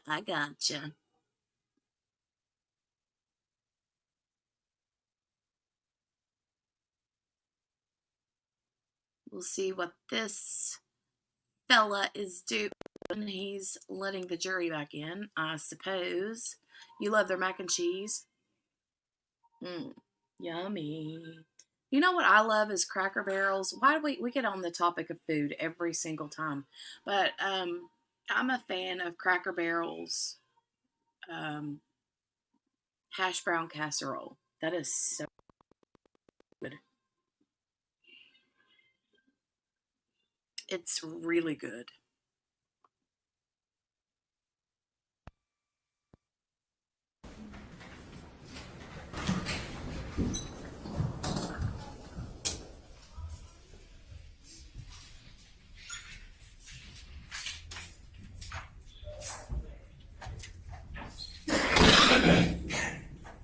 Yep, you got everybody? Okay. Yep. All right, ladies and gentlemen, I am about to read to you the jury charge, which is a compilation of the laws that apply to this particular case. It's important that you pay close attention to this. I am going to send a written copy back with you to refer to later, so don't feel like you have to write down every word. So just listen, and then you'll be able to refer back to it when you are, during the course of your deliberations. All right, you are considering the case of the state of Georgia versus Teresa Black. The grand jury has indicted the defendant with the offenses of felony murder, 2 counts, cruelty to children, 2 counts, aggravated assault, and concealing the death of another. I like the her indictment too. reads as follows. I like her too, Tammy. She's The grand jurors aforesaid in the name of and on Kinda like behalf a of the citizens of the no-nonsense state of judge, Georgia, you know? charge and accuse Teresa Black with the offense of felony murder in violation of OCGA 16-5-1, paragraph C, for the said accused person in the county of DeKalb and state of Georgia on, about, and between December 1, 1998 and February 26, 1999, the exact date being unknown to the grand jury, while in the commission of the offense of cruelty to children, a felony, as alleged in count 2 of this indictment, did cause the death of William Hamilton, a human being, by failing to seek medical treatment for William Hamilton. Count 2, cruelty to children. The grand jurors aforesaid in the name of and on behalf of the citizens of the state of Georgia charge and accuse Teresa Black with the offense of cruelty to children, OCGA 16-5-70, paragraph A, for that the said accused person in the county of DeKalb and state of Georgia on, about, and between December 1, 1998 and February 26, 1999, the exact date being unknown to the grand jury, did maliciously cause William Hamilton, her child, cruel or excessive physical or mental pain by failing to seek medical treatment for William Hamilton.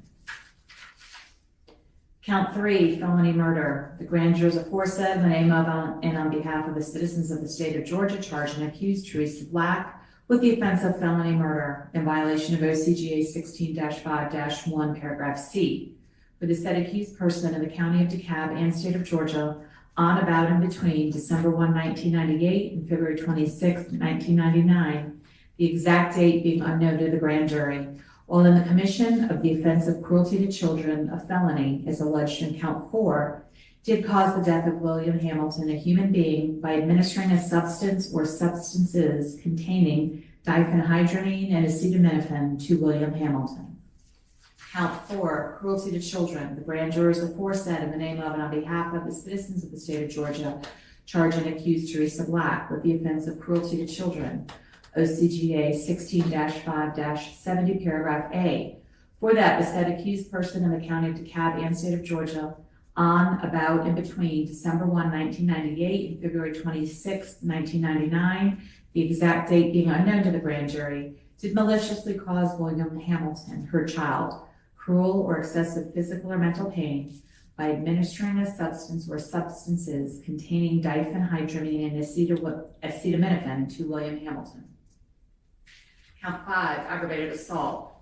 The grand jurors aforesaid in the name of and on behalf of the citizens of the state of Georgia charge and accuse Teresa Black with the offense of aggravated assault in violation of OCGA 16-5-21A for the said accused person in the county of DeKalb and state of Georgia on, about, and between December 1, 1998 and February 26, 1999, the exact date being unknown to the grand jury, did make an assault upon the person of William Hamilton with an object unknown to the grand jury, which when used offensively against a person is likely to result in serious bodily injury and did result in serious bodily injury by striking said victim in the head.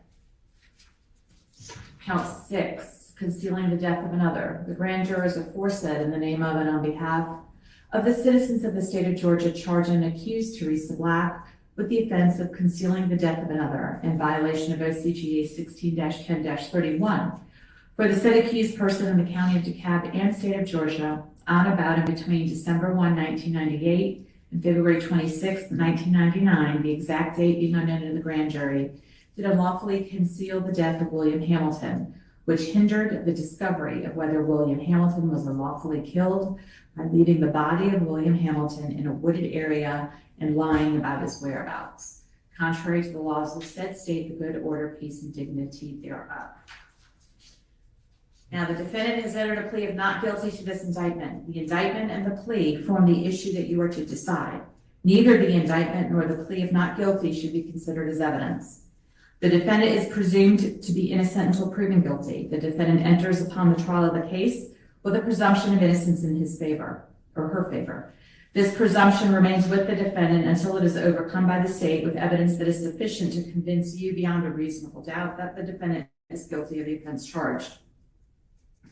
No person shall be convicted of any crime unless and until each element of the crime as charged is proven beyond a reasonable doubt. The burden of proof rests upon the state to prove every material allegation of the indictment and every essential element of the crime charged beyond a reasonable doubt. There is no burden of proof upon the defendant whatsoever, and the burden never shifts to the defendant to introduce evidence or to prove innocence. When a defense is raised by the evidence, the burden is on the state to negate or disprove it beyond a reasonable doubt. However, the state is not required to prove the guilt of the accused beyond all doubt or to a mathematical certainty. A reasonable doubt means just what it says. A reasonable doubt is the doubt of a fair-minded, impartial juror honestly seeking the truth. A reasonable doubt is a doubt based upon common sense and reason. It does not mean a vague or arbitrary doubt, but it is a doubt for which a reason can be given, arising from a consideration of the evidence, a lack of evidence, or a conflict in the evidence. After giving consideration to all of the facts and circumstances of this case, if your minds are wavering, unsettled, or unsatisfied, then that is a doubt of the law and you should acquit the defendant. But if that doubt does not exist in your minds as to the guilt of the accused, then you would be authorized to convict the defendant. If the state fails to prove the defendant's guilt beyond reasonable doubt, it would be your duty to acquit the defendant.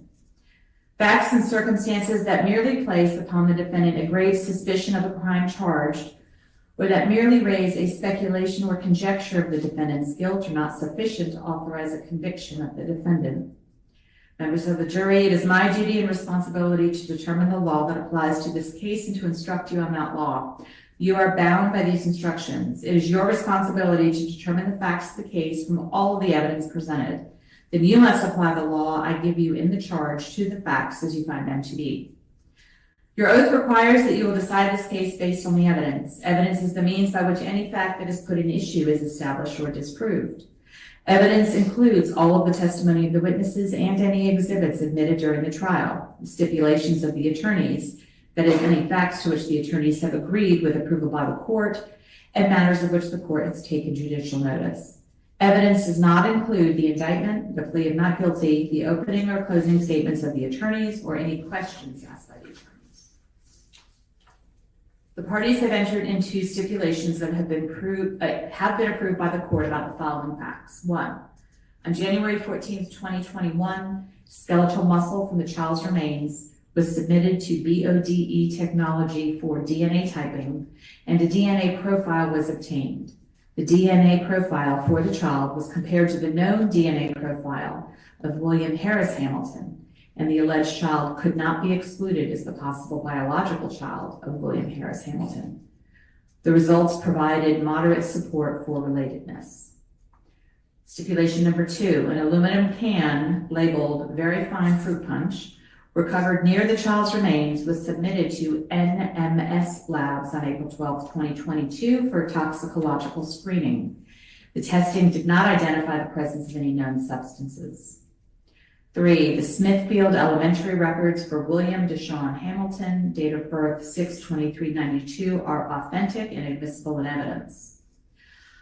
4, the map labeled 2918 Clifton Church Road Southeast is authentic and admissible in evidence. 5, the witness, William Hamilton Sr., was unavailable from October 14, 1998 until March 2, 1999. Where parties stipulate facts, this is in the nature of evidence. You must take that fact or those facts as a given without the necessity of further proof.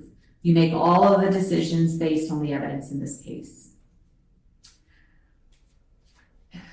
Is the next paragraph applicable? No, Your Honor. I didn't think so. Okay, we'll take that one out. Evidence may be either direct or circumstantial or both. In considering the evidence, you may use reasoning and common sense to make deductions and reach conclusions. You should not be concerned about whether the evidence is direct or circumstantial. Direct evidence is the testimony of a person who asserts that he or she has actual knowledge of a fact, such as an eyewitness or by personally observing or otherwise witnessing that fact. Circumstantial evidence is proof of a set of facts and circumstances that tend to prove or disprove another fact by inference, that is, by consistency with such fact or elimination of other facts. There is no legal difference in the weight you may give to either direct or circumstantial evidence. You would be authorized to convict only if the evidence, whether direct, circumstantial, or both, excludes all reasonable theories of innocence and proves the guilt of the accused beyond a reasonable doubt. The jury must determine the credibility of the witnesses. In deciding this, you may consider all of the facts and circumstances of this case. including the witness's manner of testifying, their means and opportunity of knowing the facts about which they testify, the nature of the facts about which they testify, the probability or improbability of their testimony, their interest or lack of interest in the outcome of the case, and their personal credibility as you observe it. Testimony has been given in this case by certain witnesses who are termed experts. Expert witnesses are those who, because of their training and experience, possess knowledge in a particular field that is not common knowledge or known to the average citizen. The law permits expert witnesses to give their opinions based upon that training and experience. You are not required to accept the testimony of any witnesses, expert or otherwise. Testimony of an expert, like that of all witnesses, is to be given only such weight and credit as you think it is properly entitled to receive. When scientific, technical, or other specialized knowledge might be helpful, a person who has special training or experience in that field is allowed to state an opinion about the matter. But that does not mean you must accept the witness's opinion. As with any other witness's testimony, you must decide for yourself whether to rely upon the opinion. To impeach a witness is to show that the witness is unworthy of belief. A witness may be impeached by disproving the facts to which the witness testified. Your assessment of a trial witness's credibility may be affected by comparing or contrasting that testimony to statements or testimony of that same witness before the trial started. It is for you to decide whether there is a reasonable explanation for any inconsistency in a witness's pretrial statements and testimony when compared to the same witness's trial testimony. As with all issues of witness credibility, you, the jury, must apply your common sense and reason to decide what testimony you believe or do not believe. The testimony of a single witness, if believed, is sufficient to establish a fact. Generally, there is no legal requirement of corroboration of a witness, provided you find the evidence to be sufficient.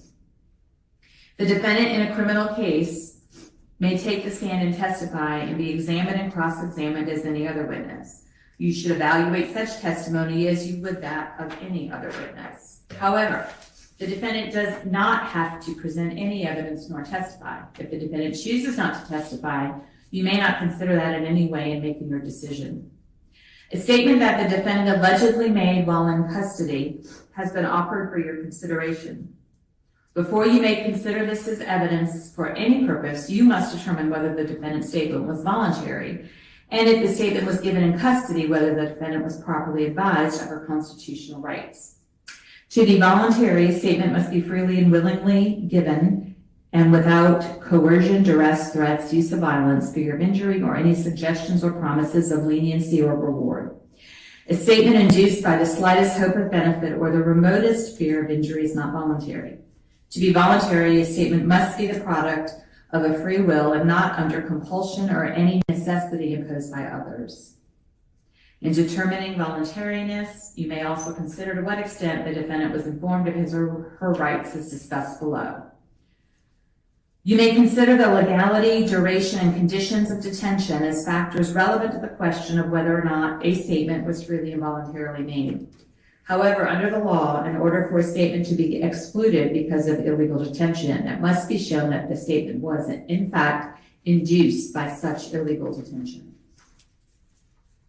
The burden of proof is upon the state to establish that the statement was voluntary, that is, freely and willingly made. If you do not find that the statement was voluntary, you may not consider it for any purpose. If you find that the statement was made while in custody and as a result of police questioning, you must also determine whether the defendant was advised of her constitutional rights and whether the defendant clearly understood and knowingly gave up such rights. The constitutional rights that law enforcement officers must explain and that the defendant must understand and voluntarily give up before any custodial statement is taken by law enforcement are as follows. 1, the defendant has a right to remain silent. 2, if the defendant chose not to remain silent, anything she said, wrote, or signed could be used as evidence against her in court. The defendant had a right to consult with a lawyer before any questioning and to have the lawyer present with her at all times during questioning. And 4, if the defendant did not have money for a lawyer would have been provided for her to represent her before any questioning and to be present with her during any questioning. If you find, as mentioned above, that the defendant's statement was voluntary and that all of the warnings as to the defendant's constitutional rights were given, that the defendant did understand the meaning of what was said and knowingly gave up such rights, then you may consider it as evidence. If so, then you must apply the general rules for testing the believability of witnesses and decide what weight, if any, you will give to all or any part of such evidence.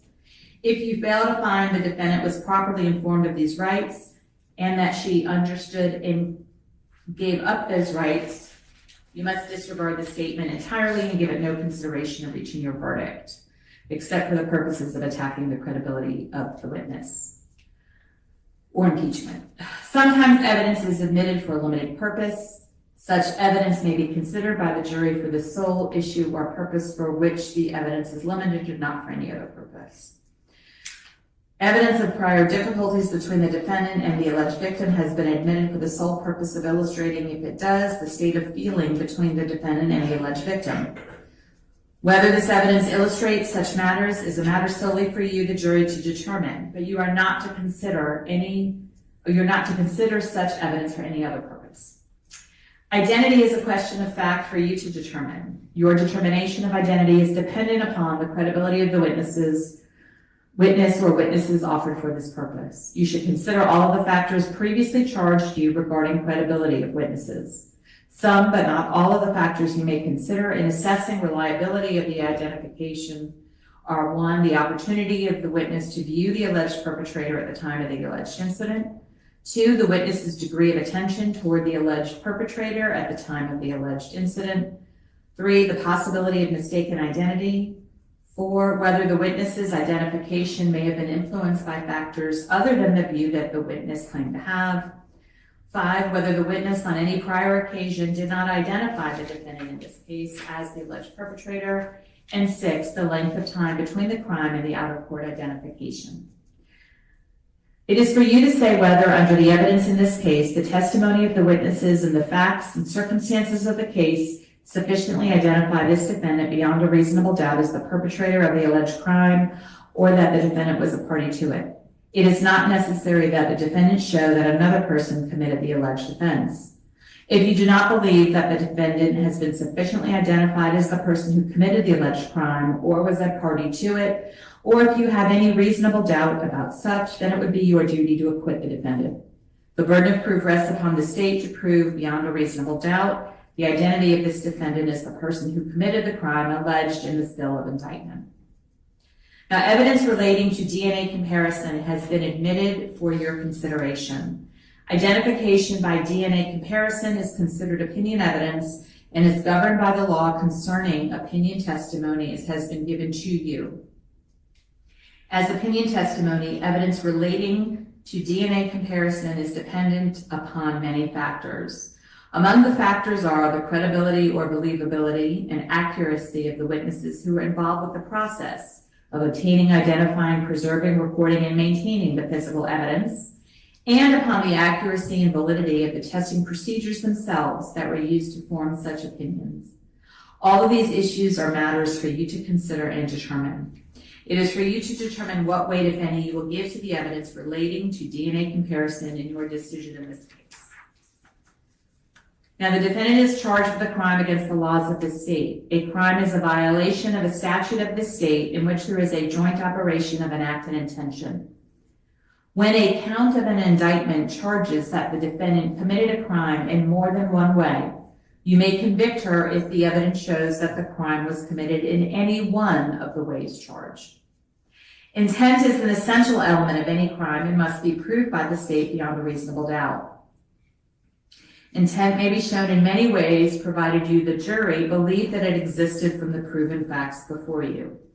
It may be inferred from the proven circumstances or by acts and conduct, or it may be, in your discretion, inferred when it is the natural and necessary consequence of the act. Whether or not you draw such an inference is a matter solely within your discretion. Criminal intent does not mean an intention to violate the law or to violate a penal statute, but simply means the intention to commit the act that is prohibited by a statute. The defendant will not be presumed to have acted with criminal intent, but you may find such intention or the absence of it upon a consideration of words, conduct, demeanor, motive, and other circumstances connected with the act for which the accused is being prosecuted. Every person is presumed to be of sound mind and discretion, but this presumption may be rebutted. You may infer, if you wish to do so, that the acts of a person of sound mind and discretion are the product of that person's will, and a person of sound mind and discretion intends the natural and probable consequences of those acts. Whether or not you make such an inference or inferences is a matter solely within the discretion of the jury. For felony murder, the state must prove that the defendant caused the death of another person by committing a felony. The state does not have to show that the defendant acted with malice to prove felony murder. Cruelty to children is a felony, which I will define for you shortly. You may find the defendant guilty of felony murder if you believe that she caused the death of another person by committing the felony of cruelty to children, regardless of whether she intended the death to occur. There must be some causal connection between the felony and the death. Felony murder is not established simply because the death occurred at the same time as or shortly after the felony was attempted or committed. The felony must have directly caused the death or played a substantial and necessary part in causing the death, regardless of when the death ultimately occurred.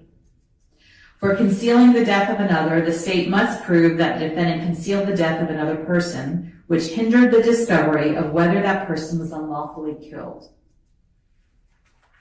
For aggravated assault, the state must prove that the defendant assaulted another person with an offensive weapon. To prove assault, the state does not have to prove that the other person was actually injured. However, the state must prove that the defendant attempted to cause a violent injury to the person. For cruelty to children in the first degree, the state must prove that the defendant maliciously caused cruel or excessive physical or mental pain to a child under the age of 18. In deciding whether the defendant acted maliciously, understand that malice is not ill will or hatred. Malice in this context means an intent to cause the pain without justification or excuse. Malice also means willfully doing an act while aware of a strong likelihood that the pain may result. The law generally provides that criminal action shall be tried in the county in which the crime was committed. In a prosecution in any case in which it cannot be determined in what county the crime was committed, venue is proper and may be proved in any county in which the evidence shows beyond a reasonable doubt that it might have been committed. Venue, meaning that the crime was committed in DeKalb County, is a jurisdictional fact that must be proved by the state beyond a reasonable doubt as to each crime charged in the indictment, just as any element of the offenses. Venue must be proved by direct or circumstantial evidence or both. Criminal homicide shall be considered as having been committed in the county in which the cause of death was inflicted. If it cannot be determined in which county the cause of death was inflicted, venue is proper and may be proved in the county in which the death occurred. If a dead body is discovered in this state and it cannot be readily determined in what county the cause of death was inflicted, venue is proper and may be proved in the county in which the dead body was discovered. Now, by no ruling or comment that the court has made during the progress of this trial has the court intended to express any opinion upon the facts of this case, upon the credibility of the witnesses, upon the evidence, or upon the guilt or innocence of the defendant. Your verdict should be a true verdict based upon your opinion of the evidence according to the laws given you in this charge. You are not to show favor or sympathy to one party or the other. It is your duty to consider the facts objectively without favor, affection, or sympathy to either party. In deciding this case, you should not be influenced by sympathy or prejudice for or against either party. At the beginning of this trial, you took an oath to render a true verdict according to the law given you in this charge and the opinion you entertained of the evidence produced to you to the best of your skill and knowledge, without favor or affection to either party. This means that your verdict should be a true verdict based upon your opinion of the evidence according to the law given you in this charge. You are not to speculate upon the consequences of your verdict or make assumptions about any other matter which has not been presented as evidence in this case. If you do, you are not only violating your oath as jurors, but you may be relying upon assumptions which are untrue, unfounded, and could cause your verdict to have consequences which are the very opposite of your intentions. Do not be concerned about any matter which is not in evidence, and do not be concerned about whether you agree or disagree with the law if I've instructed you. You are only concerned with the guilt or innocence of the defendant. You are not to concern yourselves with punishment. One of your first duties in the jury room will be to select one of your number to act as foreperson who will preside over your deliberations and who will sign the verdict to which all of you freely and voluntarily agree. You should start your deliberations with an open mind, consult with one another, and consider each other's views. Each of you must decide this case for yourself, but you should do so only after a discussion and consideration of the case with your fellow jurors. Do not hesitate to change an opinion if you're convinced that it's wrong. However, you should never surrender an honest opinion in order to be congenial or to reach a verdict solely because of the opinions of the other jurors. As to each count, if, after considering the testimony and evidence presented to you together with the charge of the court, you should find and believe beyond a reasonable doubt that the defendant about and between December 1, 1998 and February 26, 1999, the exact date being unknown, commit the offenses as alleged in each count of the indictment, then you'd be authorized to find the defendant guilty. In that event, the form of your verdict would be, we, the jury, find the defendant guilty. You must make the decision as to each count separately. As to each count, if you do not believe that the defendant is guilty, or if you have any reasonable doubt as to the defendant's guilt, then it would be your duty to acquit the defendant, in which event the form of your verdict would be, we, the jury, find the defendant not guilty. Whatever your verdict is, it must be unanimous, that is agreed to by all of you. The verdict must be in writing and signed by one of your members as the foreperson, dated and returned to be published in open court. All right, now, before I send you back to the jury room to begin your deliberations, I do have some bad news, and that is this case and all cases can only be decided by 12 jurors. We have 15 of you. We do that on purpose because, God forbid, in the event of a true emergency, if we didn't have alternate jurors built into the panel, we'd have to start this trial all over again. So, and we've had, I mean, that's happened before, where we've had to replace jurors with alternate jurors because somebody got sick, somebody got COVID, a family member died. I mean, just, anyway. So, unfortunately, in this instance, this is when you have to remember your juror numbers. Jurors 45, 49, and 50. Where are you guys? I'm sorry, you are the alternates. However, I can't excuse you yet, because the jury is still deliberating. If something were to come up during the deliberations, we would have to call upon one of you to replace the juror who had the issue, and then you'd have to start your deliberations again. So I cannot excuse you yet, but you do not get to go back to the jury room with the rest of the jurors. I'm sorry. I know it probably feels like Christmas morning and you have no presents to open. So I apologize. But again, there have been instances where something has happened, and because this trial slated for 2 weeks, it was over a weekend, and you just never know what's going to happen. All right, so with that, the 12 of you are going to go back to the jury room. The alternates can go back and get whatever items they have in there. And we have a separate room for you downstairs that you can hang out in. The alternates, I don't want you to discuss the case with each other because we very well may need to replace you with, or replace a juror with you. So just bear with me a little bit longer. And the rest of you, you may go ahead and select the foreperson, but please do not begin your deliberations until you receive all of the exhibits. And it's only those exhibits that are allowed to go back with the jury. The indictment, the verdict form, and a copy of the charge. If any questions come up during your deliberations, first of all, if you ask me, what did witness so-and-so say about such and such, I'm going to tell you, you have to rely on your collective recollection of the testimony. There is no transcript available to you. I can't replay it. I can't comment on it. So you're going to have to remember what the witness has testified about. But if you have a question of the law, if you want to take a break, it's about 3:15. I'll let you deliberate for a couple hours tonight, and then we can come back in the morning if you're not done. We have all week slotted for this case, so there's no rush. I don't want to rush anybody. So if you do have a question that comes up about the charge or the form of the verdict or something, write it down on a piece of paper. Buzz, there's a light back there that you push the button and it'll get the deputy's attention. They'll bring it to me and I'll show it to the parties, and we'll discuss whether or not we can address the question. Okay? All right, the 12 of you may go back. Well, all of you go back. Alternates, grab your items, and the deputy will escort you to the alternate waiting room. All right, all right, all right. So if you have not already voted in the poll that is at the top of the chat or at the bottom of the chat, depending on your device, phone, computer, tablet, whatever you're using, I'll give you a couple more minutes to vote in the poll about the felony murder charge. And then I'm Oh, I going read what I ruled on. No, you're just renewing our Got it. Okay, very good.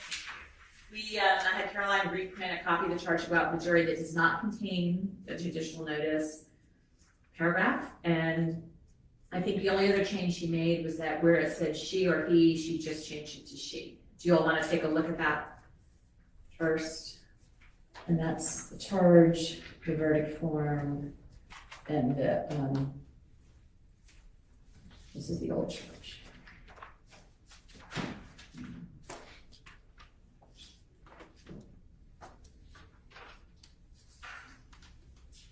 Notice her name had an H in her first name.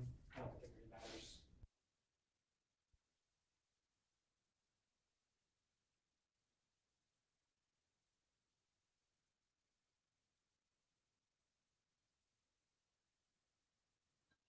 Okay. Anyway, as I was saying, make sure to vote in the...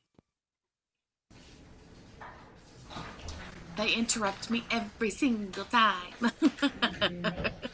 the exhibits are ready to go? Yes, Your Honor, would you like us to put on the record what we agreed Yes. does not go back? Yes.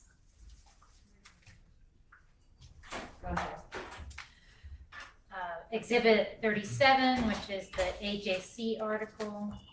Exhibit 68, it can go back, but it's the unredacted copy. We're gonna send the redacted since they already know it's been redacted. 79, the CV for Dr. Jackson. 75, the Okay. NMS Labs. So they're just going through all of toxicology the... report. 58, the medical examiner's report. evidence that can 66, go the back, I amended guess, with the jury. anthropological So report. that's kind of meh. 69, DNA report for STR testing. 70, DNA report for mitochondrial testing. I'm just going to mute 65, them. defenses one. Or hold on, let me, anthropological instead of report doing for that, because I University still of hear South it on Florida, my end. 2013. Let me... We are sending back the flash drive and discs that are defenses exhibit 2, states exhibit 11, and states 68A, but of course with I'll just pause it here for a minute.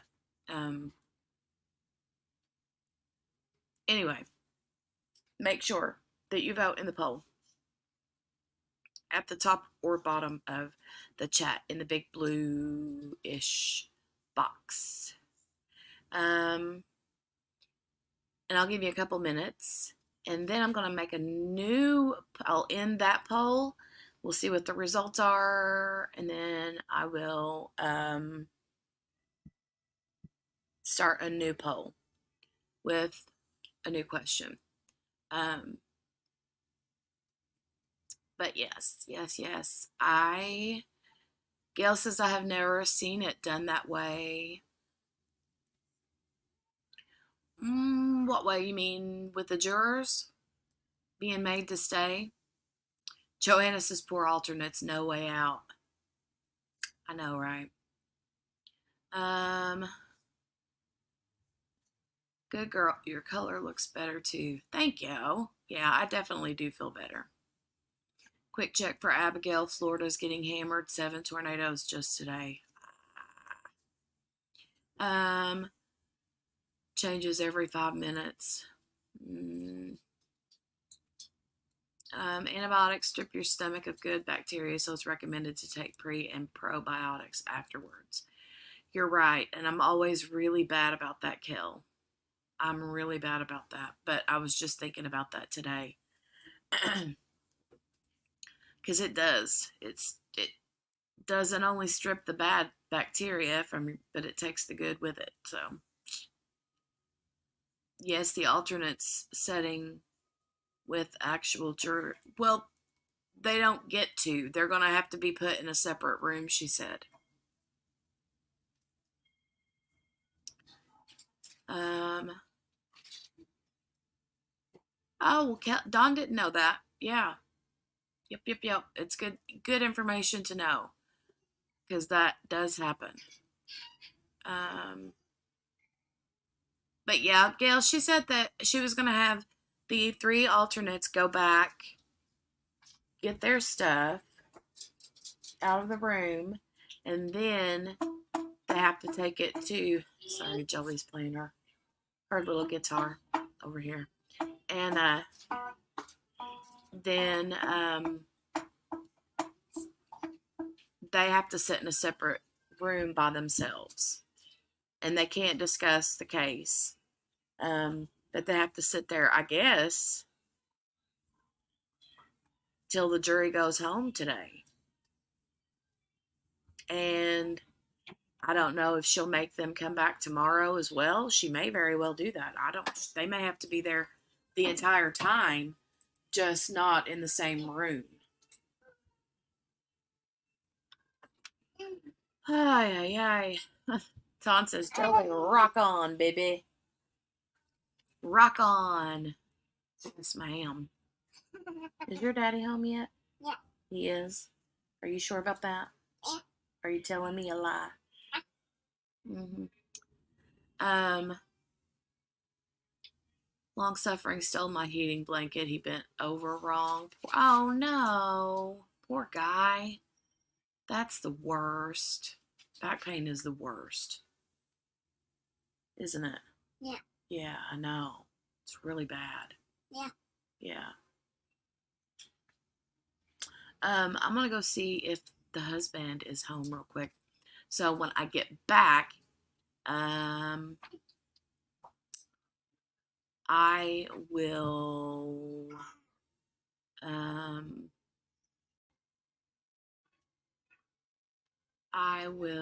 all pity for being old. Lee says until a verdict is reached. What do you mean, Lee? What do you mean? You mean Lee, you think that they have to be there? The 3 alternates have to be there until a verdict is reached? I meant during the trial, she said the jury was 15 and they took 3 out. I thought the 3 usually were off to the side. Oh, No, they don't pick the 3 until right before they go to deliberate. Because if they already know their alternates, then it's potentially they may not pay as much attention or take it as seriously. I guess.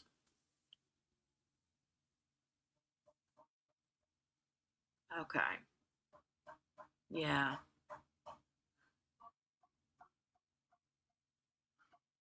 Every place is different. Like, I think it was it the Take Care of Maya trial where they had alternates already chosen, but they didn't know they were alternates? I can't remember. I feel like they did that because when they were considering replacing juror number 1, he was going to be replaced with I can't remember. It was something like that. How did that go?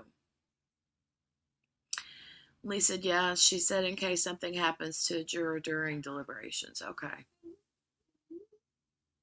Okay.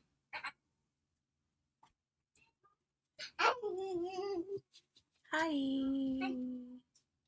Oh, what it was in the Taking Care of Maya trial. they had considered looking at the, they had considered, Jolie, honey, no, you cannot. Mommy's going to move the table here in a minute. I'm so sorry. Yeah, you can help me later, though, okay? Okay. They had, the judge had said that he could replace juror number 1 with an alternate, and they didn't know that they weren't. The juror number 1 wouldn't have known that he wasn't an alternate to begin with. So Joanne says, look at you learning. You're the next Emily D. Baker. Yeah, right. Yeah, right. I need to I love Emily D. Baker, by the way, but the we call it her cursey words crack me up. I always love her like intros when she talks about the cursey words. So I'm gonna run and check and see if Dale's home yet, and if he is, then I'm gonna throw this child out there with him. Yeah. And then shut the door. Yeah.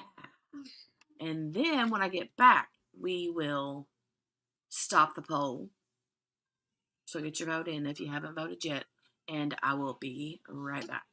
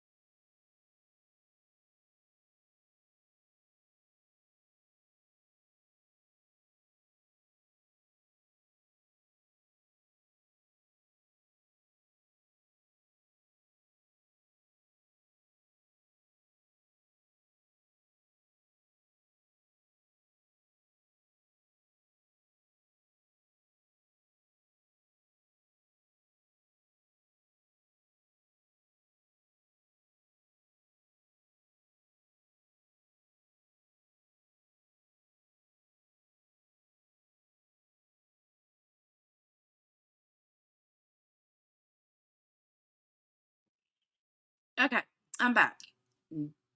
Husband is home. He was in there piled up on the couch watching TV with a bag of potato chips. So I was like, how long have you been home? He said, about 10 minutes.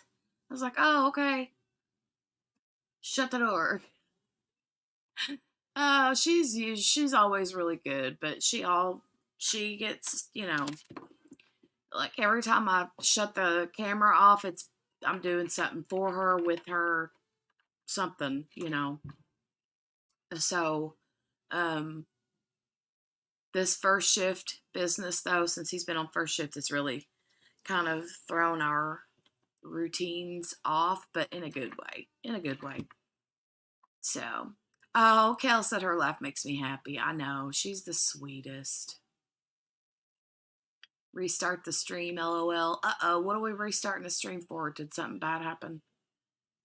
Henny says, seems jury number 1 asked all the good questions. I know, right? And did you watch his interview, Henny? Did you watch that? Because they just had his juror number 1's interview yesterday. If you didn't see it, I can show that on here. So you guys we can watch it together. It wasn't too awful long, but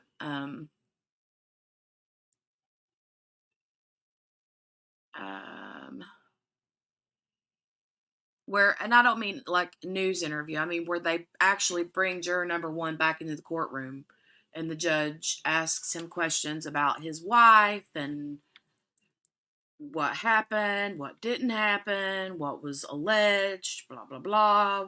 Was she in the courtroom? Did you know she was in the courtroom? All that kind of stuff. So, Dawn loves her too. I know. I love Emily Baker. Love her. Henny says no. Oh, okay. So you haven't seen it? We'll not watch that here in a little while we're waiting around. Fiddle farting around, waiting. Oh, I need to change, put a banner up that says Verdict Watch.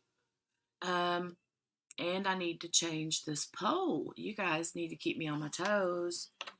So, end the poll. Pause that. All right. So, the poll results are, it looks like 36% said yes. The question was, do you think Teresa Black will be found guilty in the felony murder counts? 36% said yes. 21% said no. And 43% says not sure. So, the vast majority of you guys are not positive. And then in the middle is the 36%. So, all right, we're going to end this poll. And we are going to start another poll. Let's see.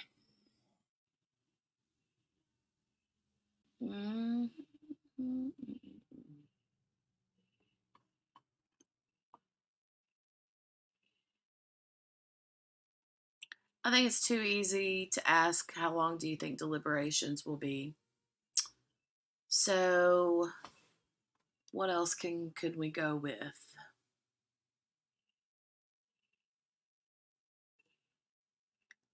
What else can we go with?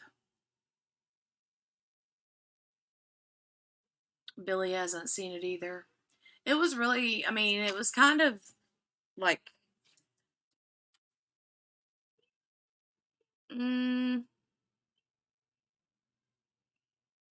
it wasn't like fireworks or nothing like that, right? But it was cool to like see him and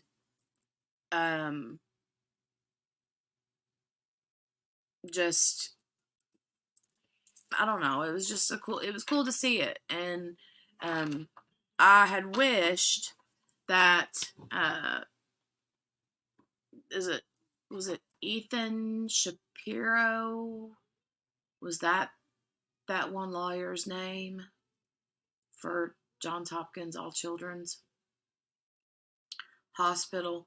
The one with the dark hair that's been the most voice, like the most about all of it.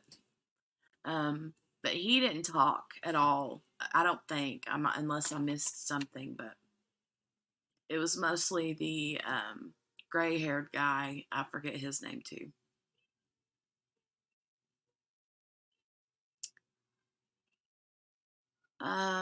Okay, let's see. We need to think of another poll. Question. Let's do something completely random.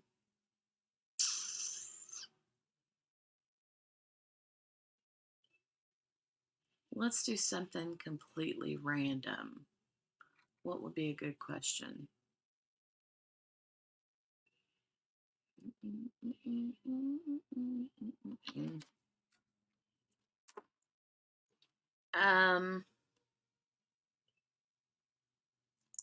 Okay. Do you think the child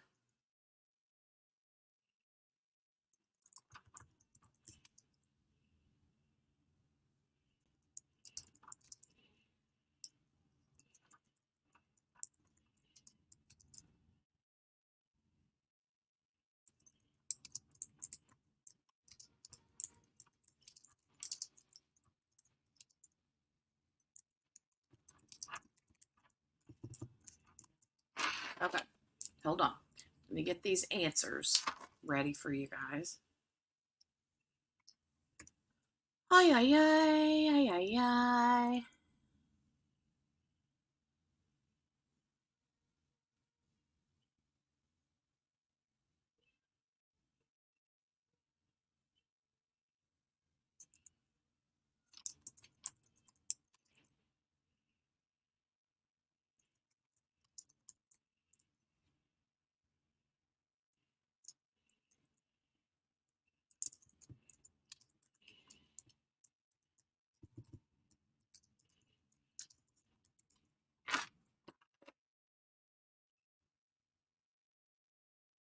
Let me see.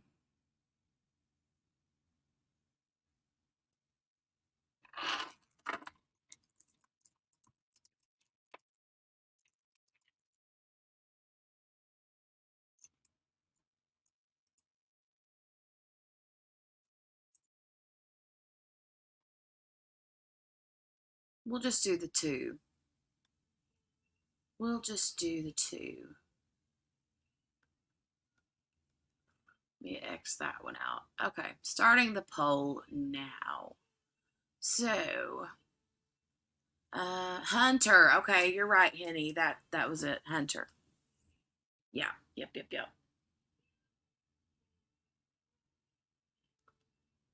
All right, you guys can go check out the next poll.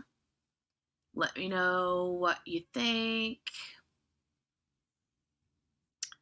And the question is, do you think the child passed away in the cemetery, like Mom said it happened? Or do you think the kiddo had already passed away elsewhere and Mom dumped him off there? Tammy says, how long will it take the jury, today or tomorrow?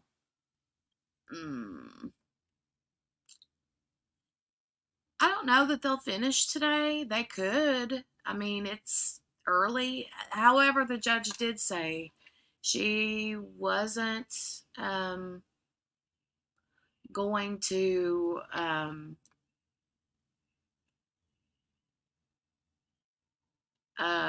restart the stream. What for, Lee? Is something wrong?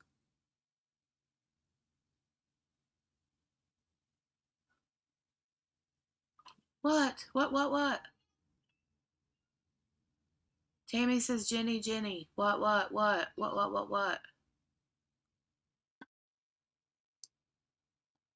Oh, God, do they already have a verdict or something? You're not, no way, right?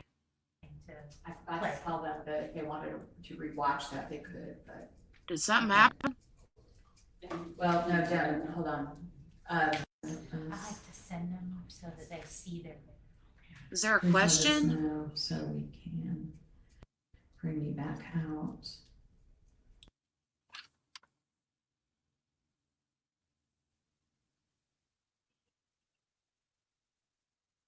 Did I miss something? What happened?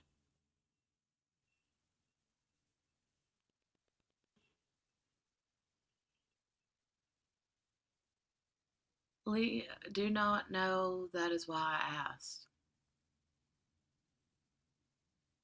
Oh. Well, I pushed it to live. Let me go back and check. They weren't doing anything.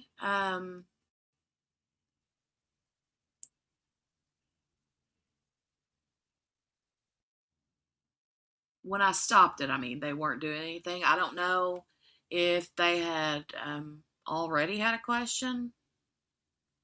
I don't know that they even had enough time to get the evidence stuff back to them, but I'll see. Hold on.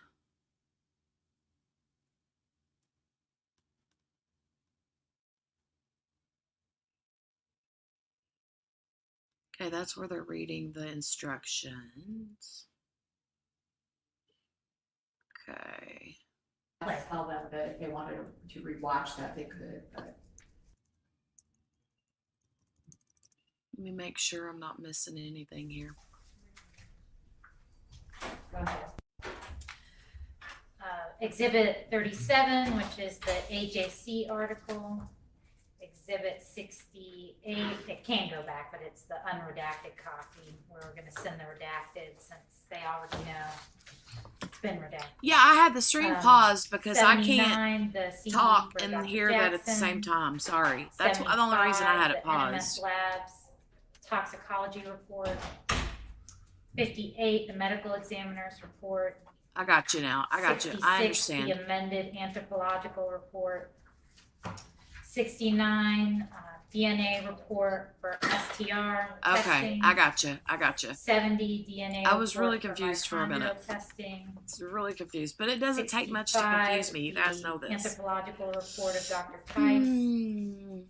Defenses 1, the anthropological report of the University of South Florida from 2013. I just am not one that can We are sending back the talk and keep flash my drive thoughts and like discs where that they need to be Defenses Exhibit 2. whenever States I can Exhibit hear it 11, going, and when I can States hear them talking. 68A, but of course. So I just paused it. That's why I did I that. felt Sorry. like that if they wanted to rewatch that, they could, but, okay. Well, no, Devin, hold on. 10 grand on a Barbie Do you Stanley want us to let them tumbler. know they can rewatch it? I believe I did in my opening, but I think if they want to watch it, they have. Okay, I've been seeing the The deputy Barbie said he would stuff. tell them, but I don't want him to have any communication with the jury unless you all are in agreement. I think it's possible that some of the jury may have gotten confused when you said, you wanted. That, I said there's enough transcript. That's, oh my god, that's what is that? okay. Why don't we do this? Let's send a note back. I don't want to bring them back out here that says if they want to rewatch, what were the exhibits? States Exhibit 11. There are no blondes. 68A, Lee, Defense Exhibit 2. nah. So I've been seeing all these things about these pink and red States tumblers, and exhibit. you shared that thing with me too, Which Joanna. I 11, don't understand. 68A, and Defense 2. I don't understand what it's why. Why is that a thing?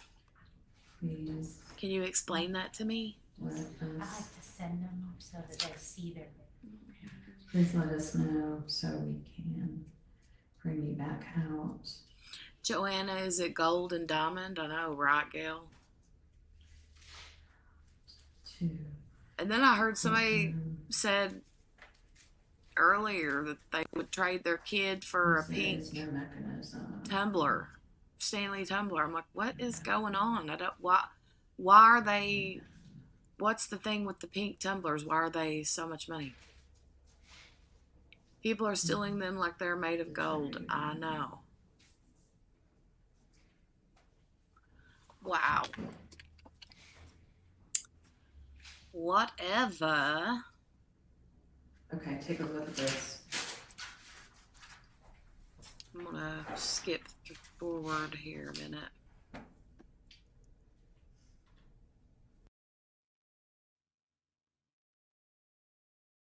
Okay, that's everything. Okay, We'll be in recess until we get a question or a verdict. Judge, just tendering for the record, defense 3, my proposed jury charge that the court did not get. Okay, so there. Okay, we're caught up. So,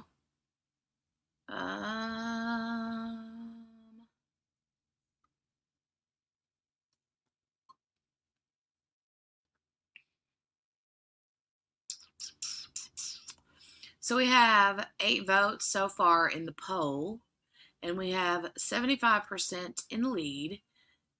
80%, now we have 10 votes that mom dumped him there, and 20% believe that he passed away there. So we'll let that continue to go, and it better have all the bling, right, Dawn? I know. People are stealing them like they're made of gold. I can't believe that. I like Barbie pink too, Joanna, but really? Is there like only a handful of them or what? I don't, and how much are they to even, I mean, I don't understand. All right, live button. So we're live again.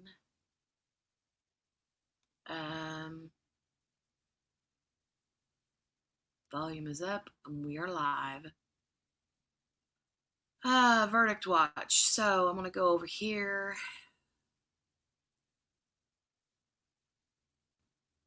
Yeah, I know it's a cup. It's like the big Stanley cup with the handle and the big ginormous cup, right? And is that what you're talking about? I mean, I've been seeing pictures and memes and this and that, but I don't understand it. It's kind of like the dress. Is it gray or lighter? $40.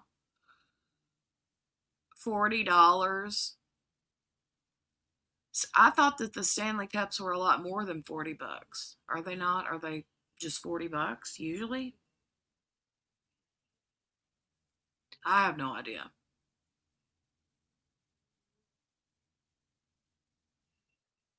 Who has to have the last word, Tammy?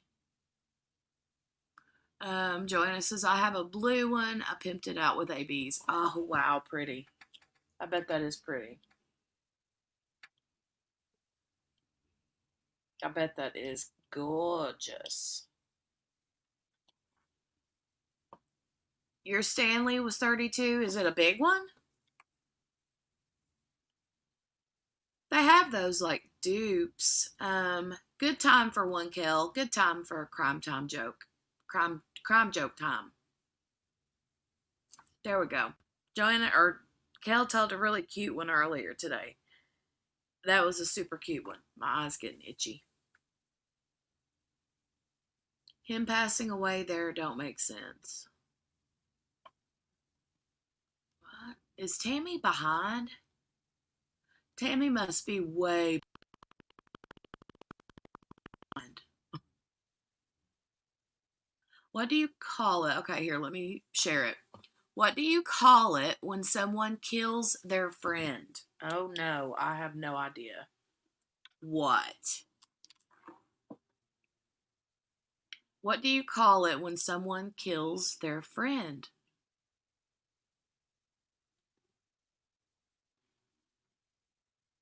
Homicide. Oh, God. Oh, my God. Ba-dum-bum. Ba-dum-ch. Ba-dum-choo. You crack me up.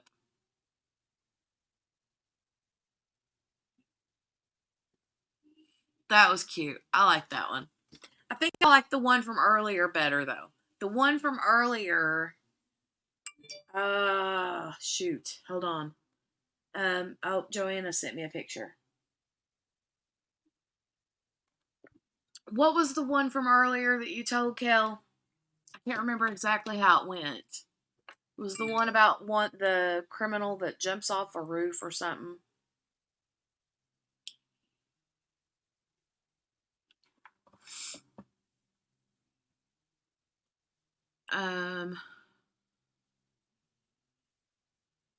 The one about the criminal that jumps off the roof. Let's see. Ooh, that is pretty. That is pretty. Wow. So pretty. Can I show it, Joanna? Here, let me show it here. If she'll let me. I'll make sure first. Tell me if I can show it, Joanna, here in the chat, because I can't. I have the picture like open on my phone, so I can't see your chat on my phone.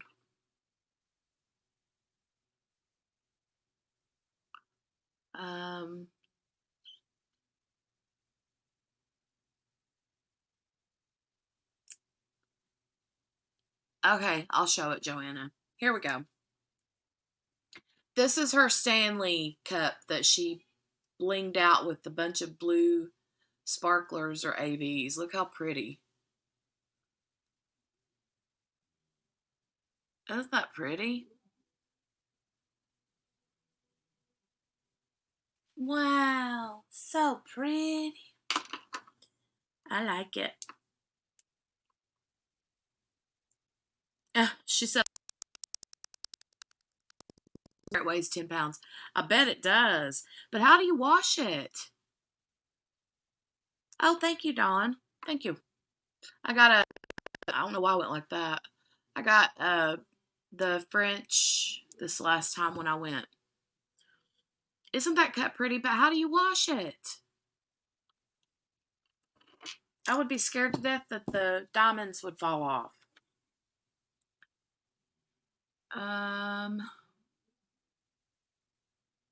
Oh, Tammy was talking about the pole. Okay, I gotcha. So Kel's joke from this morning was, what would let me put it up on the screen. The one from this morning was, what would a criminal falling from a building be called? This one I liked. I like this one a lot. What would a criminal falling from a building be called?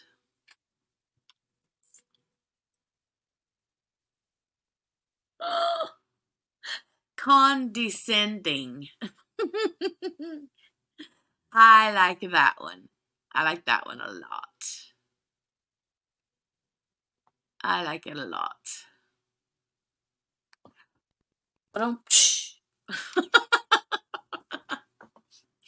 Oh, you like French manicures, Dawn? I do too. I like them a lot.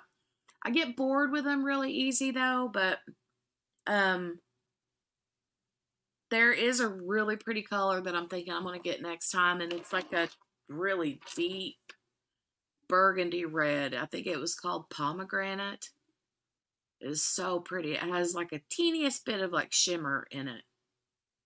But I go from like one extreme to the next with my nails. I get bored really easy. And I love, love, love the French polish. I like that one. I like it a lot. But like I said, I get bored with it after a while. I should list it for 10 grand winter cup. There you go, Joanna. Throw that bad boy on eBay. Patricia said, wow, that's pretty. That must have taken a minute. All right. They look better in person, says Joanna, with soap and water. Oh, you sealed it. Okay.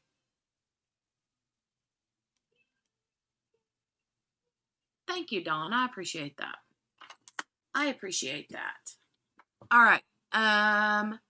Let's go see what the poll is. We have 11 votes now. 82% says him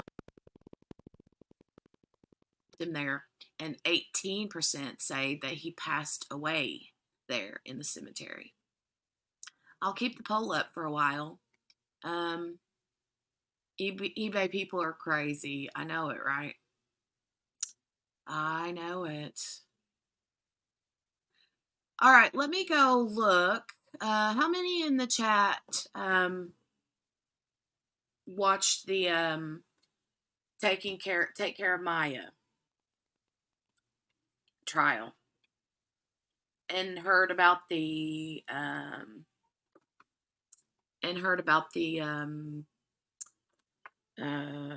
juror number 1 fiasco?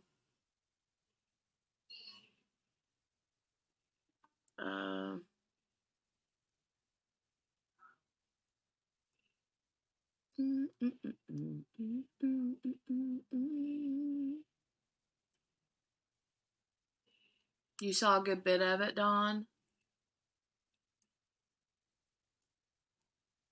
Lee says, I won't say anything without my lawyer present, but sir, you are the lawyer. Exactly. Where's my present? That's funny. Funny.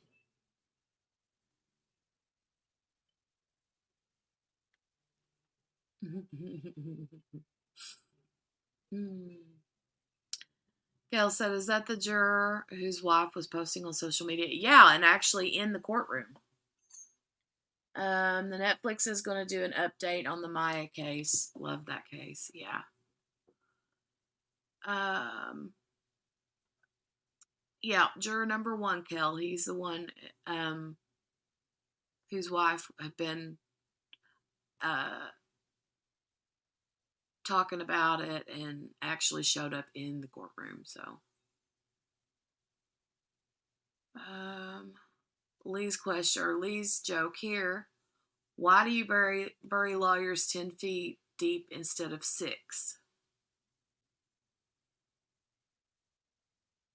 Why do you bury lawyers 10 feet deep instead of 6?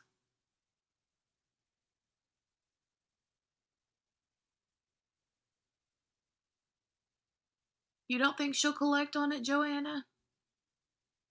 Really?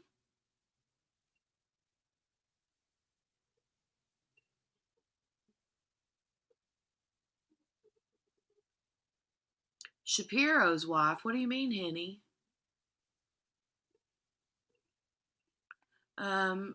Okay. Lee said, why do you bury lawyers 10 feet deep instead of 6? Because deep down, they really are good people. Oh my God.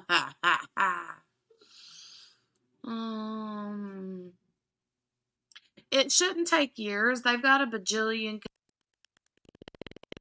dollars. Henny said on Facebook.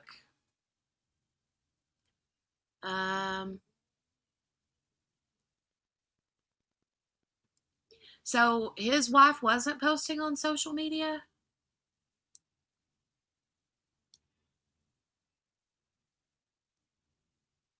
I'm confused.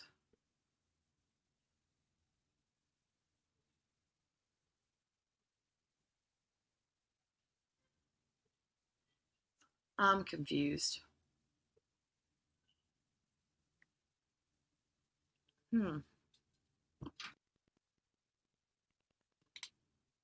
Okay. They're going to appeal the crap out of that verdict. Oh, yeah. Yeah. And Shapiro is already like hardcore, like nitpicking everything to pieces, you know?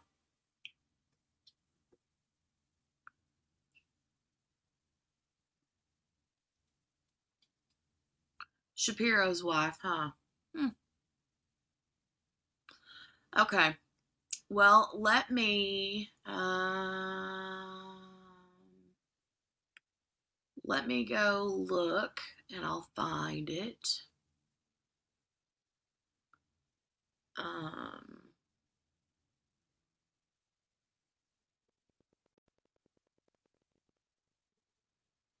me go look and see.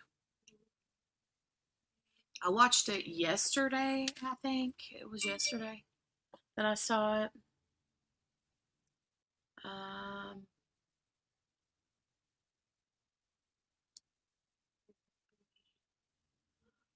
Also, like I was saying, that trial starts Thursday for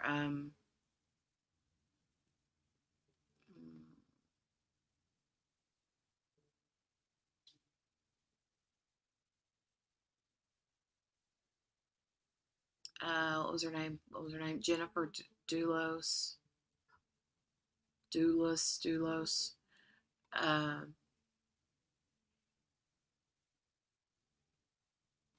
Or it's what's her name? Michelle Triconis.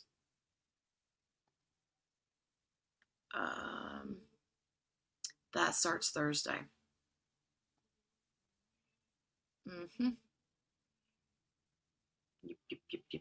Yep. So let me search in here.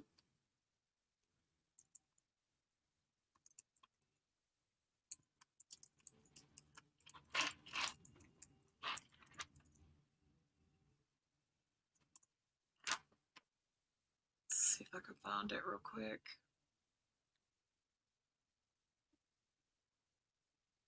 Whoa.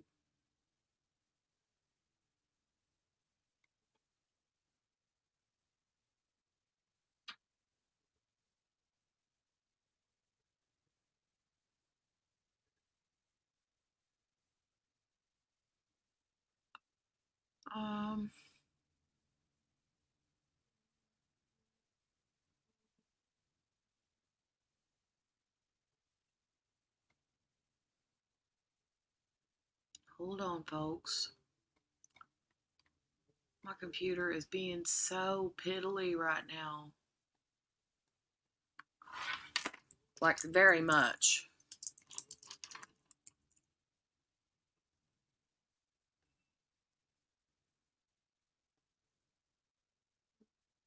Make sure everything's still going.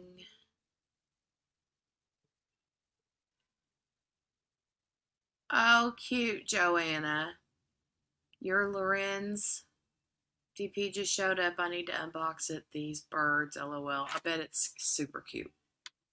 All of his stuff is super cute. All right.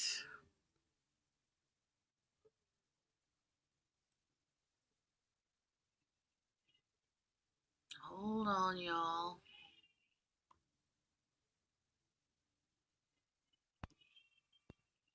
I'm hearing audio. Hold on. Someone getting the alternates? Yeah, we need to, Okay. they just have some questions. Okay. I have questions. You're welcome to come look at one while we're benefit of staying close by. You got first look.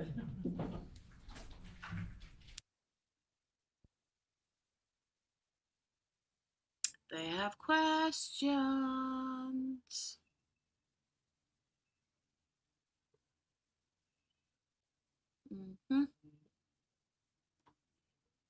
So they're getting the alternates.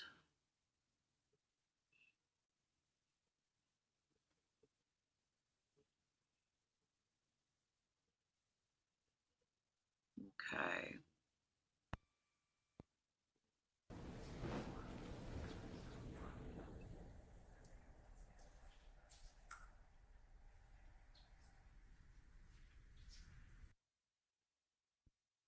Sorry, guys. I'm not like ignoring you, or I'm just trying to get this to work. And I don't understand why I can't find things that I'm looking for when I'm looking for them.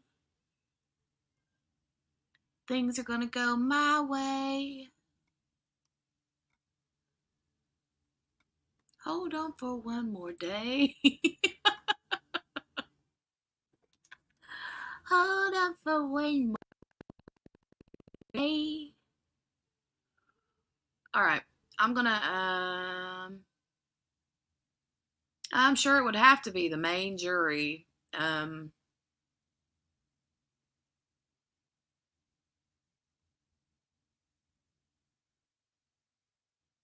The alternates aren't allowed to be discussing the case outside of the presence of the jury. So,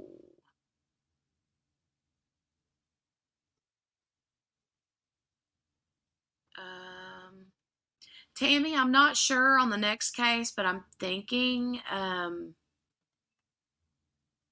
there's a new trial starting on Thursday. I mean, the case has been around for a long time.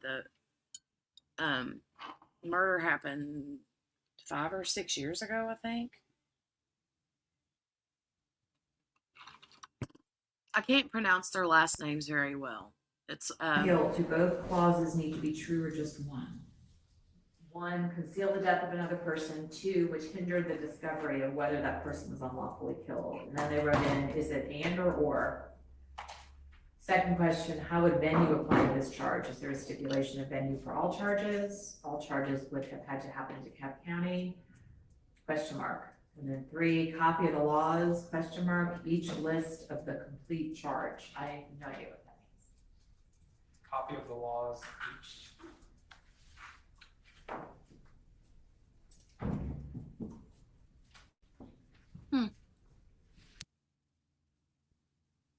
Well, let's see if they get that figured out. I'm still over here looking for what I'm looking for. Yeah, I am. I don't understand why my computer is being so daggone slow, though. Holy cow.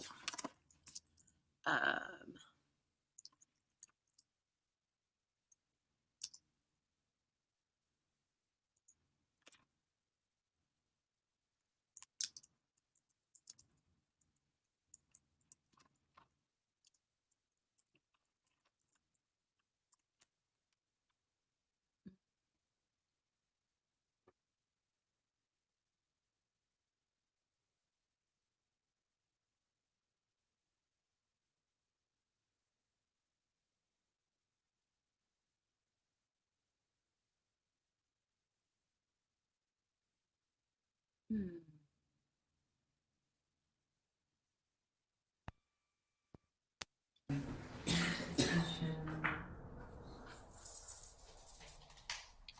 Is this it?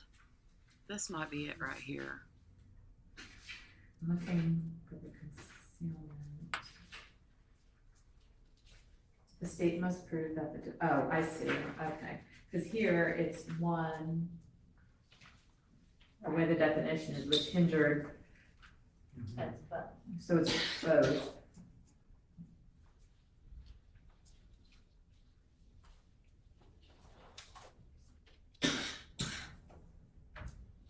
But we'll see what they suggest.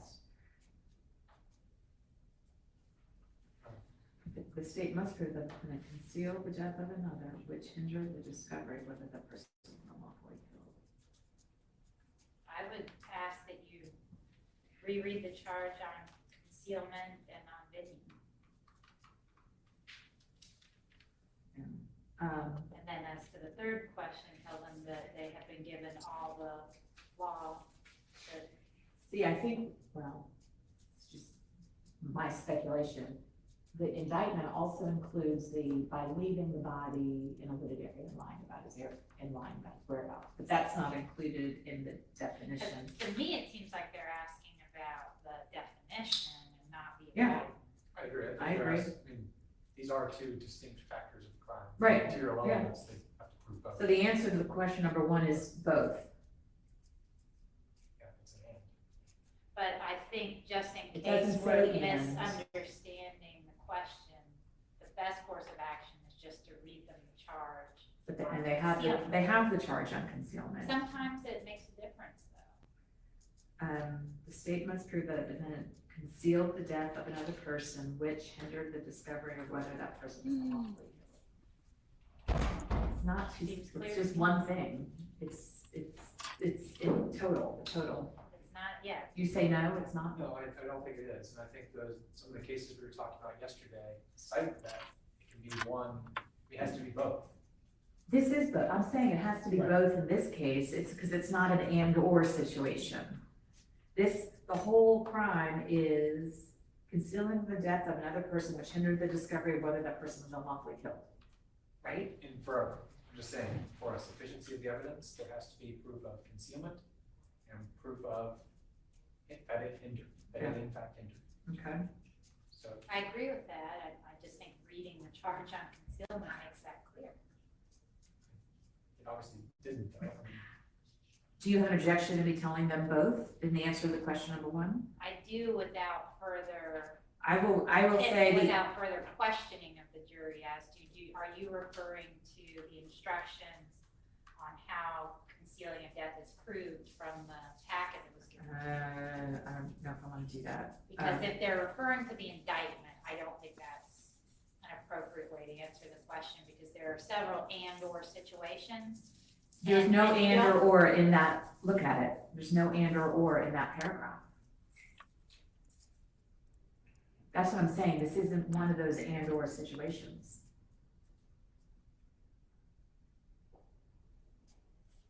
By leaving the body of William in a wooded area and lying about his whereabouts. Okay, but that's not what they're asking about. They're asking about the other, the prior, they didn't even ask about. I get that. yeah. My issue is that if they're referring to the indictment, and we give them instruction, it has to be both. And then they apply that logic to other places in the indictment that they're not asking about. That's the issue. Okay, That is my concern. Because there are several places in the indictment on other charges where they have been charged in the conjunctive. okay, And so I don't think it's appropriate to give them specific instruction like that when we don't know if they're talking about the charge that you've given them or the indictment. Sorry, guys. well, I think the risk is, it goes the other way as well. They could think this is one of those charged in multiple ways issues, which it's not. right. I think that's what they're struggling with, is does the and or principle essentially apply to this count? Possibly, but we're speculating. I And I have understand, concerns that that speculation could lead to confusion in other areas. And so I think the best course of action is to, Do I read count 6 of the indictment and read the, I mean, because the indictment has more information in it than the charge. I just think we should ask them if they're referring to the charge of the court document or the indictment. Do you have an objection to inquiring about that? I'm fine with that. I'm fine with that, I don't know where it's going to get us, but we can. Well, we see. can ask. Because if they are referring to the indictment, then I would request if the court answers to prove concealing, the state has to prove both that the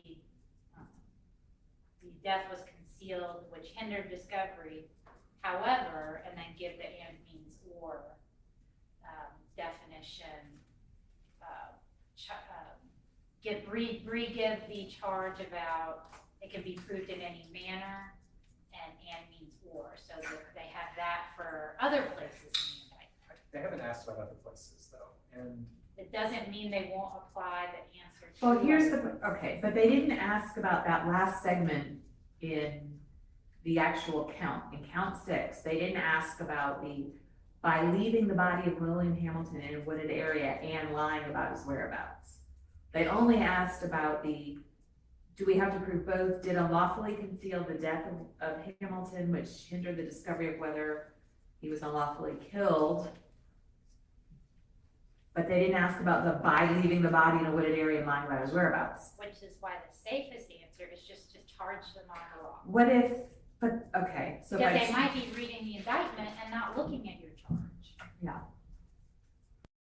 but Well, And they're these are applying less. this logic that the Okay. defense talked about in their closing without reading the packet. So if you just charge them first and see if that answers, I think that's the safest.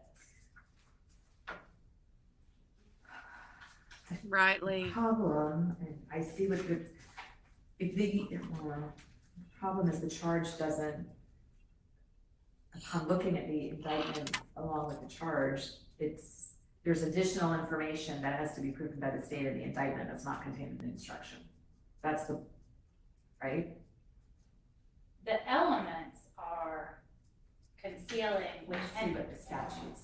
we alleged a manner in which that was done, which also has to be. Lord have because we mercy. alleged it. Okay, right. All right, hold on. All right, Joanna. It's gonna be a long week. 16. She said it's been a long week. It's Tuesday. Either that or she said it's gonna be a long week. Right. Okay. So all right.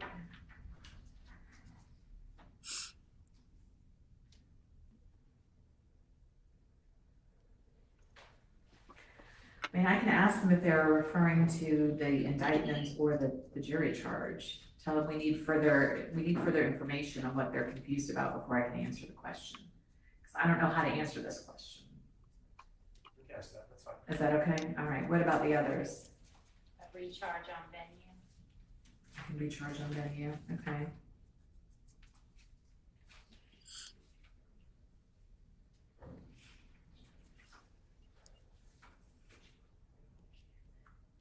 And what They there was, have been given a copy of the law. right, they have the law. And I can tell them that. Each list of the complete chart. I don't even know what that, I can ask them what that means. I'll- I have no idea. I have no You've been idea. given the law Yeah, that is to apply. What do you mean? I'm gonna, all right, here's what I'm thinking about doing. Bring them back out and ask them, we need more information. What are you referring to?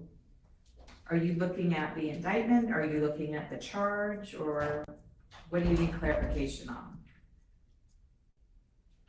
Because here, there's no and or in between those two phrases. That's why I think they're getting confused. There is an and or Yeah, it would be smart in to the just se- bring in them the out and say, following what is it you're line, but looking that, to again, know? that's in the indictment, not in the charge, Right, so, they're commingling issues. You have the issue of what is the law Right. require, which is what the question asks, and which would be satisfied by recharging them on the law.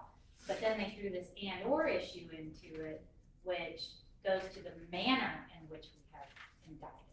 But that's not the question. that's not the They question they asked. asked, The law. right, right. And so they're conflating the issues, and I think if we were to just answer it, then they're gonna use that knowledge with everything. And they are going to presume that it has to be both. Every time we have alleged more than one manner of doing something, and that's not what they asked. And so I don't think it would be appropriate and would misguide them. Is this the only time we have a multiple ways of committing a crime? No, Cruelty, both cruelty counts. I mean, I'm we could- good, what, go ahead. we could say for the charge of concealing the death of another, Mhm. the, kind of right in front of me, The The state essential had, elements. the essential elements are concealing the death of another person, which hindered the discovery of that person was Yeah, unlawfully killed. they're dividing these into two, but it's really, Yeah, I'm gonna include That's your what I side too. said, like, And read say- that, then read the manner. I would say, for Okay, let me those two elements, both must be proved. And you can say, however, the manner, which is leaving or lying, could be One or the proved other. one or the other. yes, all right, that makes sense. I found that. That's the law, that's Yeah. a correct You statement of the must- law. You must find that they both concealed and hindered, however, with the manner, that is referring to However, the next the line, leaving line. should I refer them to, in the indictment, the following line says, by leaving the body in a wooded area and lying up, and for that section, it's either, one or the other. You're okay with that? I am. Okay, all right, so for the first question, it's both. Holy cow. The indictment charges him with unlawfully concealing the death of William Hamilton, which hindered the discovery that he was unlawfully killed. So both. And then there's another element, or the manner in which it was done, alleged to have been done, was by leaving the body of William Hamilton in a wooded area and lying about his whereabouts. For that segment, it's one or the other. I think we could, It can be. It can be one or the other. we can read the elements, conceal the death of another and hinder the discovery. For that section. Right, must- bicker all the state day. must prove Yeah, he's gonna both. pick, pick. Okay, There's a second section. Can't say that I blame him, right? You're right.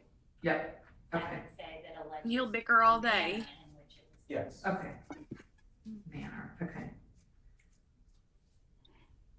Elements, both, the manner, one or the other. Okay, I can do that, all right. Two, I can reread them the venue charge. Yes, Your Honor. Okay. Three, they have everything, I don't know what they're asking I'll for. just say you haven't properly law. Okay. You okay with that, Mr. Bozard? Yes. Okay, all right, let's bring them out. Johnson? All right, she's gonna bring them out so she can tell them basically what she just said.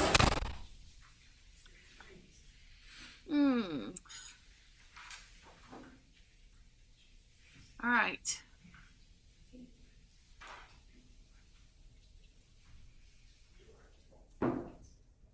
The poll is still the same, 82%. It says mom dumped him there, and 18% say that he What page Passed is the away venue charges? there in the cemetery. 12. Thank you.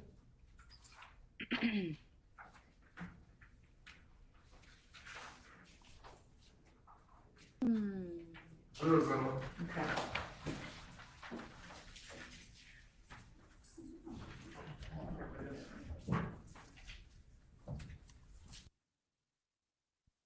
Wow. Ay, ay, ay.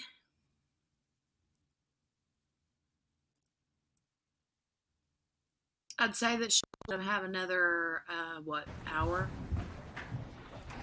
Because she said 5:30. And then be done for the day. All right, I've got your questions, and I've discussed them with the attorneys, and I'm going to attempt to answer them the best I can. For the first question, The elements of concealing the death or another, the state has to prove that the defendant concealed the death of another person which hindered the discovery of whether that person was unlawfully killed. So both of those elements have to be found. There is another line in count 6, which is the concealing death of another count, where the state also alleges the manner in which they contend this happened. That section is by leaving the body of William Hamilton in a wooden area and lying about his whereabouts. That section has the and parenthetical, and that's where the state only has to prove one or the other for that last line. Does that answer your question? Okay.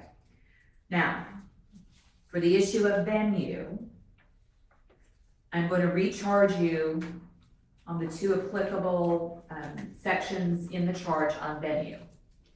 The law provides that criminal action shall be tried in the county in which the crime was committed. In a prosecution, in any case in which it cannot be determined in what county the crime was committed, venue is proper and may be proved in any county in which the evidence shows beyond a reasonable doubt that it might have been committed. Venue, meaning that the crime was committed in DeKalb County, is a jurisdictional fact that must be proved by the state beyond a reasonable doubt as to each crime charged in the indictment, just as any element of the offenses. Venue must be proved by direct or circumstantial evidence or both. Criminal homicide shall be considered as having been committed in the county in which the cause of death was inflicted. If it cannot be determined in which county the cause of death was inflicted, venue is proper and may be proved in the county in which the death occurred. If a dead body is discovered in the state and it cannot be readily determined in what county the cause of death was inflicted, venue is proper and may be proved in the county in which the dead body was discovered. As to your third question, copy of the laws, you already have, you have the charge and you have the indictment. So I'm not sure what it is you all are asking for in this last question.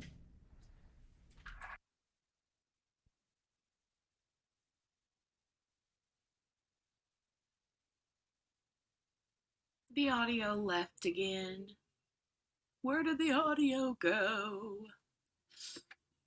Oh, now I can't hear anything. Camera person, fix it quick, fix it, fix it, fix it. Fix it, Jesus, fix it. Ooh, what was she giving that bad look for? Yeah, there's no audio.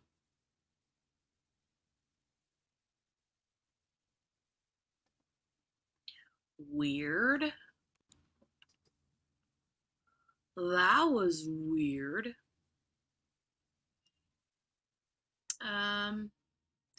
Joanna says, I'm with the poll, but the state has failed this child. They have no proof. Poor kiddo.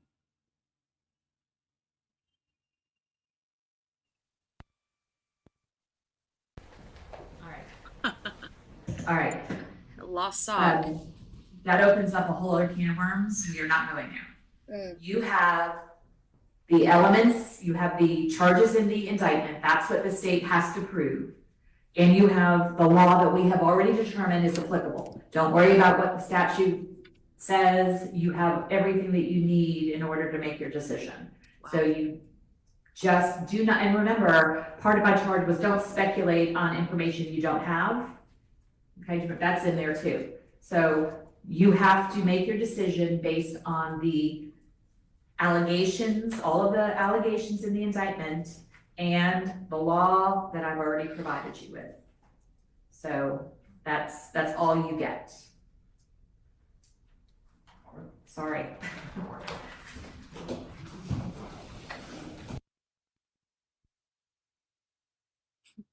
She's like, sorry. That's all you get. All right. So, I don't know. I mean, if they're already like having questions about ands and ors, which I know, like Lee said, they want to get it right. I get that. But if they're already questioning the ands and ors, yeah, this might be long drawn out. This might be long and drawn out. I think they shut off the audio because the jury member was talking. I think so. I think you're right because she's like, ooh, that's a whole other can of worms that we're not going to open right now. Eesh.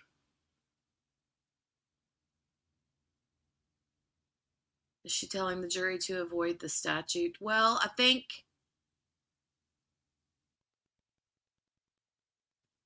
they're asking for, I think, Joanna, it was like they have what they need to know law-wise.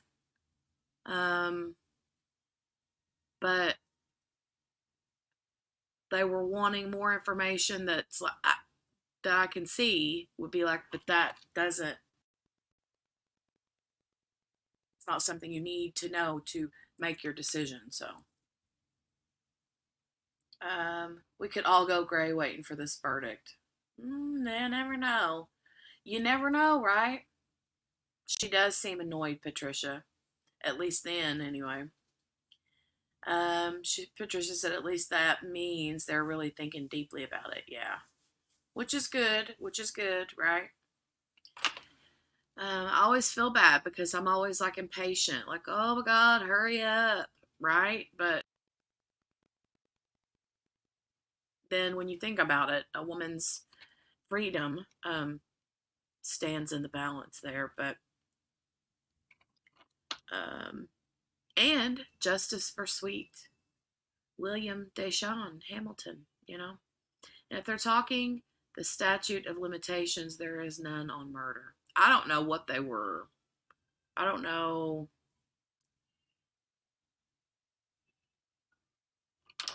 what they were talking about.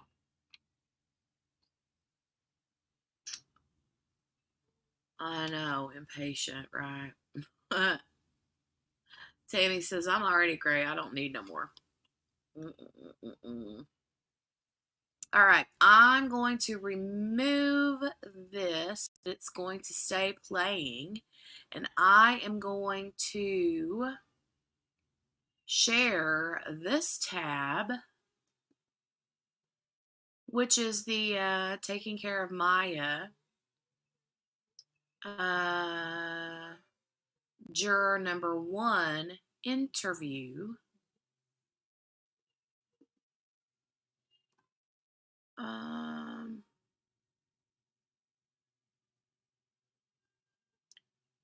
Okay. Hold on, let me just make this bigger.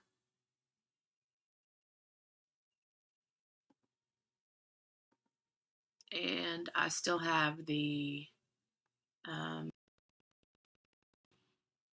verdict watch on for the Teresa Black in another tab, so I'll keep my eye on that. But we'll go ahead and start this. So this is the Take Care of Maya trial. And this is when they interview juror number 1 for what was for basically blabbing to his wife or juror misconduct. Sherry said she thinks it'll take a while. I don't know, maybe. All right, well, we will start this. His hair, this juror number 1's hair is something else. So I'll go ahead and start it and turn the volume up and start.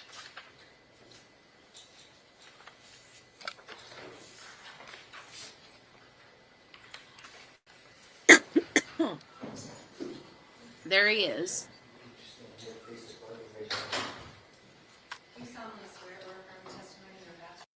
So let me just say really quickly, I skipped through a big chunk of it because the first several minutes were just random chatter. The judge was like trying to get everybody that was waiting in Zoom, to get them squared away and situated and that kind of thing. So, can you remove the crawler? What's the crawler? Oh, you mean the verdict watch thingy?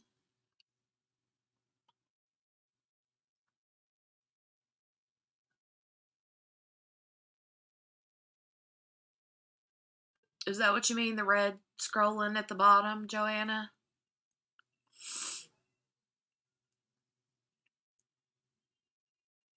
Or what? What crawler?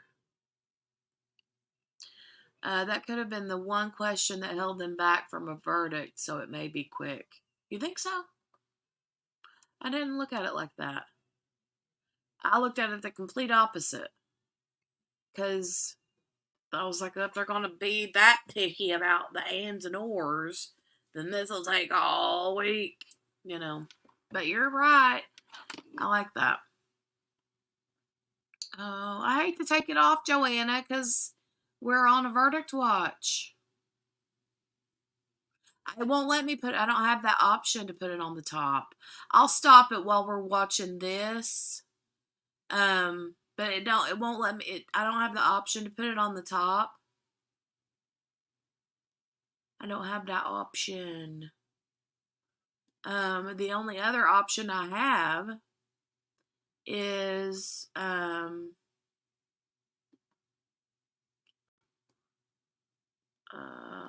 on.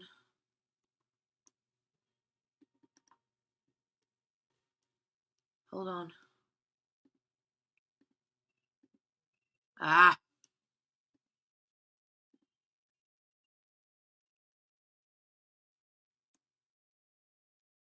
The only other option I have is to do it like this. And then it covers the whole thing. You know? I could, hold on, let me change the brand.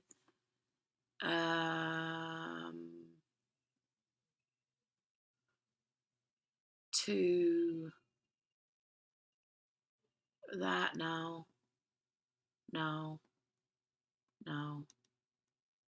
I mean, it's either all too big.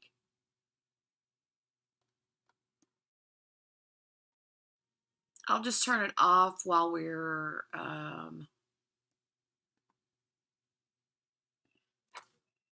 watching this, and then I'll put it back. I'm not picking my nose. Sorry, guys. My nose is just itching.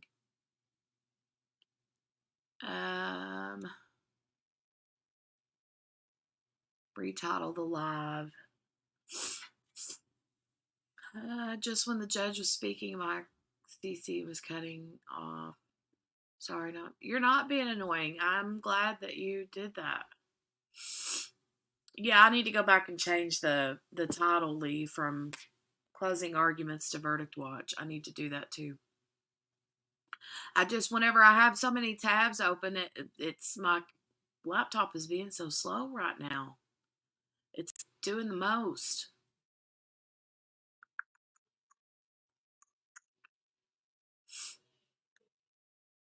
Yep.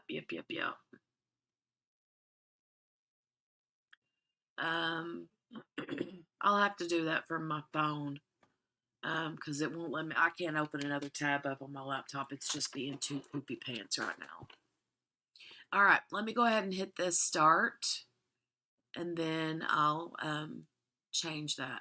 But what I was going to say before I go, the reason I stopped it is because there's a big chunk at the beginning that I skipped through in the Maya juror number 1 interview because it was a bunch of nothingness. All nothingness. So, okay, here we go. His hair is awesome, though. I love his hair.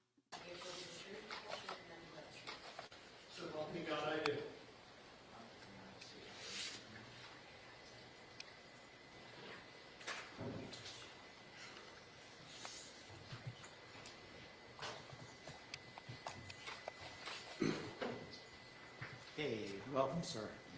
Greetings. And I know we're in a different courtroom and a different courthouse than the last time I saw you, and I appreciate you coming today. I would assume you understand why we're here today. Yes, I do. Okay.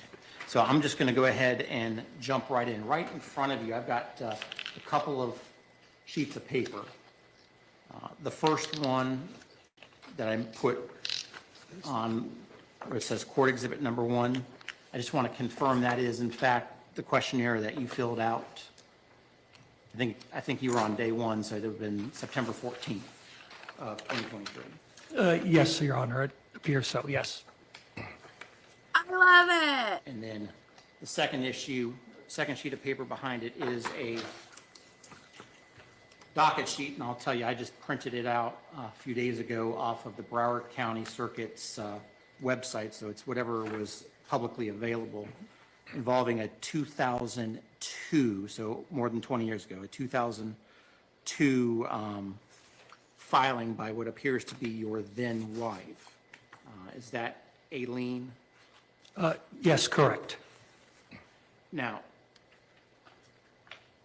I mean, I've sat in the family law division, so I know how to read this docket sheet. What it looks like is your then wife filed, because it looks like you probably had minor children between the two of you, a UCCJEA affidavit was filed, and there were some allegations.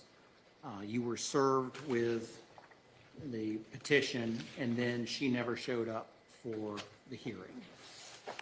That's what I read off of this. That is correct. Now, here's where I'm going to go with my questions. There seems to have been some sort of reference to child allegations involving this petition. So was there any sort of involvement by DCF more than 20 years ago in this case? When I say this case, the 2002 case. No, there was not. And at the time in 2002, did you have, how many minor children did you have? 2002, 2002. that would have been 3. Were any of your children sheltered by DCF or whatever the entity was called at the time? None, no. There was on the questionnaire whether you had any strong opinions about DCF. So do you have, let me go back. On September 14th, 2023, did you have any opinions, strongly held opinions about DCF? No, I did not. How about the government's ability to remove children from the care of their parents? No opinion at all.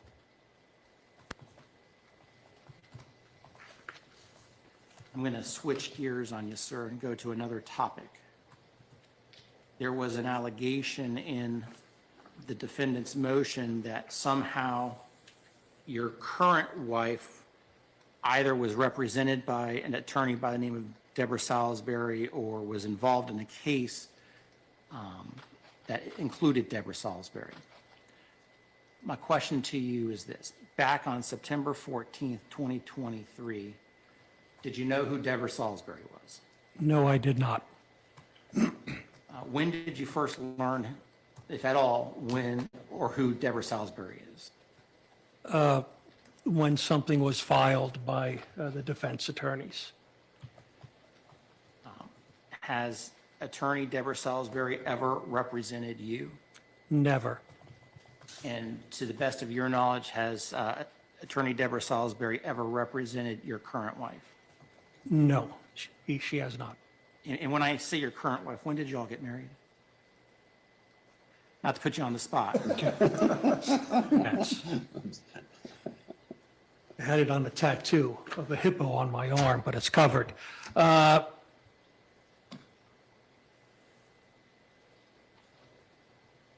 2016. Okay.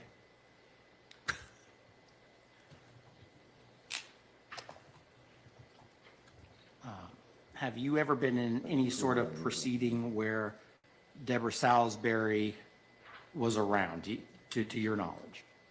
Never. I'm going to change gears on you and go to another topic, sir.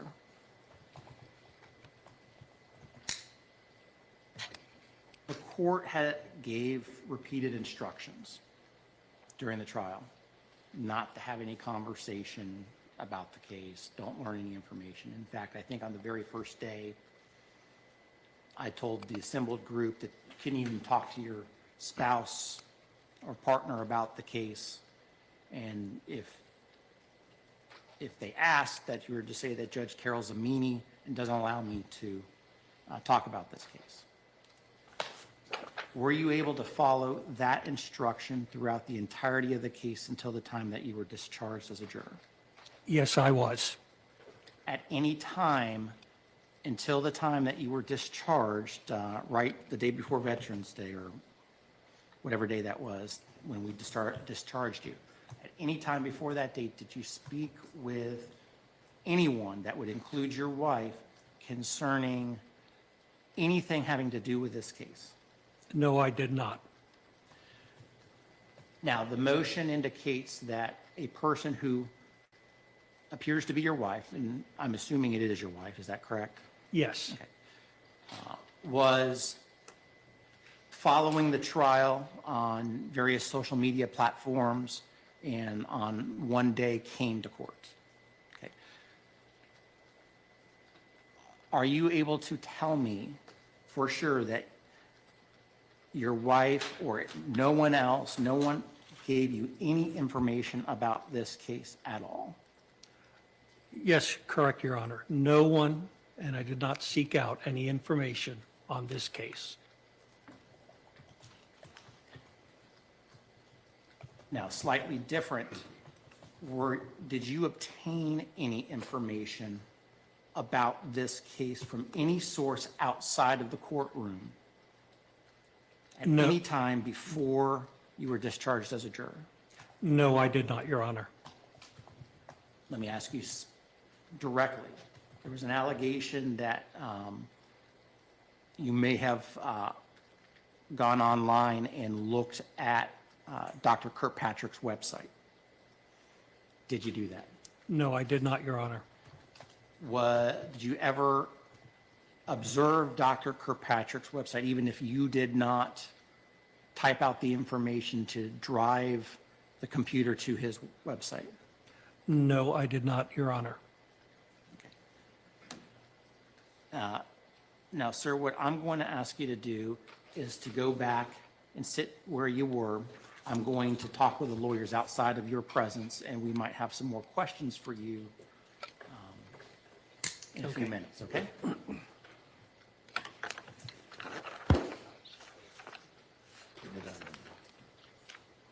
You all are hardcore meanie pants on his hair. I like his hair. I like his hair. Okay, juror number 1 is out of our presence. I have, as I told you in the order allowing the limited juror interview, and as I said this a few moments ago, after I asked my questions, I was going to open it up to see if there were other questions. So I'll just go to the defense. Are there topics that within those 4 issues that I'm allowing that I need to dig farther on? Your Honor, I only have really an area of inquiry as to the October 30th when his wife Okay, was... I'm having trouble hearing you. Can you go to the? sorry. I apologize. I said, I'm only have a handful of questions, I think, about October 30th when his wife was in the courtroom. It seems to me that if I was on a jury and my wife showed up in the courtroom, I'd be surprised. And so, I mean, did he have any conversations about her planning to attend before she did attend? And then I guess the next question has to be, did he actually see her in the courtroom sitting on what I'll call the plaintiff's side of the courtroom? Did that cause them to have any verbal or nonverbal communication with one another in the courtroom? Did they have lunch with one another that day? Did they have any discussion at all about her attendance at the court at the end of the day?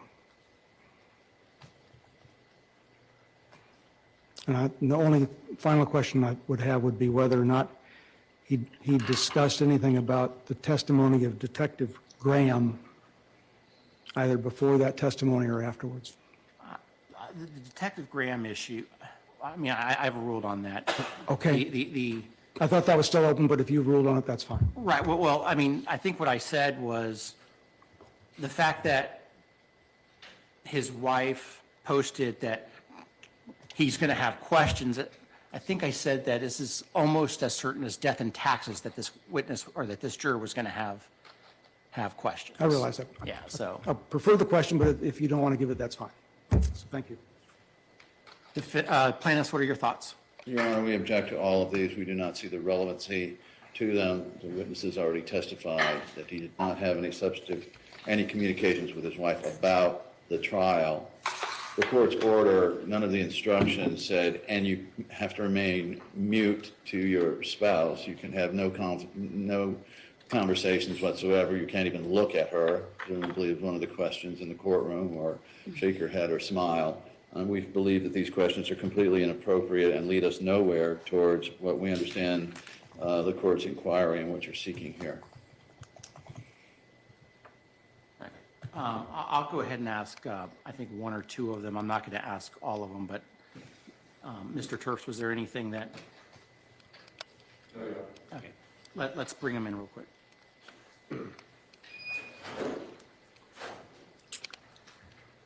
to be clear, this is during the trial. I heard, I forget his name, Anderson, say, just so we're clear, this was during the trial.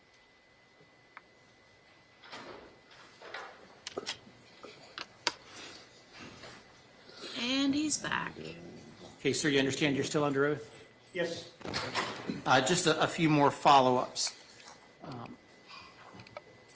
Apparently, your wife showed up in court on October 30th. That was the day before you dyed your hair, if I remember correctly. Well, your hair went orange Yes. for Halloween, I assume. Okay, but let me go back to the day before that. Did you see your wife in court that day? No, I did not. Did you have any knowledge prior to October 30th that she was going to court? Yes. Okay. Tell me about that. She told me that morning that she wants to go and sit in court, and I said, fine with me, and that was the end of the conversation. Now, so you I said do you too, didn't honey. see her in court. Because of my eyesight, with my readers, because of my diabetic retinopathy, I only see figures in the gallery right now. I can't ID anybody. Well, here's where I'm going with my ultimate question. I hear that you say you didn't see your wife, but I want to make sure, was there any sort of nonverbal contact or nonverbal communication from your wife to you about this case? No, there was not. Okay. Thank you, sir. If you could go have a seat. Well, first of all, if I were, I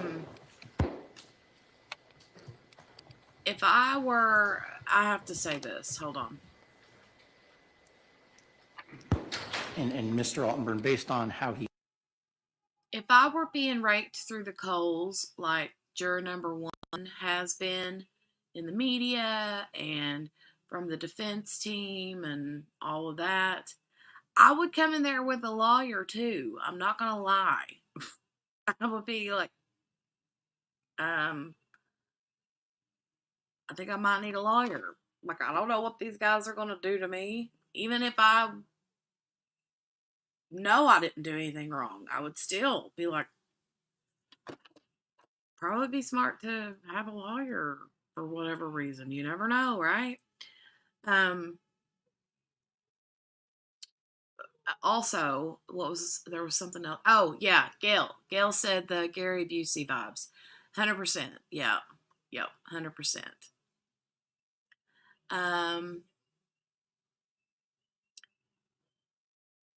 Did his wife rat on him? No, I don't know exactly how it happened. I think that juror number one's wife was sitting in the gallery next to, was it somebody in the media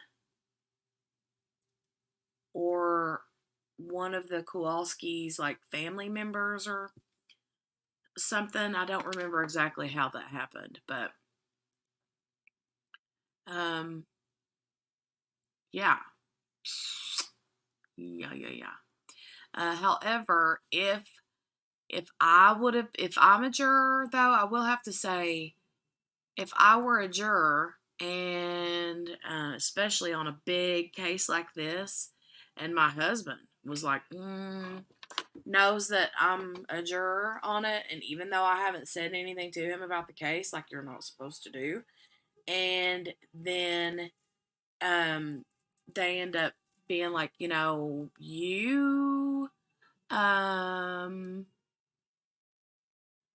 read it. What about read? Oh, it was somebody with Reddit that she was talking to.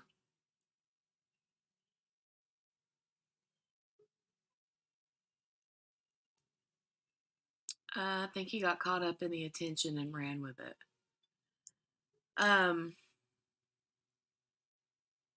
So yeah, anyway, I would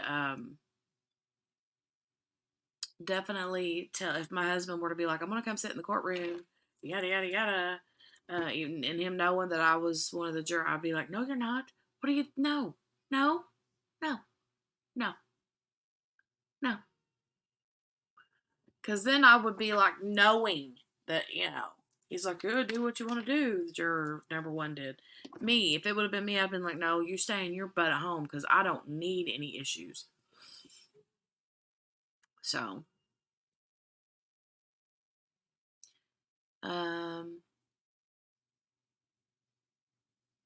no, that's where all this started from. Well, Reddit is a rabbit hole all on its own. I mean, you get in those threads on Reddit and it's like literal rabbit hole. So, all right, I'm checking on nothing going on the Teresa Black verdict watch. So, I'll start this back up. He answered those questions. I didn't ask some of those others because either benign contact, not about the case. I'm not asking for additional questions. Okay, thank you. So at this point, may I excuse juror number one? Yes, Your Honor, on behalf of plaintiff. Okay. We can let him go if he wants to leave the building. That's fine. I'm going to hear further arguments from the lawyers. Mr. Turfs, if you want to stay around, that's fine, or if you want to leave with him, that's fine too. But juror number one is free to go if he wishes to leave at this point. If he wants to come and sit in the audience, he's free to do that, or come sit here. It's totally up to him.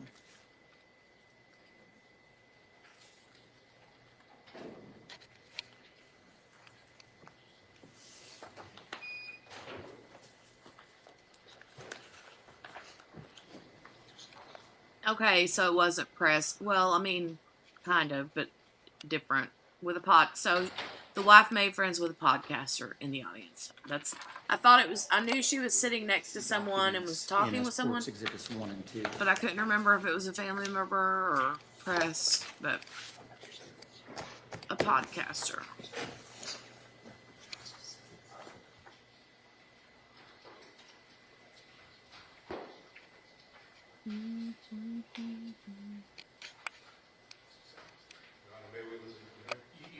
absolutely may. Okay. But he is now excused from his subpoena, and he's free to go whenever he wishes to go. Okay, closing arguments at this point on the defendant's motion for new trial, which is at DIN 3742. And since it was the defendant's motion, I'll let the defense make any arguments you wish to make at this point, if any. So based on the testimony, it comes down to a credibility call for you to make on what he said here. And I've asked for questions. We'd like to go on to the things on the other area, but I believe you've made a clear ruling on that, so there's no reason for me to argue further on that. I do believe that those things weren't bound by a 15-day, and that we had good cause for why we did it somewhat later, but you've ruled, so thank you. Thank you. Plaintiffs?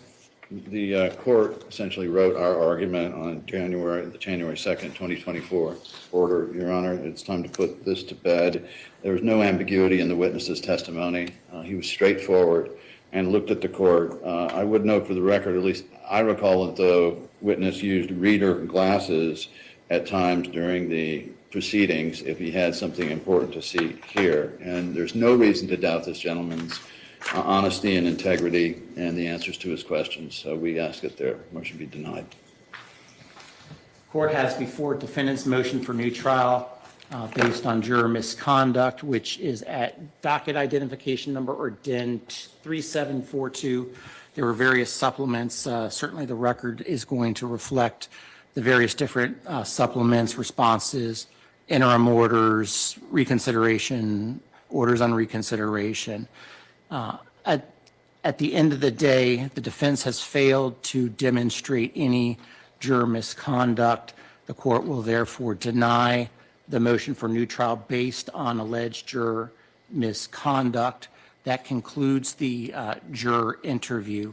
I certainly still have a number of motions pending that we argued before the court on December 15th. Those remain pending, and I still need to address those. So my hope is that on or before Monday, January 22nd, that I will have answers to all of those outstanding motions one way or the other.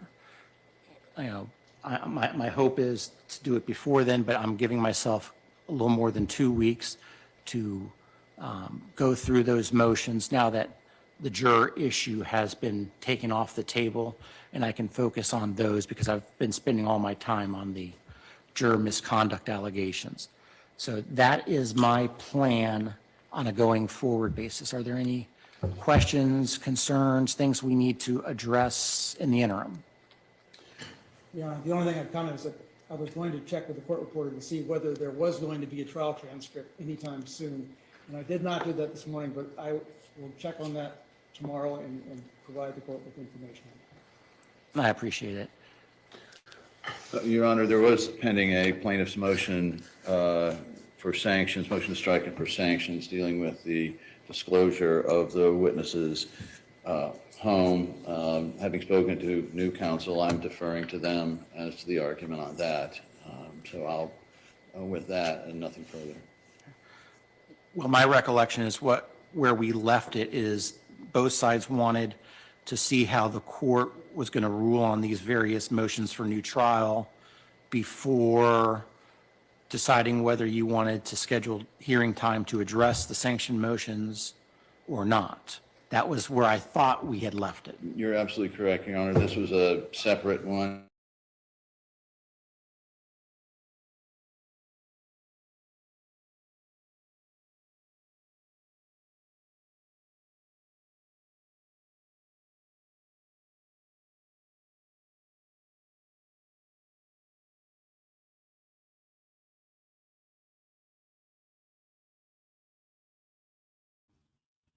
Sitting here yakking my head off, and I'm muted. Anyway, I was saying that I was completely okay with how that turned out. I was fine with it. I'm like, whatever, juror number one, you do you, man. He, in my opinion, didn't do anything wrong. And if they really feel like they had something to go on, then, you know, they weren't able to prove it. So, you know what I mean? You know what I mean? All right, so that one is done. I'm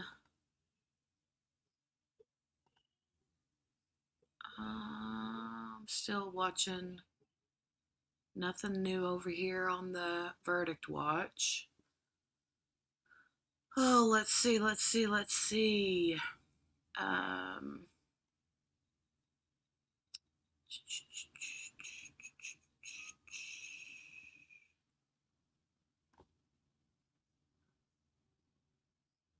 Um, the Savannah Soto case. Here is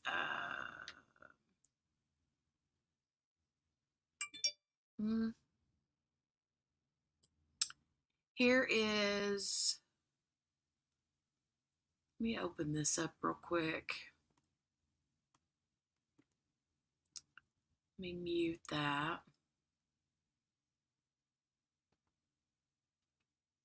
And you agree too, Henny. Henny's like, yeah, great call, Judge. Joanna's just like, go get your hair done, man. Go get your hair done. What do you want him to do with it, Joanna? What would you have him do with his hair? What would you have him do? I'm going to scroll through this one video real quick because there was a couple of things I was going to show you guys.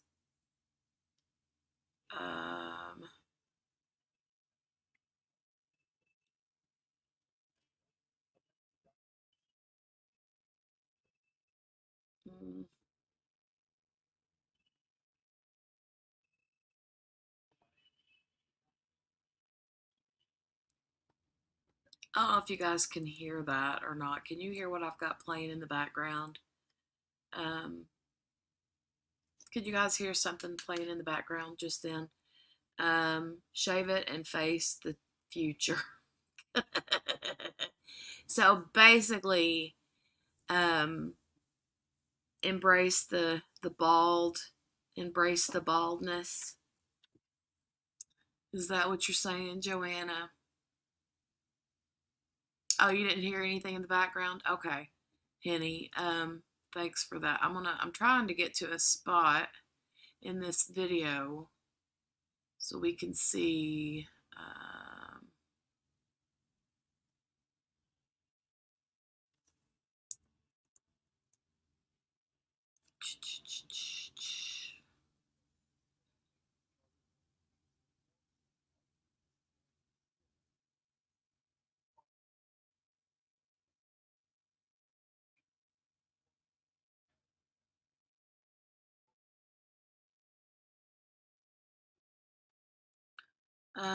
There's this video that these guys had put together that I was wanting to share bits and pieces of if I can.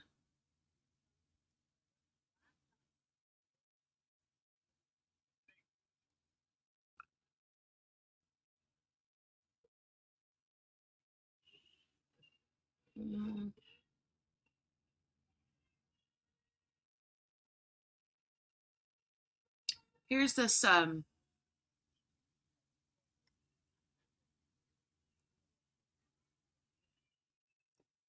so there's this YouTube channel that I like to watch. I really like these guys. The name of the YouTube channel is Duty Ron, DUTYRON. And I'm going to copy this link to this particular video that they did. It's like an hour and 43 minutes long. And I'm going to paste the link into the chat so that you can go look at it whenever you want to. hold on. Duty Ron.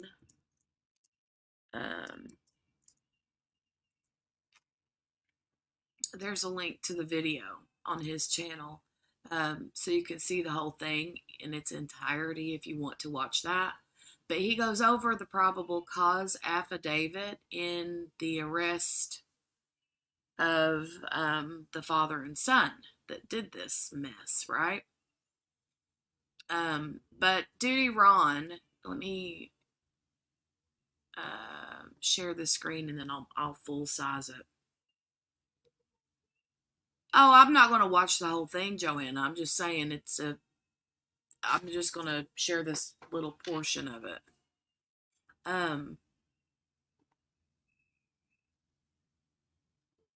Just a few minutes of it.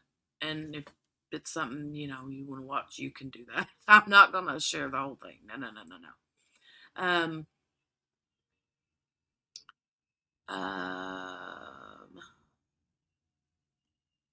Present, share.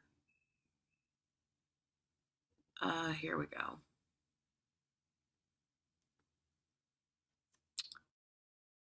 And then I'm going to make it big. But Duty Ron, let me move myself out of the way.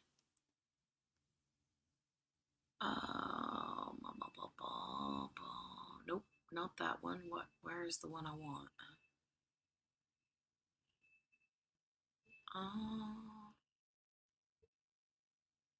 Where is it? Nope, that's not what I wanted either.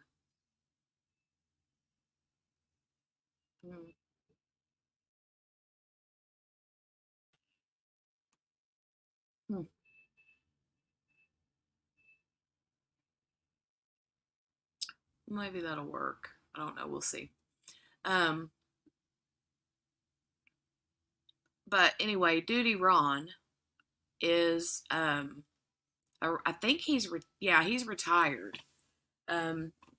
NYPD detective. Okay. And then Ed Wallace is also, I guess he comes on here and I don't know if they have this channel together, but they usually do videos together a lot of the time. I don't know if Ed Wallace is just like a co-host that comes on with him every once in a while.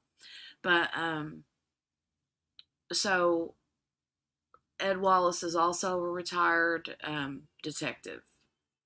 And they come on here and they like discuss these different cases and stuff like that. So it's really cool to hear their perspective of these like current event crimes,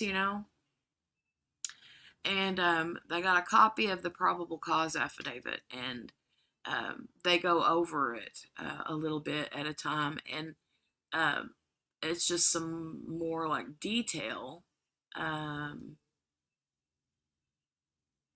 that's pretty interesting. So I'm going to play this and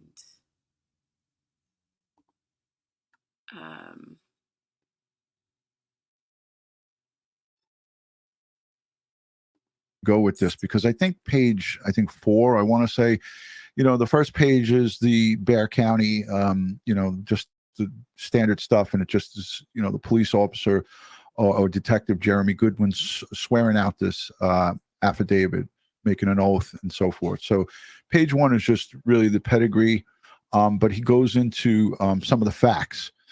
And this, we all know about these facts here, and I can't highlight this because I didn't download it. This is just straight off the site. Can you guys see this good in the chat? Let me know on the chat, because I can't really make it any larger than this. This is like the fullest zoom, but let me know in the chat by saying, yeah, I could see this, or no, it's kind of hard for me to see it.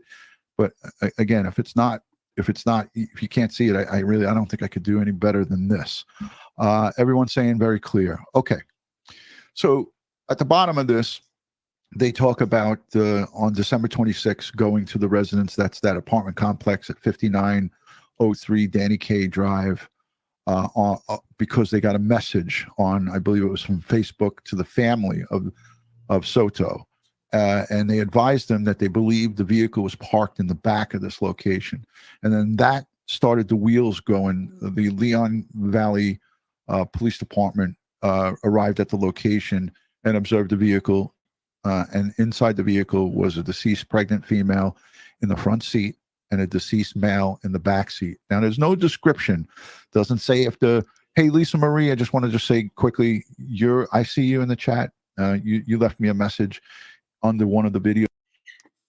So, they had said something about the family member, right? It said, on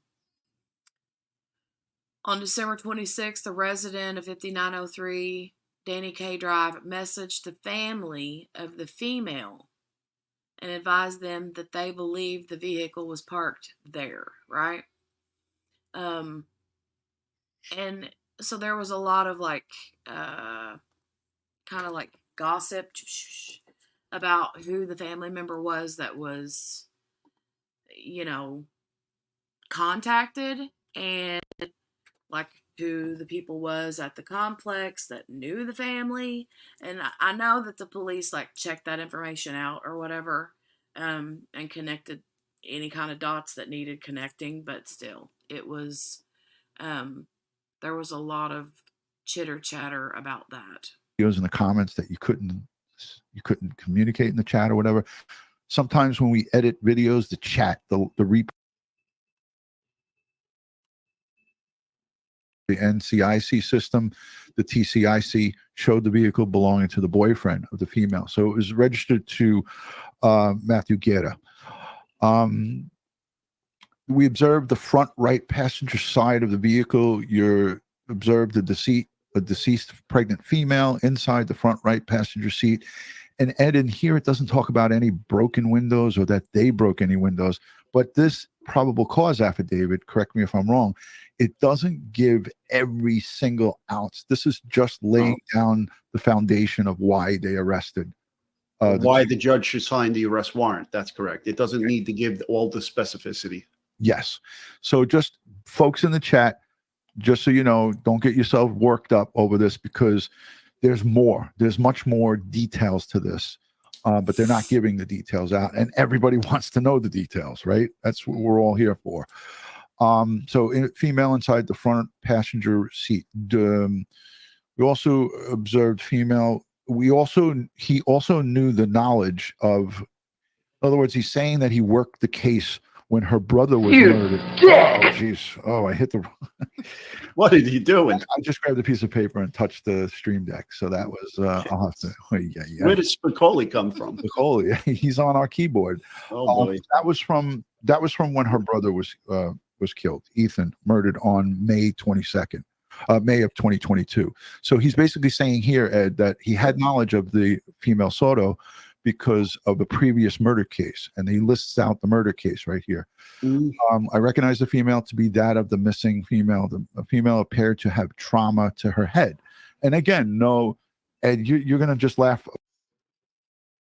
Well, shoot, why did it do that?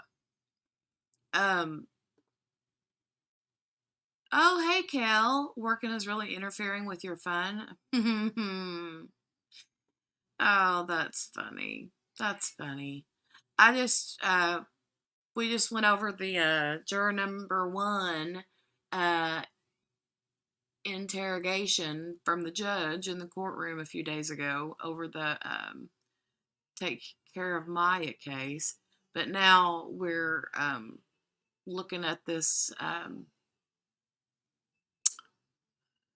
probable cause affidavit in the Savannah Soto and Matthew Guerra case. But here in the bottom, this bottom paragraph here, it says your affiant then observed the back seat of the vehicle, observed a deceased male in the back seat of the vehicle. The deceased male resembled the boyfriend to the female. The male had an apparent gunshot wound to his head. It appeared the male had been dragged into the vehicle. Your affiant did not observe any weapon near the male. a search warrant was requested so entry into the vehicle could be conducted. So yeah, they said that he had been dragged. Now, I know, like a lot of people were wondering, how did the Christopher, or potentially Christopher and his father, I don't know which, or both, or what, but how did they get because Christopher is a big dude. He's tall, right? He's skinny, but he's tall. So how did they get him out of the front seat? And if he was in the car, did they drag him out the front seat and back into the back seat? Or did they drag him like through the middle of the car, like from the front seat to the back seat through the center, like console or whatever? And I don't know if they mention it in the PCA and the probable cause affidavit, but they did have, they did say that the baby Fabian's car seat, the infant car seat, was in Savannah's lap. So I don't know if they like took it if they took it out of the back seat to make room for Matthew, and they just slung it on top of her. Crazy, weird, random details.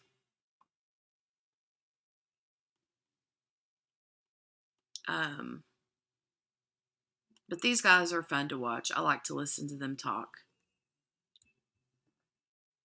And they usually always have what could we really be good. looking at here? And this is the reason why they decided to get a search warrant, because it was obvious that there was no way. I even thought that they removed the female to the hospital, but that I don't think was the case here. Right, but I don't know what the temperature was, the weather conditions for those 5 days. So maybe if someone in the chat can tell us what the weather was, depending on what that weather was, and if you were inside of that vehicle, and it was certain temperatures with direct sunlight, the inside of the vehicle would heat up. That would cause some degree of possible decomp there. Right. Anybody from the great state of Texas in the chat that could give us an approximate? Was it in the 60s, the 50s? In San Antonio, if you're there from San Antonio. Yeah, anybody from the San Antonio area. Yeah, but the warrant was just to cover all bases there, because they didn't know exactly who at this time who the suspect was or who the suspects are, and so they were covering their bases by getting that warrant. Now, EMS doesn't need a warrant to make entry into the vehicle to take a look at the victim there to see if there was any life-saving procedures they could perform, so they can go in without a warrant. But once they're done and they pronounce death, that's it. They slam on the brakes, back out, and get the warrant to. Isn't that crazy how they have to do that? Like EMS can get in there and do like, hey, Mary Lou. Hey, how are you? How are you? Sitting in the break room. What time do you get off work? We're waiting on a verdict to come back in this trial that we're watching, Mary Lou. And so we're just piddling around watching random things.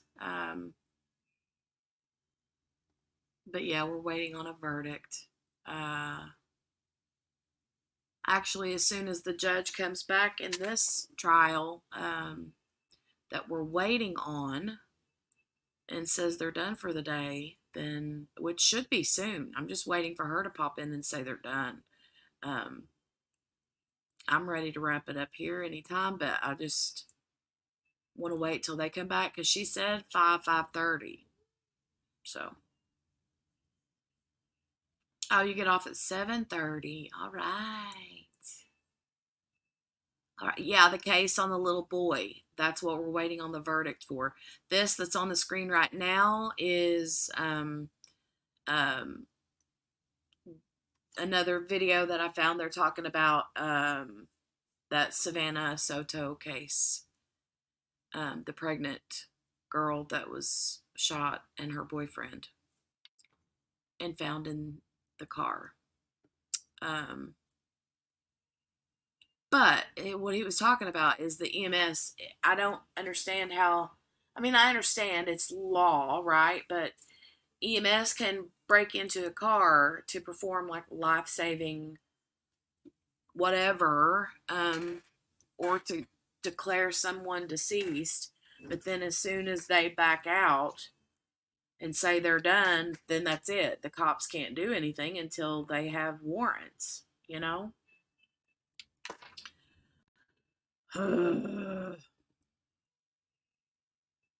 That would be very frustrating, I would think, in that line of work. To cover themselves. Some people may argue they didn't need a warrant, but you don't know that at the beginning of this investigation. And so they erred on the side of caution, which is always the best way to err. For the legal reason, so an attorney, a criminal defense attorney, can't fight that. They were thinking on their feet, and they said, you know what, let's do this the right way, and you got to respect that. So I think that was a good thing. So they're saying, I'm seeing some people say 40 to 50 degrees. 6.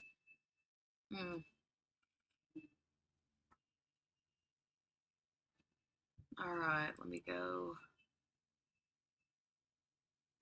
He was in there, out of that vehicle, I counted it, 30 seconds. That was a 30-second engagement. Okay, right there. A heavy-set male. Oh, hold on. You know, these are the timestamps that you and I were scratching our heads about, right? That's where this time is coming from. Okay, this is where they're talking about the surveillance video that I showed you guys the other day. Where the Silverado truck pulls in and the dad gets out and meets the kid that's driving the victim's car in. Listen to this. This is pretty interesting. That video at 23:59 hours, that was December 21st, Thursday night. The Chevy Silverado gray driving with its lights off from the vehicle recovery location. So 23:59 hours. Lee, if you're still here in the chat, I know that's military time. Correct me if I'm not right, but 23:59 is 11:59 p.m., right?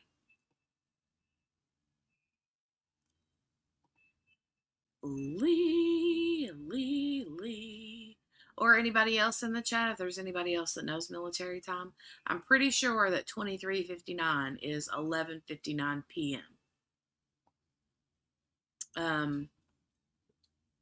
Okay. Silverado pulled in the middle of the back parking lot and parked the vehicle. The victim's vehicle could be seen approaching the Chevy Silverado. That's when he shut the lights off and made that quick right turn. The victim's vehicle parked next to the Silverado. A heavy-set male exited the Silverado, and the driver's side door of the victim's vehicle opened. The heavy-set male approached the driver of the victim's vehicle and appeared to speak to the driver. He was in there, out of that vehicle, I counted it, 30 seconds. That was a 30-second engagement. That's what I thought was super interesting. Okay. Okay, so 11:59 p.m. Okay, good deal. 30 seconds, he says. Duty Ron says he counted 30 seconds from the time that dad gets out of the car or out of the truck and then gets back into the truck. 30 seconds is all it takes for him to wipe down. I'm shedding like crazy pants, man. I've got, anyway, yeah, 30 seconds. And, keep in mind again, like I had mentioned yesterday, I think it was, that from beginning to end, the whole thing was like 9 minutes long. And now I don't know how true and how accurate that is, but that's just something that I've been hearing. And another thing, the 30-second issue, when he said 30 seconds, I had watched the video so many times, like back to back, and then off and on different times whenever different people would do different editing things to it. And so I watched that video a lot in all these different formats, right? And I guess it just seemed like a lot longer of a time than 30 seconds. And then when you consider the fact that this is a heavy set dude, right? Like it takes me 30 seconds just to get out of my car and another 30 seconds to climb back into my car and get myself situated, right? So, yeah. This was fast. It was pretty fast.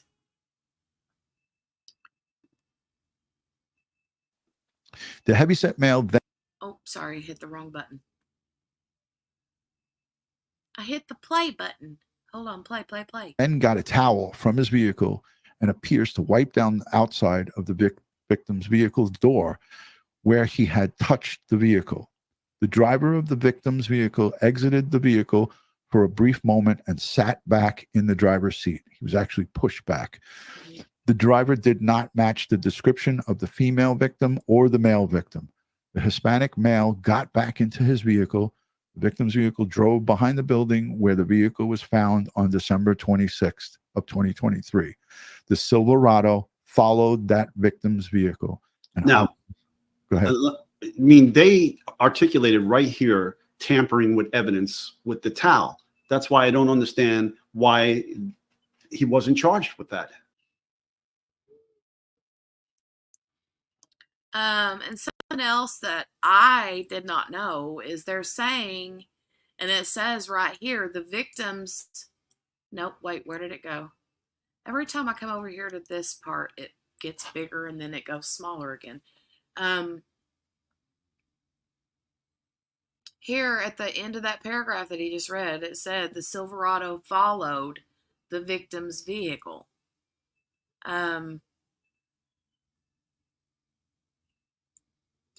And then here it says approximately 3 minutes later, the Silverado was observed leaving from behind the building where the victim's vehicle was found. The victim's vehicle did not leave the location. It was believed that the victims were already deceased in the vehicle at the time of the video observed. It is believed the unknown driver and heavy-set male observed parked the victim's vehicle at the location in an effort to hide it.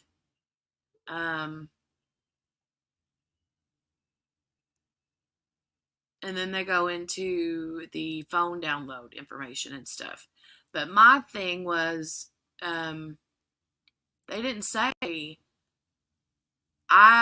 for a long time, there was no information until this came out that that the truck had actually followed. Because the truck drives off one way in the video we watched, and you see the car go the other way, right? And I remember thinking, well, then how did the guy driving the Kia get to wherever he was going in the end? You know, did he walk? Did somebody pick him? Did that? And I just always thought that whoever was driving the truck had drove around and picked him up and then they left. And so there was a lot of talk about the different CCTV cameras at different locations around where they were at, where this happened at, where the car was found, because apparently there's like a convenience store like right there close. And they were like wanting to know how many, like, because most convenience stores or most businesses in general will have at least 2 or 3, you know, they'll have at least 2 or 3 security cameras. So, and at the area where they were at, I guess their hope was that they had a camera at the back of the convenience store, I think, or a corner of it to catch. But I don't know if that's where they caught extra footage or not. I don't know where that extra footage came from. And maybe this PCA says it and I just missed that. I don't know. But they're talking now about the phone dump. I started reading this,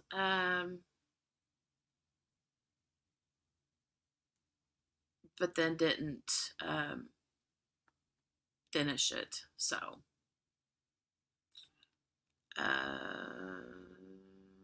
and Matthew's funeral, I think, was today or yesterday. I can't remember if it was yesterday or today. They're saying that, I think it was yesterday. And the baby was also apparently cremated. So it's very sad. Very, very sad. But I do encourage you guys to go check out Duty Ron's channel. If you are interested in this story, they've been doing a lot of videos, and I really like their content.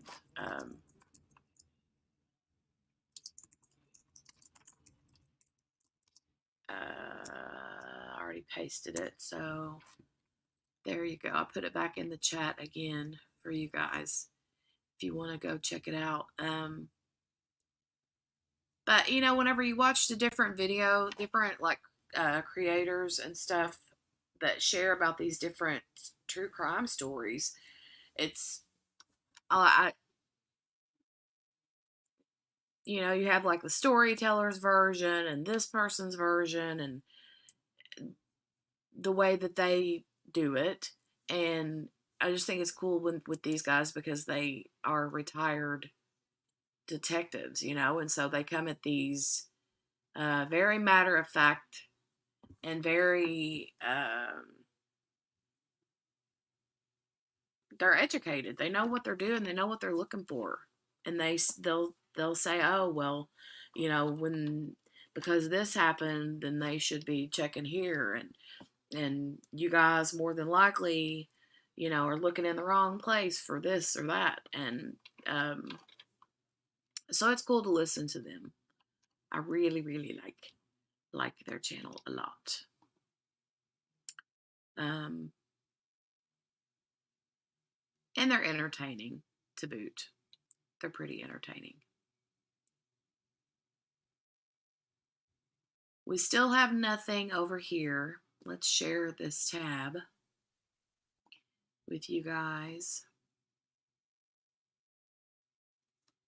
Let's share this, and we have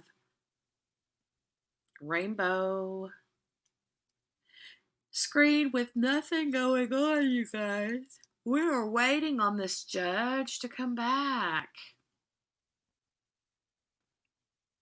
Where is she?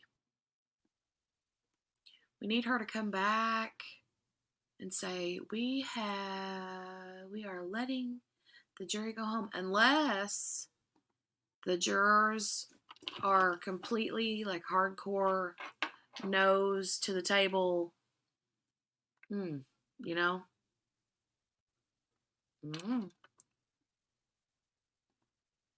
I just know that the judge said,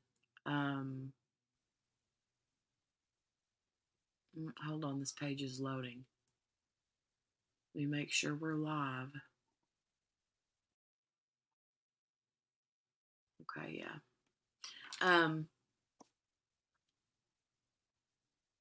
The judge had said something about, I thought she said 5 or 5:15, but I might have misunderstood, and it is 5:34, so.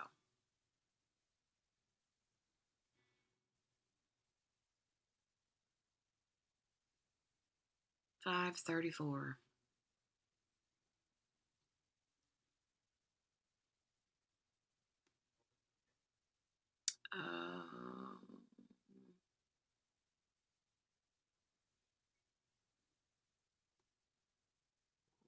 It reminds me of Tetris blocks.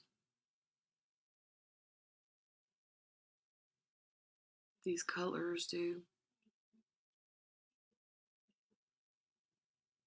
I keep getting the spinny wheel.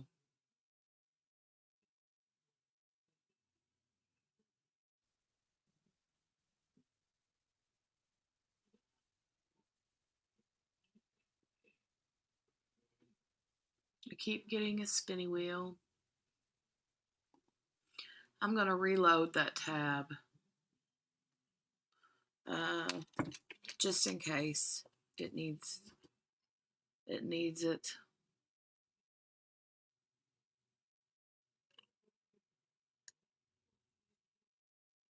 We'll reload it. Yeah. Tired. Are you guys tired? Been live for 8 hours and 34 minutes. Of course, there was a 1 hour lunch break in there somewhere.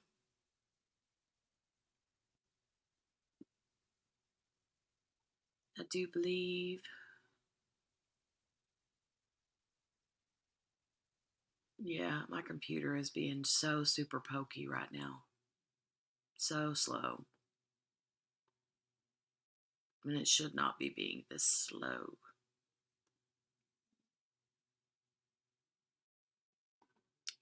It really should not.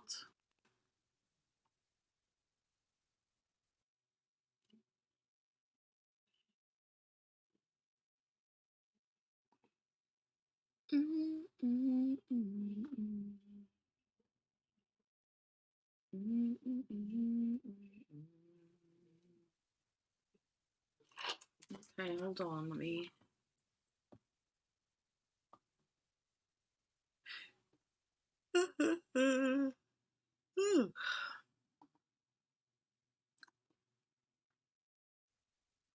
Oh, wait a minute. We have something.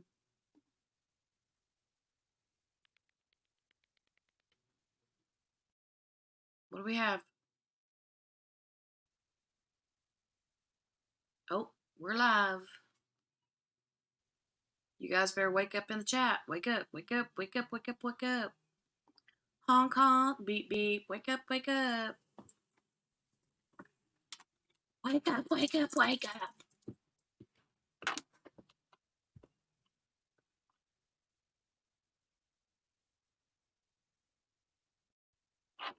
Wake up.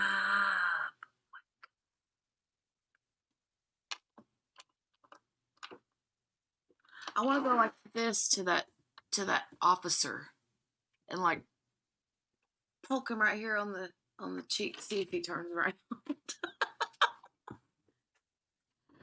And I go Gucci Gucci Gucci Gucci Goo. See if he notices, right? Patricia says, same here, Kel. Working is ruining my fun too. No fun. No fun at all.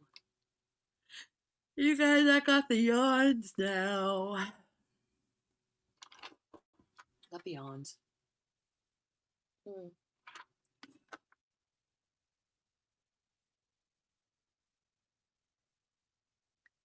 Come on, jurors. Jurors.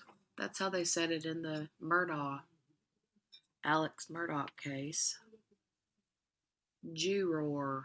Juror.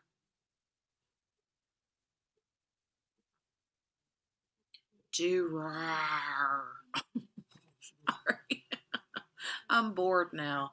I'm just trying to keep myself entertained and amused.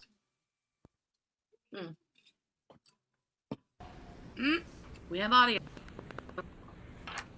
We have audio. Jazz hands.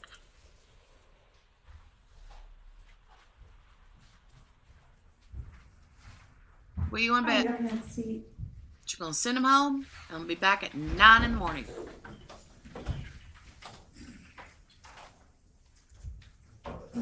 It's about 20 to 6, and I am not trying to rush anybody at all. I'm just trying to gauge how you all want to proceed.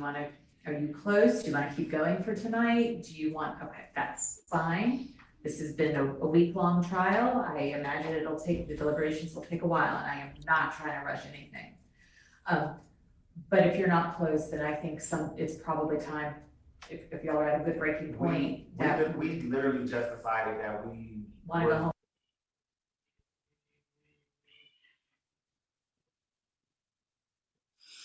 Oh, that judge or that juror started talking and camera Well, thing. let's see. Cut it.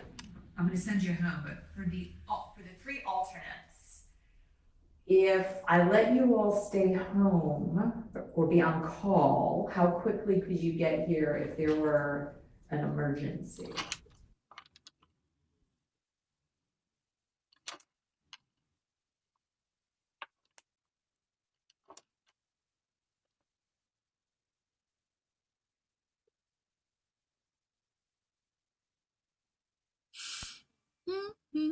Jocelyn, with cell phone numbers, please keep your cell phones handy tomorrow. And if something comes up, if you don't hear from me, don't worry about it, but if something comes up, we will reach out and just ask that you show up. So don't go to Florida for vacation or anything, just stay at home, chilled. If you need to do some work, as long as you're within a 30-minute ability to get to me, then I'm good with that. Okay, how does that sound? Great. Okay, same instructions remain in effect, and that goes for the alternates as well, because we still very well could need you. Don't discuss anything, don't research anything, do not read anything, watch anything on TV, listen to the newspaper, anything like that, internet. Go just watch. Go home, get Don't some go watch rest, anybody and don't go watch be Crime back tomorrow Cafe. morning Don't at do 9 that. o'clock. Don't do We that. can't start deliberating until the 12 of you are here. I have an appointment at 8:30, so I might be a little late in the morning, but you all start deliberating once you all get here. Just know that I might not be available if a question comes up in the morning immediately. Hopefully I'll be here by 9:30-ish. So just know that if I'm not here right away to answer a question, I'll be here as quickly as possible. Okay? Anything else? Okay. All right. Thank you all so much. Have a good night. We'll see you tomorrow. Okay. She's getting her hair done, says Joanna. I have a very important date. I have a very important date. Can't be late for a very important date. Getting her hair did. Gonna get her mani-pedi. She's like, I've had enough of these people. I need some relaxing me time. Right? I know. We'll see if she says anything to the lawyers. Well, they cut it. But I'm going to see if she says anything to the lawyers before we cut it, because probably letting the jurors out. And then I may be late. Karma, right? Right, Joanna? That's funny. Joanna's like, you all do me that way. You wait and see how late I'm make you have to wait on me like you made me wait on you.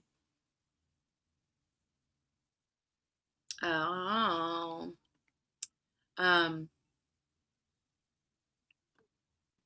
We'll see. Oh, Lord, why is my Google wanting to update right now? Not right now. Stop it. Lord have mercy. I'll go ahead and cut it.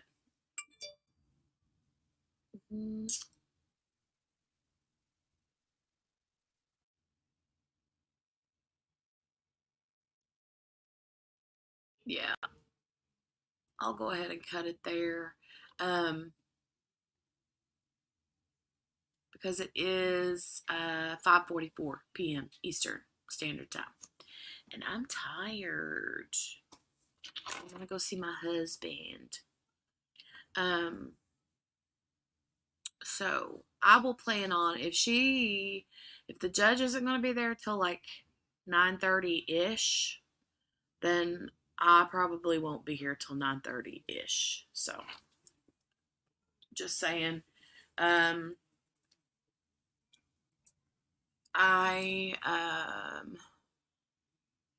Joanna's accomplished nothing. I've accomplished a lot this week. It's only Tuesday. I haven't accomplished that much. But I've accomplished some things, right? I did chase my mailman down the road today, so there's that. But I'll plan on being back here at 9:30 or 10 in the morning. I'll schedule it. So you want to make it 10, Joanna? We can make it 10. And then if for whatever reason they come on at 9:30 and they say, oh, we have a verdict or something like that, then I'll jump start it and start it earlier. But we'll go with 10. I'm glad you said 10. 10 sounds cozy. Yeah. 10 sounds cozy. Let's do 10. All right. All right. Well, please, you guys, give the video a thumbs up. I appreciate you guys for hanging out with me all day today. It's been fun and amazing. Hold on, I have to close this curtain because I don't, I like my neighbors and everything, but I don't want them to see everything I do all the time, right? They can't start without her. She said they can deliberate without her. Yeah. But she can't answer no questions until she gets there, so. But if she happens to show up at 9:30 and they're like, we're ready, we have a verdict. And then they come on and say, we have a verdict at 9:35. Well, then I'm going live at 9:35, not 10. So, okay. But anyway, great day. Love you, Bigly. Love you too, Bigly. But yeah, I appreciate you guys hanging out with me all day. I love you guys. It's been fun today. And I will see you tomorrow morning. You guys have a good rest of your night. And I will see you in the next one. Bye-bye.